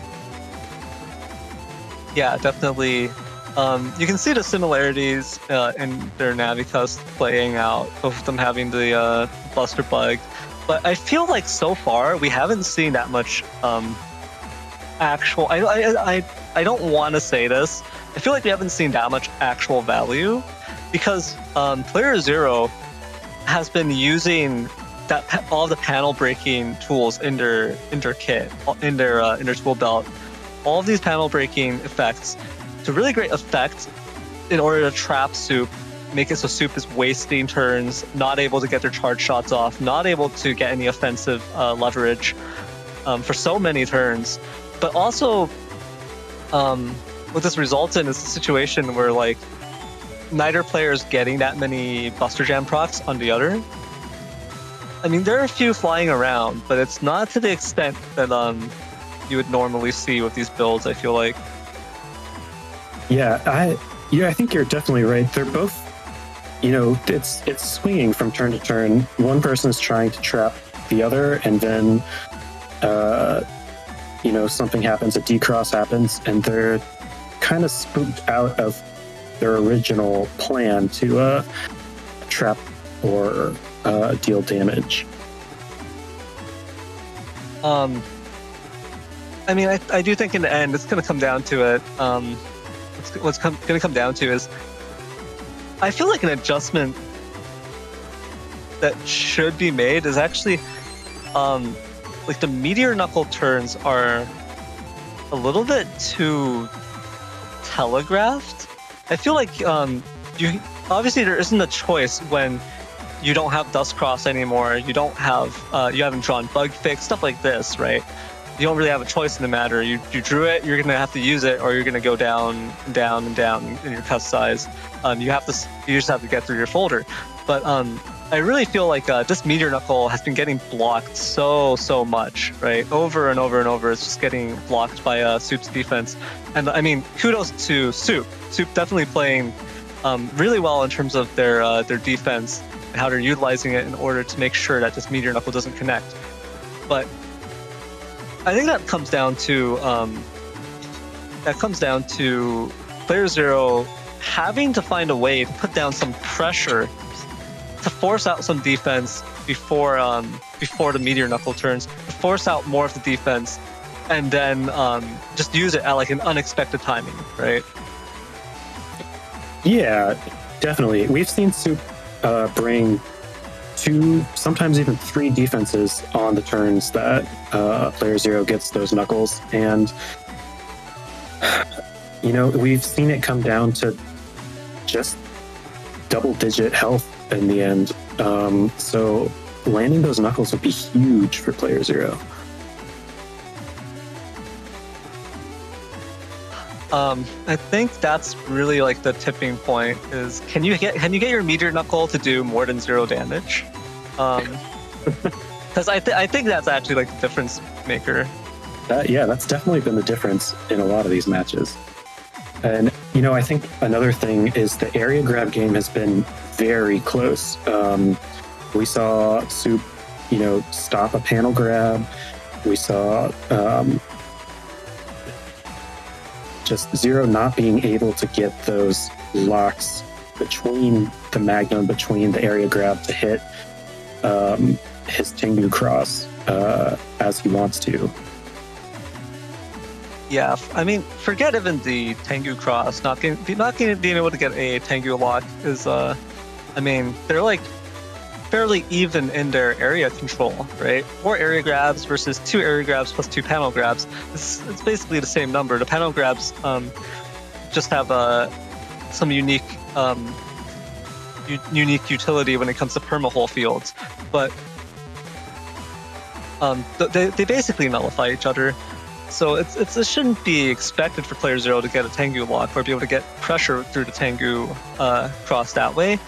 But just there has to be some way, there has to be some utilization of the tools here for playerzero where he can pressure Soup enough that Soup can't afford to just sit on all of their defense, sit on multiple layers of defense until Meteor Knuckle, right? That's gotta be the play here, because both players have Buster Bug. Can playerzero actually utilize it to the extent that we're going to see another A4 average situation where A4 average's face just suddenly melted at the end of the match because playerzero just had like 8 Buster procs coming out from within the span of like 2 seconds, right? Are we going to see? Yeah. Can we see another situation like that? Because that would ramp up the heat for Soup, and that would actually give playerzero some offensive leverage there, so the ability to actually force Soup's defenses out. On Soup's side, Soup really needs to draw a bug fix. Like that is the main problem. Yeah. Soup, why don't you just get better at the game and draw a bug fix so that you can how lucky are you just day to day? Because maybe you just need to be a little luckier in general. It doesn't have to be the game, but just work on your luck a little bit. Yeah, just work on your luck, and then maybe actually get to your Gundel Force combo, right? And it's like a timely manner with proper area setup. Maybe you can close it out that way. But yeah, it's a rough. I think speaking of bug fix, if Soup just really lands those magnums, lands those erase men on playerzero, I think that's his main win con is just getting rid of that dust, and I think that'll really help him out if he's able to do that. I hesitate to agree with you on that, simply because if playerzer's luck activates, he doesn't even need the dust cross, so it can almost like fool you into thinking that you have an advantage, and then his draws are just perfect anyways. So it can be so misleading to actually land it and think, all right, now playerzero isn't going to get the chips he needs, because maybe he will. Maybe he didn't need Dust all along. So you were against Player Zero Tyranny. I am against Player Zero Tyranny, and that's why I'm saying, even if Soup, it's like I said, I've been living under the tyranny of Player Zero for so long that I have trouble conceptualizing his defeat. So I feel like even if Soup lands the Magnums and gets a turn 1 D-Cross on Player Zero's Dust, I feel like that's not enough, and Soup can't be fooled into thinking that's enough. Soup needs to just stay on the offensive, just not give Player Zero any time, any breathing space whatsoever. Just needs to pressure him repeatedly, because that's not enough. Decrossing Player Zero's Dust, not enough. Not even close to enough. You can only rest when Player Zero is finally deleted. All right. Do you have anything else to add? I just want to add, it seems like we've gotten a few donations in. Thank you everyone for sending in the donations for the bracket reset. Yeah, that is the case. We received a $10 donation from Zay saying, "Bracket reset hype. We like Soup. We like Soup. We like Soup." Okay, thank you, Zay, for that $10 donation. We also received a $10 donation from Rock HXH/Hunter. There was no message with the donation, but thank you anyways. And finally, we received a huge $30 donation from Evercurse, but the U is replaced with a V. It also says bracket reset hype overcorn. So yeah, I see one person's taken a side, but the other two are on the fence. So we'll see. Yeah. Where's the Player Zero supporters? I don't know.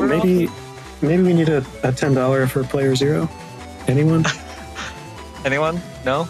Okay, we hate Player Zero. So yeah. All right, let's go. Let's start it. Yeah. Let's go. Let's go.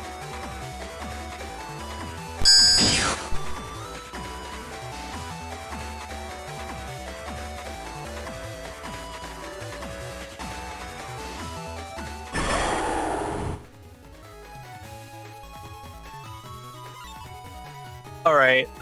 Ooh, this is a juicy field. This is spicy as heck. Look at that. The poison panels in the back. That little poison panel corner, you might say. And then grass panels on the majority of the field. So this is going to be really funny considering they both have Element Man SP. Yeah, we saw Player Zero. He locked in early, but he had a barrier 200, and honestly, I'd be afraid of running barrier 200 because if an element star just gets rid of it on the grass panel, we'll probably see Zero camping the top left there.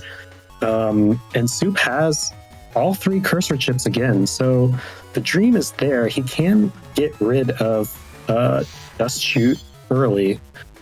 Ooh, but Soup only locks the 1 Magnum, and it gets blocked by an Invis right off the bat. This also gets rid of some of the grass panels and one of the poison panels. Ooh, and Player Zero is just going to drop this area grab. And Soup does not manage to fully reclaim it with their own area grab. Player Zero moved forward there, is camping this panel now. Okay, that is... Yeah, I took an extra hit. And I think that Zero might be buffering up. I didn't quite tell, but that could be... No, it looks... From Soup's side, it looks like he's not. But yeah, you really need to be careful with this Erase Man, Line Nuke, and the Magnum available. Yeah, I almost feel like cross out. Like Player Zero should just ditch Dust Cross at this point, and oh, but I guess not. No, he is buffering. Look at those little feet. He's buffering. This looks bad. I think he's gonna get decrossed. Ooh, yeah, this is a rough situation here. The second Magnum is gonna come out right at the start here, or is it? Soup thinking about locking this life aura instead. Ooh, second guessing. But yeah, there's still the erase man, like you mentioned earlier, right? Start just having all of those cursor chips right at the front. So we'll see what happens here.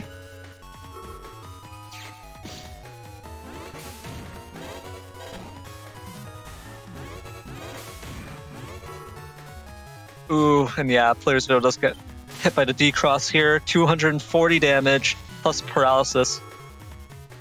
Yeah, let's see if it makes a difference with the custom bug. And Zero, unfortunately, losing his uninstall here. Unless he waits it out and goes Tengu. Yeah, he's definitely gonna wait it out, go Tengu. And unfortunately, oh gosh, you see the same thing happen again and again. Soup has the Tomahawk SP in hand. Is in a situation where you could predict my opponent's probably going. This is an actual prediction here. A tale as old as time. Tomahawk decrossing Tengu. I mean, it's going to be interesting here because playerzero does have something to throw up in front of the Tomahawk here. Yeah, and good job. Oh, holy shit. Oh my god. Still takes the D-Cross, but now you have Life Aura. Oh, okay, no, never mind. That was yeah, okay, never mind. Now you don't have Life Aura. Alright, so it's fine.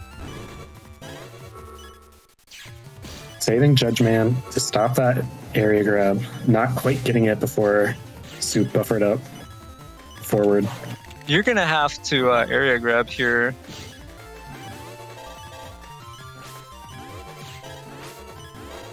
Just really wish Zero had shield right now. What an underrated Navicus piece.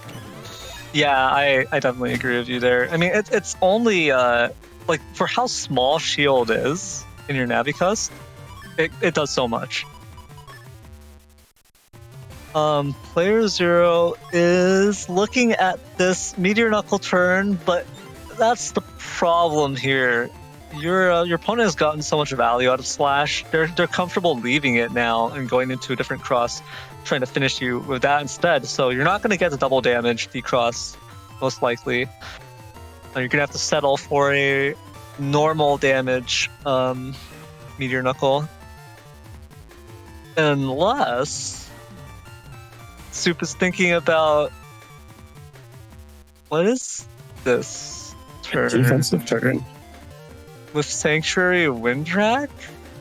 I mean, so then you would only be playing with your Buster, your Clogged Buster.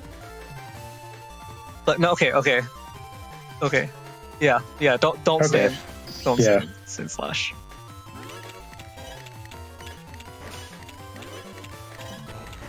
He's trying to get rid of T-Hawk, but not actually able to because Zero has an extra panel grab.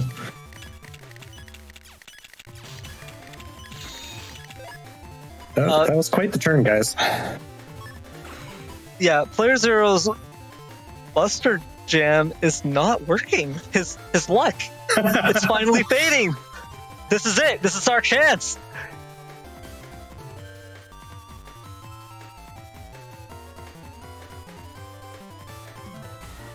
Can Soup do it? Can Soup actually... Oh, but yeah, this is going to be a Kernel Force, a Gundel Force turn. Yeah, I think you just go for it. Zero's at 90 health. I mean, he's in T-Hawk, so you're not going to get the stun. Well, he's going Spout, so... Nope. Soup going to play more defensively here. With this HP lead, I think Soup is just going to chill out, pop the bug fix.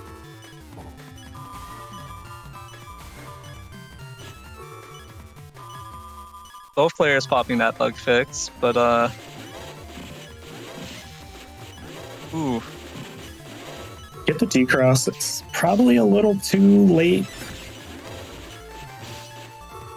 Oh, Ooh, but this should break the panels. Yeah, so now there's no option here for Soup to step down and finish player 0 off. At the same time, just like we've described before, a situation where the players are just playing around each other in these broken panels, not actually able to line up.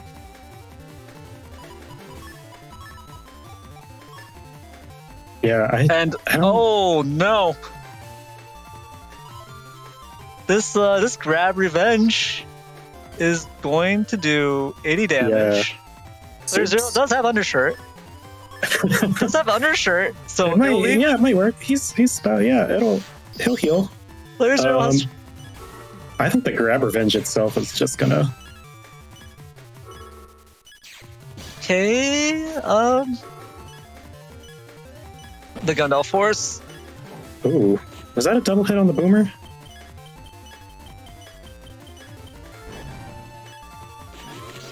Oh yes. Oh okay, my gosh! But at the same time, the poison. Oh no! All that fruit, thinking. He stopped the Gundel Soul.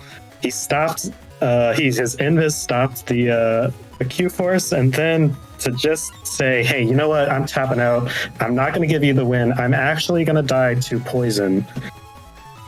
The purple fruit gusher finally tempted player 0. He finally walked over and decided that he would partake in the forbidden fruit. I'm taking my own life, and I want you to know it. That is the message that Zero is sending at the start of the reset. And that is an exciting start for Soup. Promising start. Now 1-0 in this best of 5. And here we have a cube field, which could be pretty restrictive if player 0 actually knocks these cubes into Soup's back column. That is actually going to be really interesting in terms of how it's going to affect Soup. Yeah, I always love going Tengu with the cubes. Said it earlier, and I mean it. Yeah, it's always fun. I think getting the dust suck up is like the predictable, the boring, safe play, but going Tengu and pushing them back, very fun. Yeah, okay. You're gonna protect it. You're gonna protect your panel. You're gonna protect your back. Just take the 200 damage then. Oh. You know what's? Oh no. So, I personally would have just with this area, I would have just gone for a Tengu back B, sucked Soup into the front, and now there's Meteor Knuckle start of turn threat, where you would get 8 hits. Of course, he's thinking about it for sure. Yeah, but now Soup could just step into the center, and you're gonna have to do an 8-panel Meteor Knuckle. Yeah, we see Zero. He's going for it, but Soup has anti-damage. He has Invis. He has Barrier. Life Aura. I don't think this is gonna be it for player 0. I think the major problem with this is that player 0 doesn't have an additional panel grab. If player 0 had one extra panel grab, they could just threaten with the Tengu rack. They could just wail on Soup and just smack him with the fan over and over, and then Soup might feel pressured to actually play the defense, right? But because Soup is actually safe in the back here from Tengu, there's just a very low probability that the Knuckles will work here. Yeah. And we see panels are all broken, and the Soup decides I am not taking that Neo variable either. Sad Sword Star.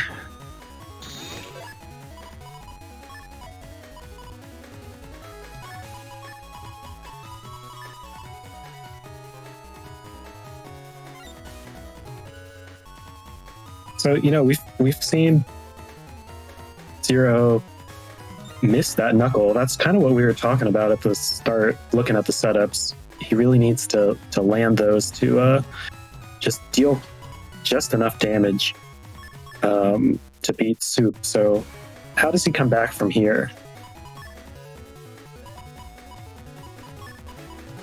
The thing is that with Buster Bug, you're just generating an infinite amount of damage. So the question is, can player 0 actually just get lucky and just do like 1,000 damage with Buster Bug? Can you? Yeah, maybe just try it, player 0. Just try.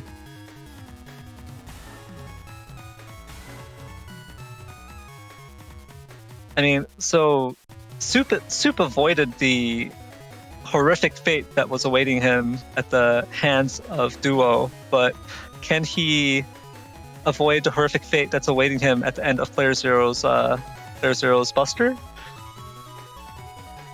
But I don't think that's how it's gonna go. After all, both players have Buster Bug, so you don't want to necessarily stand there, waste your barrier 200, and just trade in. Well, never mind. Barrier 200 is gone. You have nothing to lose. Just do it. Oh, no. Oh, no. Oh, yes. You knew. Oh, yes. Soup knew that was an anti-Navi. They hit. Oh, that's so unfortunate. And there's no way out of this. That right. boomer is coming for you. Just like that, Zero's back in the game. All right. Well, can't get ahead of himself here. Soup has those 2 recovery 300s. In the end, player 0 has a lead. Not that big of a lead, though. Not enough to delete Soup, and that's what he's looking for. Yeah, I'm worried that player 0 doesn't have quite that much damage. He has element SP. If that lands, that'll get him down to 500 health, but it's kind of just up to Buster Procs at that point. We're also seeing custom bug kick in for both players here once more.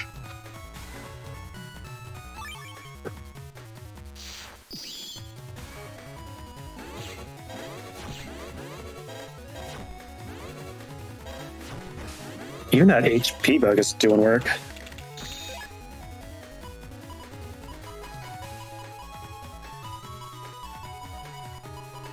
Yeah, kind of a brutal situation here, but Soup is not gonna lock any chips, not gonna change anything this turn, because they've got the recoveries in this hand here. They're not gonna toss that, because that will just be tossing away the game. Player 0, on the other hand... Well, I mean, I don't think he wants to. He has element SP, and that's kind of the most damage that's left in his folder at this point. Oh, no. All right.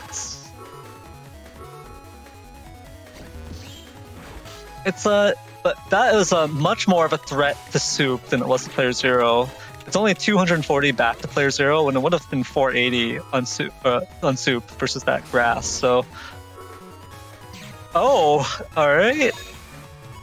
But not getting the invis. Not getting the invis. Yeah, fun interactions with super armor being gone from the uninstall. Getting the area grab, flinch, and the anti-damage. Just interrupting Soup and not letting him use that invis. Now what we're looking at here is player 0 also looking at both recoveries. But one is basically enough to almost cap player 0 out on HP. So both recoveries here looking a little bit excessive, maybe expecting to take some heavy hits this turn, and then being able to get value out of the second one as well.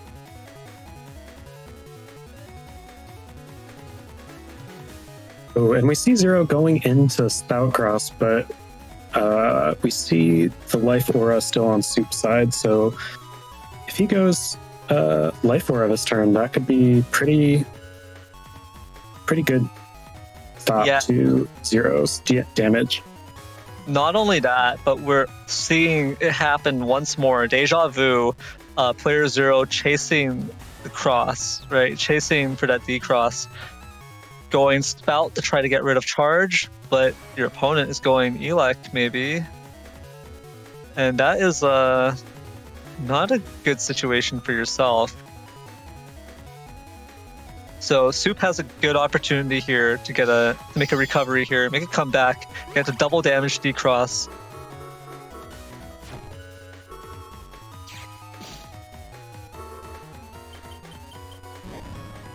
Uh-oh.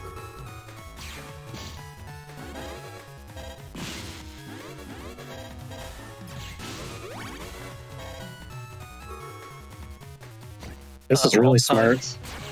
It'll interrupt the charge shot at least. Oh wow! Panel's back. Buster Jam. The Buster Jam. How many 4 was hits. that? 4, 5. 5 Uh-oh. hits. All right. 5 you know hits. what I with the Buster said? Jam. He has no more damage left. He had 5 Buster Jams just in a turn, so I think he found the damage. Yeah. He just randomly got 250 extra damage from those Buster Jam procs. So that's exactly what you would expect from player 0. Are we seeing a triumphant return? The return of the king here? Because that was disgusting. That was I don't think Soup was expecting that either. I don't think so. But we see Soup going for the Life Aura. We see both Life Auras coming out. Pretty safe to go for a Life Aura time freeze counter to a Life Aura. You know, your opponent probably won't throw their own away, most likely. So, well, here it is, the stare off. Both players left with no options against the other players. Life Aura. Just HP bug ticking away. Yeah. Looks like player 0 is going to go for a panel grab here. Yeah, that will provide a little bit of extra safety against the Kernel Force turn coming up. But Soup's Kernel Force is going to have to wait, or it's going to have to be. I guess a potential option here is to go Beast. So now you're a Erase Beast. Go for charging maybe your Holy Panel or your anti-damage for the Erase Tail, and then going into your Gundel Force. But your opponent is still in Tomahawk, so looks like Soup is going to try to deal with that first. I think Soup. This is a pretty strange play right here. Element SP, just to burn the Life Aura. Right, I think what you want to do is... Yeah, I think you need to go Beast out. You want to Beast and try to burn the Life Aura before your Element SP, I think. Just before the Element SP, yeah. Right, I think that's actually the optimal play here, and maybe Soup is realizing it. No, still loading the Element SP first, so it's still going to take this hand. Just about to finalize it. There it is.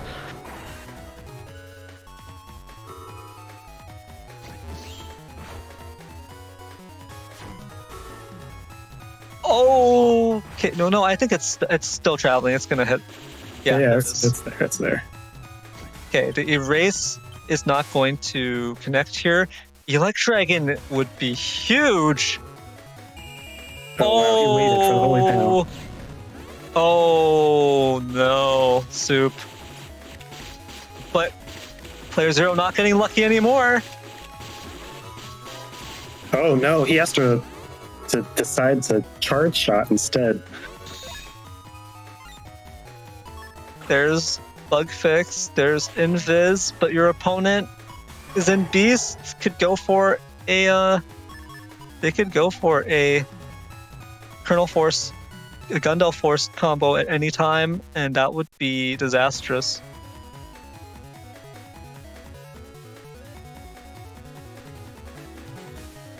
Yeah, this lack of bug fix for Player Zero, not being able to get it until now, has truly been a massive problem. But it looks like Soup is considering going for a Sanctuary, going for this defensive turn, and that would be... I mean, they could still be beast charged, right? Any number of these chips, all three of them could be beast charged. They could turn into tail arrows and just do huge damage to Player Zero, but at the very least, this would let Player Zero survive into the next turn, maybe. And, I'm not even sure if Zero has any chips left. Yeah, it might be. This might be the end already. But I feel like he has 1 or 2 chips left, maybe.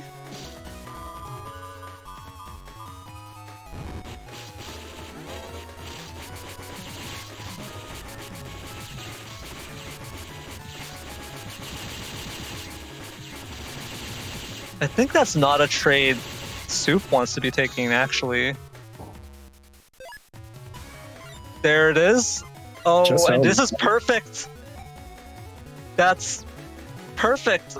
And you just used Invis. So your opponent, if your opponent uses the Gundel Force combo, all right, this is gonna be very close. But in order to actually have a shot at surviving, at closing this out, I think Player Zero actually has to line up and use Element Grass to do 100 damage and not flinch your opponent, not give them blinking, and then you could finish them with a Feather Shot. But Player Zero's on the bottom and Soup's on the top right now, and I don't know how this is going to go down. Can Player Zero... I mean, he needs to get rid of the anti-damage, too. That's true. Honestly, I think that going Dust Beast chip Dust charge Beast would be fun. Oh, yeah, and that's it. That's all you need, really. Oh, wait. Oh, go for another one. Uh-oh. No, go for the second one. Oh, gosh.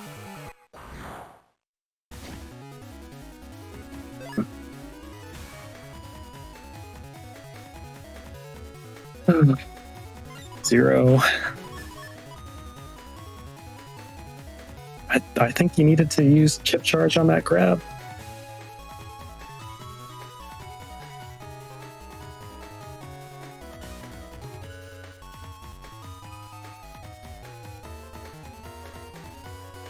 All right, so where are we? Zero says that he tried to chip charge, but it didn't go through. That poor grab.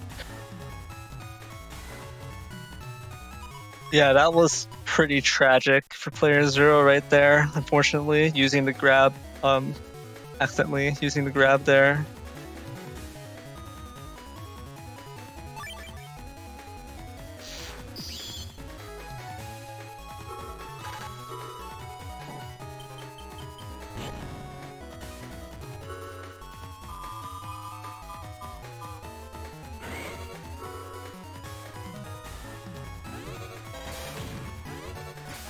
So the turn 1 dust from Player Zero, looks like things are working out fine thanks to his defense.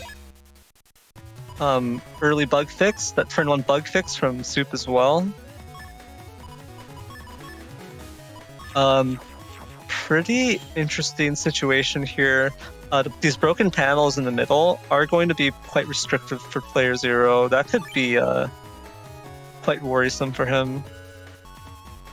As usual, seeing the massive impact from magnums.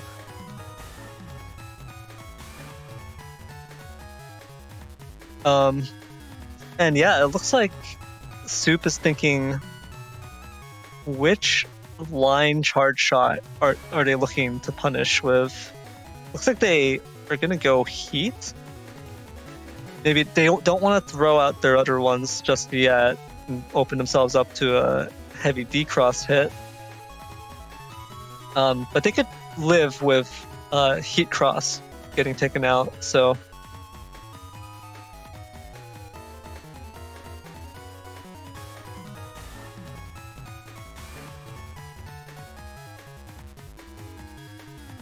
very unfortunate they drew both recovery 300 so early as well.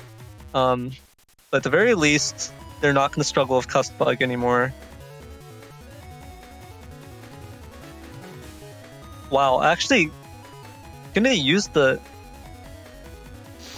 Wind Rack just to get rid of the Barrier 200. Trying to secure the area advantage, but still not able to. And now Tomahawk SP misses. Judgeman connects, but it's gonna go through this. It's gonna take care of the anti-damage.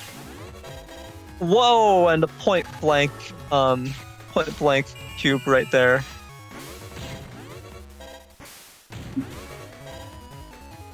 A huge turn for playerzero.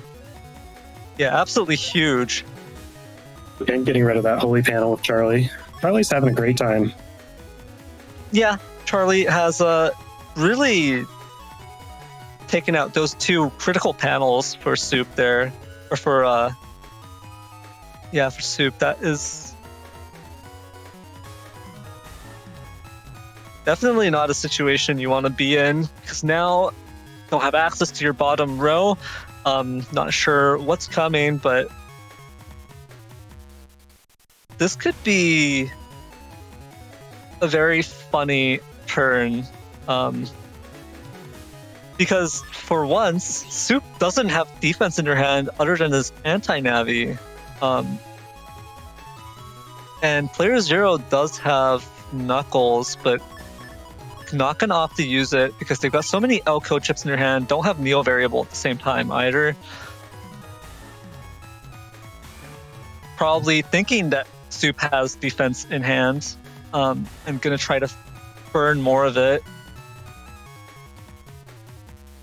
Yeah, I mean, I like this play too.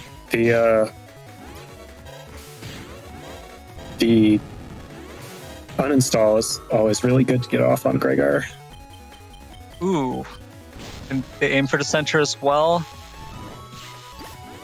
Oh, but that is huge. That's the uninstall. Yeah, that's ouch. That's a big hit for Soup to take there, getting the uninstall and the decross there. Of course, key cross, not a huge loss to begin with, but the uninstall is going to be a big problem because you really don't want your charge shots being interrupted. Yeah, and you see, again, another turn where Soup does not have defense and Zero does not have Neo variable. So is he actually going to go for Knuckles alone? What I will tell you is that going for Knuckles by itself, going for a turn where you have both Neo variable and Knuckles, I think makes them too predictable, right? Where it's just like, well, you're going to pair them together. Oh, you just use Meteor Knuckle, you probably have Neo variable on the same turn. I'm going to play around it. If I have any defense, I'll just hold on to it for the moment you use it, right? Same thing. If you see Neo variable first, it's just like, oh boy, is this the Knuckles turn? I'd better hold this defense. It just makes a situation where it's like,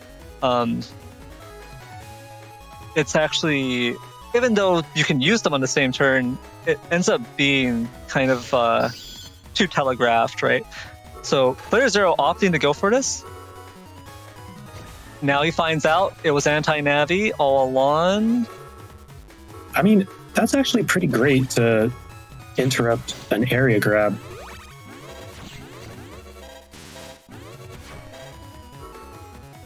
Oh no. Oh, now he knows.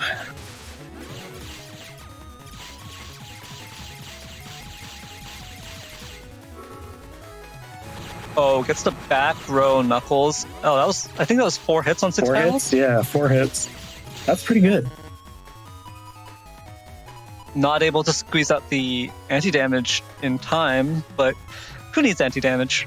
Of course, on the other hand,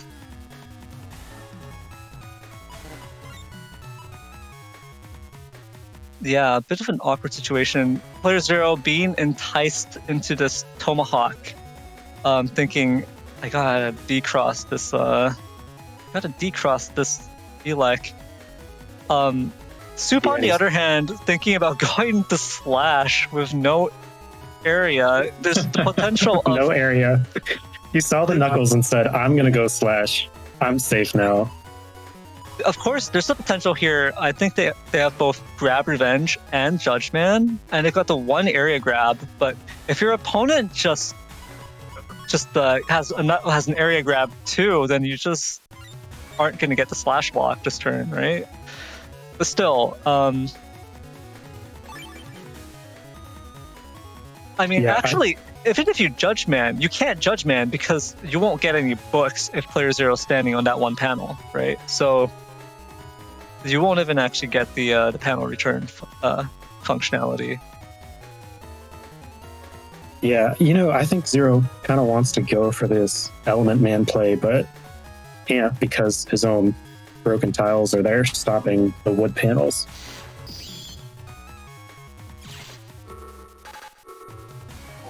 Error 200 comes through here. Clutch protects Soup from the Erase Man. However, Judge Man stolen away by Anti-Navi.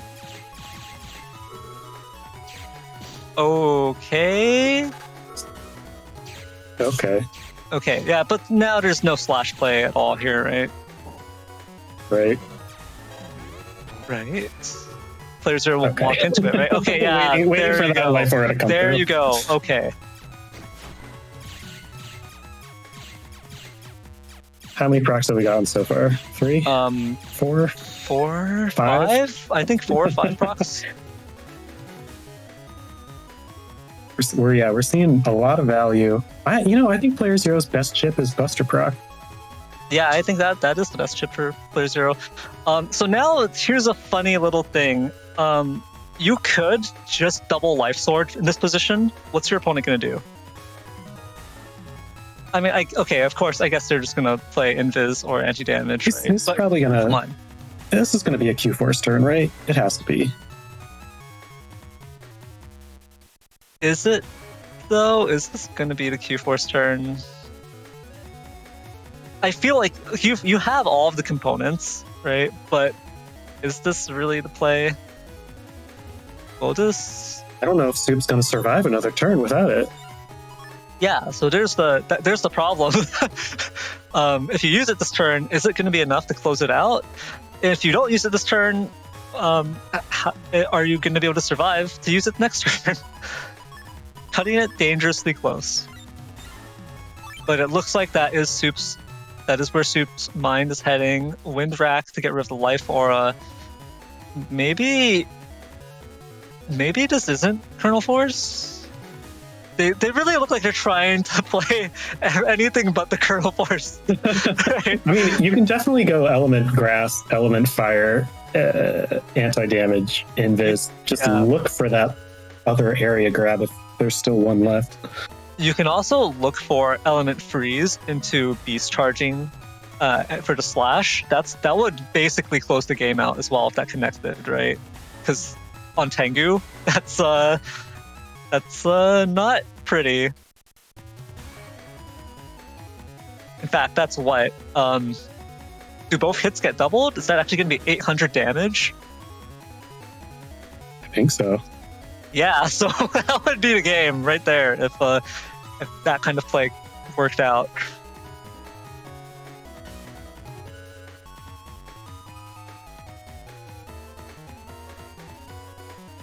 All right. Yeah. I don't know. We're really Super really, not really just being like, I do not want to play the Colonel Force yet. They're backing out of Beast entirely. Just gonna go for using every other chip.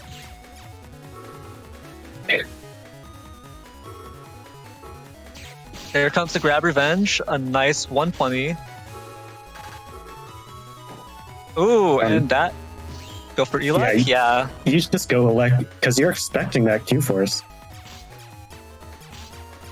Yeah, it's unfortunate. I mean, even if it wasn't a question of the Q-Force, this Elec protects from the Slash Cross being able to walk up. Maybe if Soup had one more area grab, that would be another Slash Lock threat right there. Definitely. Ooh. Element Fire, just going to do a little hit here, but Machine Gun. Ooh, that presents a problem for Soup because now you're flinching. You're this flinching, turn. yeah. So that's going to force you to either cross or beast, and looks like this might be. Yeah, what are your options here? Yeah, Soup doesn't have any grabs. I think that's really what he was fishing for. Another defensive turn. You know, this Sanctuary, this Life Aura, it's really clogging up Soup's hand, unfortunately. And oh no, yeah, that's player zero is just going to double recovery this turn. The HP lead is going to become insurmountable almost, right? 1133 HP versus 170 HP. Can you survive this turn? Because player zero is also bringing this wind rack. So player zero is gonna play it slow, or throw up the defenses, throw up the recoveries, and then if he sees and just try to buster you down, and if he sees the wind rack come up, or if he sees the life aura come up, time for wind rack. Yeah, I mean, player zero, he wasn't even afraid of losing Tengu because he knew he had a wind rack coming up. Yeah, this is honestly, losing it to anti-damage was probably the best way to deny Soup from winning with a / beast charge. Yeah, because that was a very, very scary possibility right there.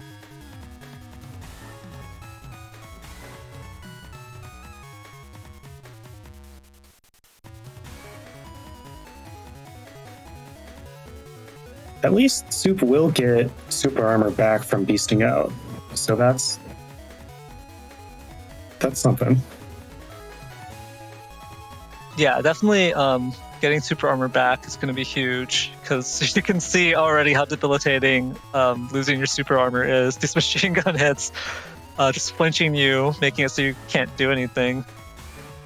But looks like Soup is trying to avoid going beast. It's just going to go for charge cross here. I'm not sure that's the play, even though you have a decent turn lined up with the Sanctuary. Decross Tengu. Decross T-Hawk. That's a good start.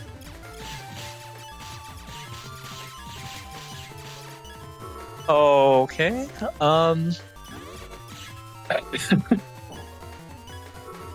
Both players dropping invis anti-damage. Oh, but... Uh-oh. Alright, this shouldn't be a problem. Oh. Okay, that might be a problem. Oh, that might be a huge problem. That was his last way to get... Well, okay. As long as the Life Aura doesn't come through. If Life Aura comes through this turn, that will be... Okay, it looks like it's... Soup is finally like, alright, at 84 HP, it's do or die, time for Kernel Force. And this is gonna be... this is gonna close it out. Oh gosh.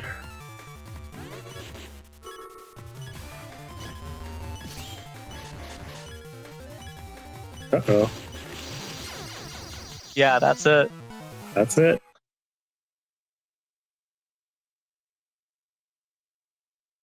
Ooh. I can't believe it. I'm in shock. Yeah, that was... Even if you win Elec, since Soup was on the panel, it would have been cracked. It wouldn't have been broken. I guess that was some rough positioning because maybe if you were standing a little bit differently, maybe you could use Elec, break the panels, step forward, and then Soup won't be able to beast jump Gundel Soul you.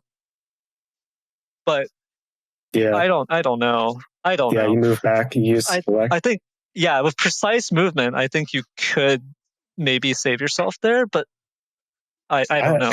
That's a big ask. I mean, it's also been like an hour and a half of matches just straight. You lose some of your your finesse when it's your, 8th or 9th battle together. Yeah, that's for sure. But holy cow. That does it. That's the end of Player Zero's reign. I never thought I would see today. I never thought I would witness the fall of Player Zero. And in his place, we have a new tyrant. A new tyrant, soupy and terrible, under glory, under might. Raised up now to the title, the throne, the crown now sits on their head. We welcome Soup as our new overlord and our new moonmaster, at least until next blood moon. So, wow, that's crazy. It's really sinking in for me right now that this happened. What's it gonna look like? I'm not sure, but we just received a $100 donation from Soup. And here's the message. Despite defeat, criminal overlord Player Zero escaped capture from net authorities by T-posing backwards off the tournament stadium. No body was discovered. Yeah, that's true. That's true. We still haven't managed to actually detain Player Zero and bring him into custody. So it's never over. Battle's never over. Player Zero escapes once more. Escapes into the undernet, I guess. Sounds like he paid off the net authorities, whoever they were. I guess so, yeah. This was quite a blood moon. Yeah, that was intense. I feel like I don't know about you guys, but I feel like my brain is just I am a changed person now, having seen that set. Having cast that set. I am changed. I'm not sure if it's for better or for worse, but So seeing all of Soup's defense, are you finally gonna run an anti-damage in your full? No. I'm sorry. No. Ooh. We received a $3 donation from Evercurse saying, "Congrats, Soup! Great tourney." Yeah, congratulations, Soup. Truly, you deserve it. That was an insane set, and not even one set. That was an insane set into a bracket reset into another insane set. So well played, Soup. We also received another $20 donation from Soup saying, "For innocent, law-abiding streamer, Zero Guy, thanks for the streams. And sorry for making you stay up late a couple of days." That's very nice of you, Soup. Me, I will never be nice to Player Zero. Player Zero must be destroyed at all costs, at all times. Player Zero must be quashed, because if you don't, then what you end up with is a multi-year reign of tyranny. What you end up with is everyone else in shackles and like dirty peasant clothes, dirty prisoner clothes, with a ball and chain, just shambling around as Player Zero sits on his golden throne. So yeah, look how much Soup's already given back to the community. There's no shackles here. There's no tattered clothes. So true. We received another $10 donation from Zay saying, "The soup of the day is victory." Okay, I'm not going to say the last part. It's just okay, that's just okay. I'm not going to say that in a way that's like intended. Okay, you can't make me do that. But maybe it's just victory. I don't think that's the intended way to say it. But okay. But yeah, okay. I'm sorry, Zay, but I'm not making a victory screech, Zay. But thank you for the donation nonetheless. Wow. Weenie, #1 Soup fan, also donated $50 saying, "Soup, soup, soup, soup, soup, soup, soup." Yeah, okay. Thank you, Weenie, for the $50 donation. Thank you for all the work on Tango as well. We have Weenie to thank for her Tango, for the existence of Tango. But yeah, well, Yeah, we can what is thank Thunder? Weenie for Element Man SP and Magnum and Anti Navi. Thanks, Weenie. Love this meta. Love this meta. Love Element Man SP being more usable. I love it. Hey, there's shield too, so I'm okay. Yeah, that's true. Me, I'm basking in my own meta of anti-swords. Yeah, three anti-swords. That's the new meta for me.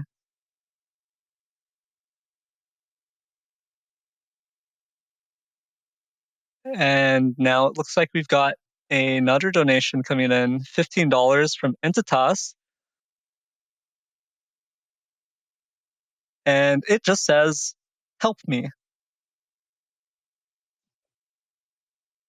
Well, we would love to help you, but we're not sure with what. So, let us know in Twitch chat. You can ping Soup for that one because he's now in charge of helping the community. Oh, as, that's true. Yeah. So that is true. Yeah, just don't contact us. Contact Soup about it because as a new Moonmaster, one of his designated roles is definitely helping you with any of your problems. yeah, So, we definitely weren't. Yeah, we weren't the paid off net authorities. So just go to Soup. Yeah, so Entitas, if you've got any problems, like maybe you're moving, you need help with moving, just let Soup know. He'll be there ASAP, right?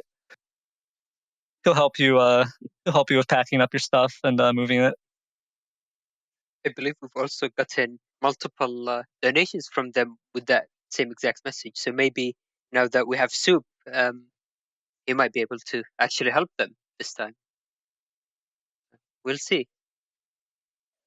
All right, and with that, let's head into the bracket and see where we are now.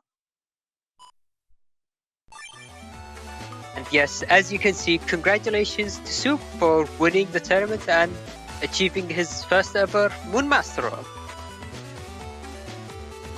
And as what has been mentioned before, ending the tyranny as well. Until next Blood Moon, about that, we'll see how that goes. You know, playerzero, you don't sound so thrilled. But that's to be expected, you know, since you're a Brit and you love the monarchy and all that, right? Isn't that so? I guess it's not so good when you're. Doesn't feel so good when you're of the peasants, huh?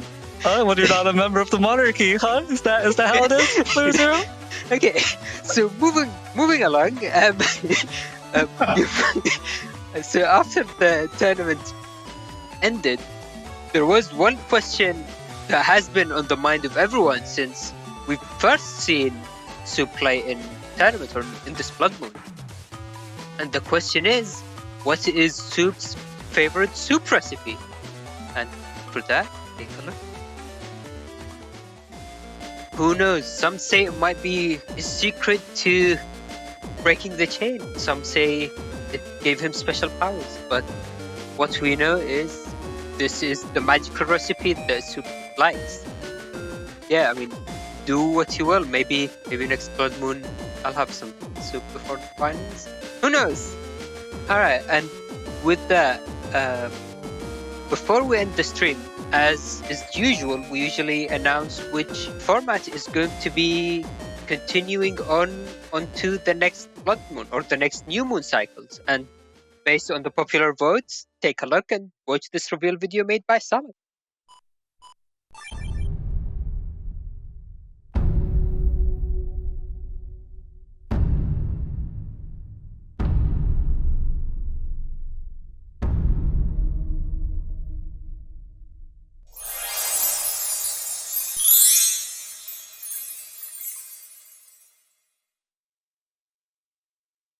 And as you saw on the screen, the format is going to be standard format, which is also known as the vanilla format that has been voted.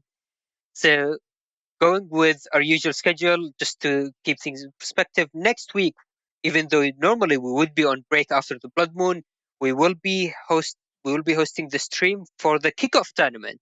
So in case people aren't aware, we're hosting our biggest tournament so far, and we will be also giving rewards for the top 8 and more rewards as people progress in the bracket. So this week marks the end of the week 1 of the round robin for that tournament, and next week will be the end of the second round robin week, which will decide the top cut bracket. So we will still have a stream next week and a stream for the week after to decide the winner for that tournament. So we still have a lot of things lined up and potentially even more tournaments after the collection drops.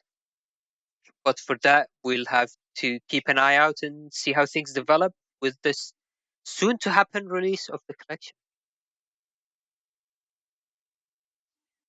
And before ending the stream, I do want to give a quick shout out to all of the very, very generous donations that we've received from everyone throughout the day. And yeah, as it says there, we are 258% of our goal, so we've passed it by quite a bit, which I believe hasn't happened in a few weeks by now. So thank you everyone for all the generosity and all of your donations today.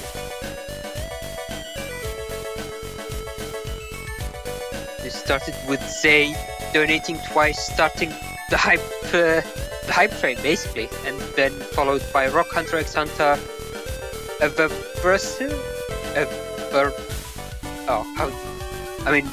correct me on how to Evercurse. Evercurse. Okay.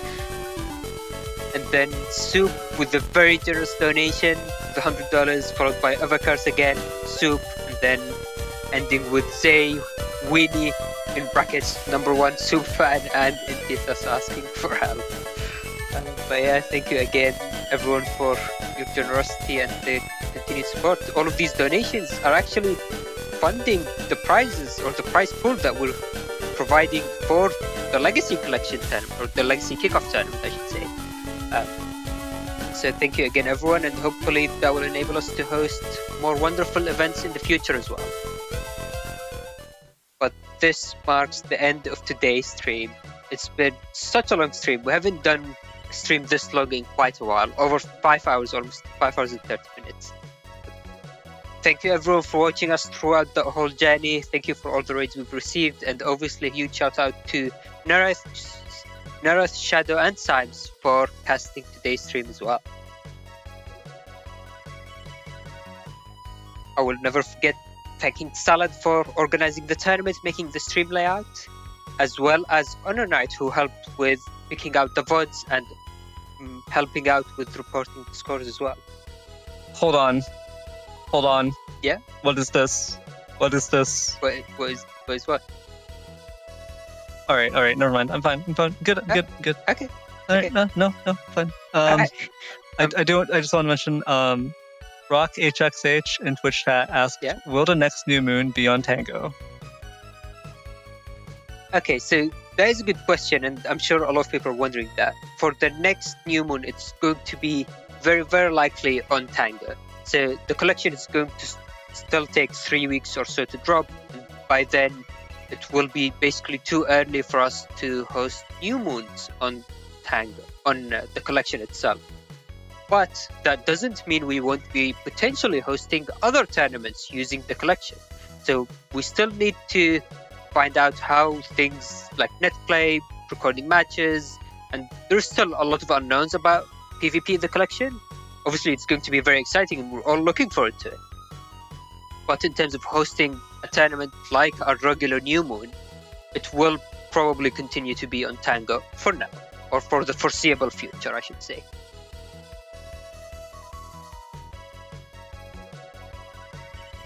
And yeah, so with that, thank you everyone for watching. Hope you've enjoyed this Blood Moon, and hopefully we'll see you again next week for our kickoff tournament as well. With that, take care, enjoy the rest of the day, and good night.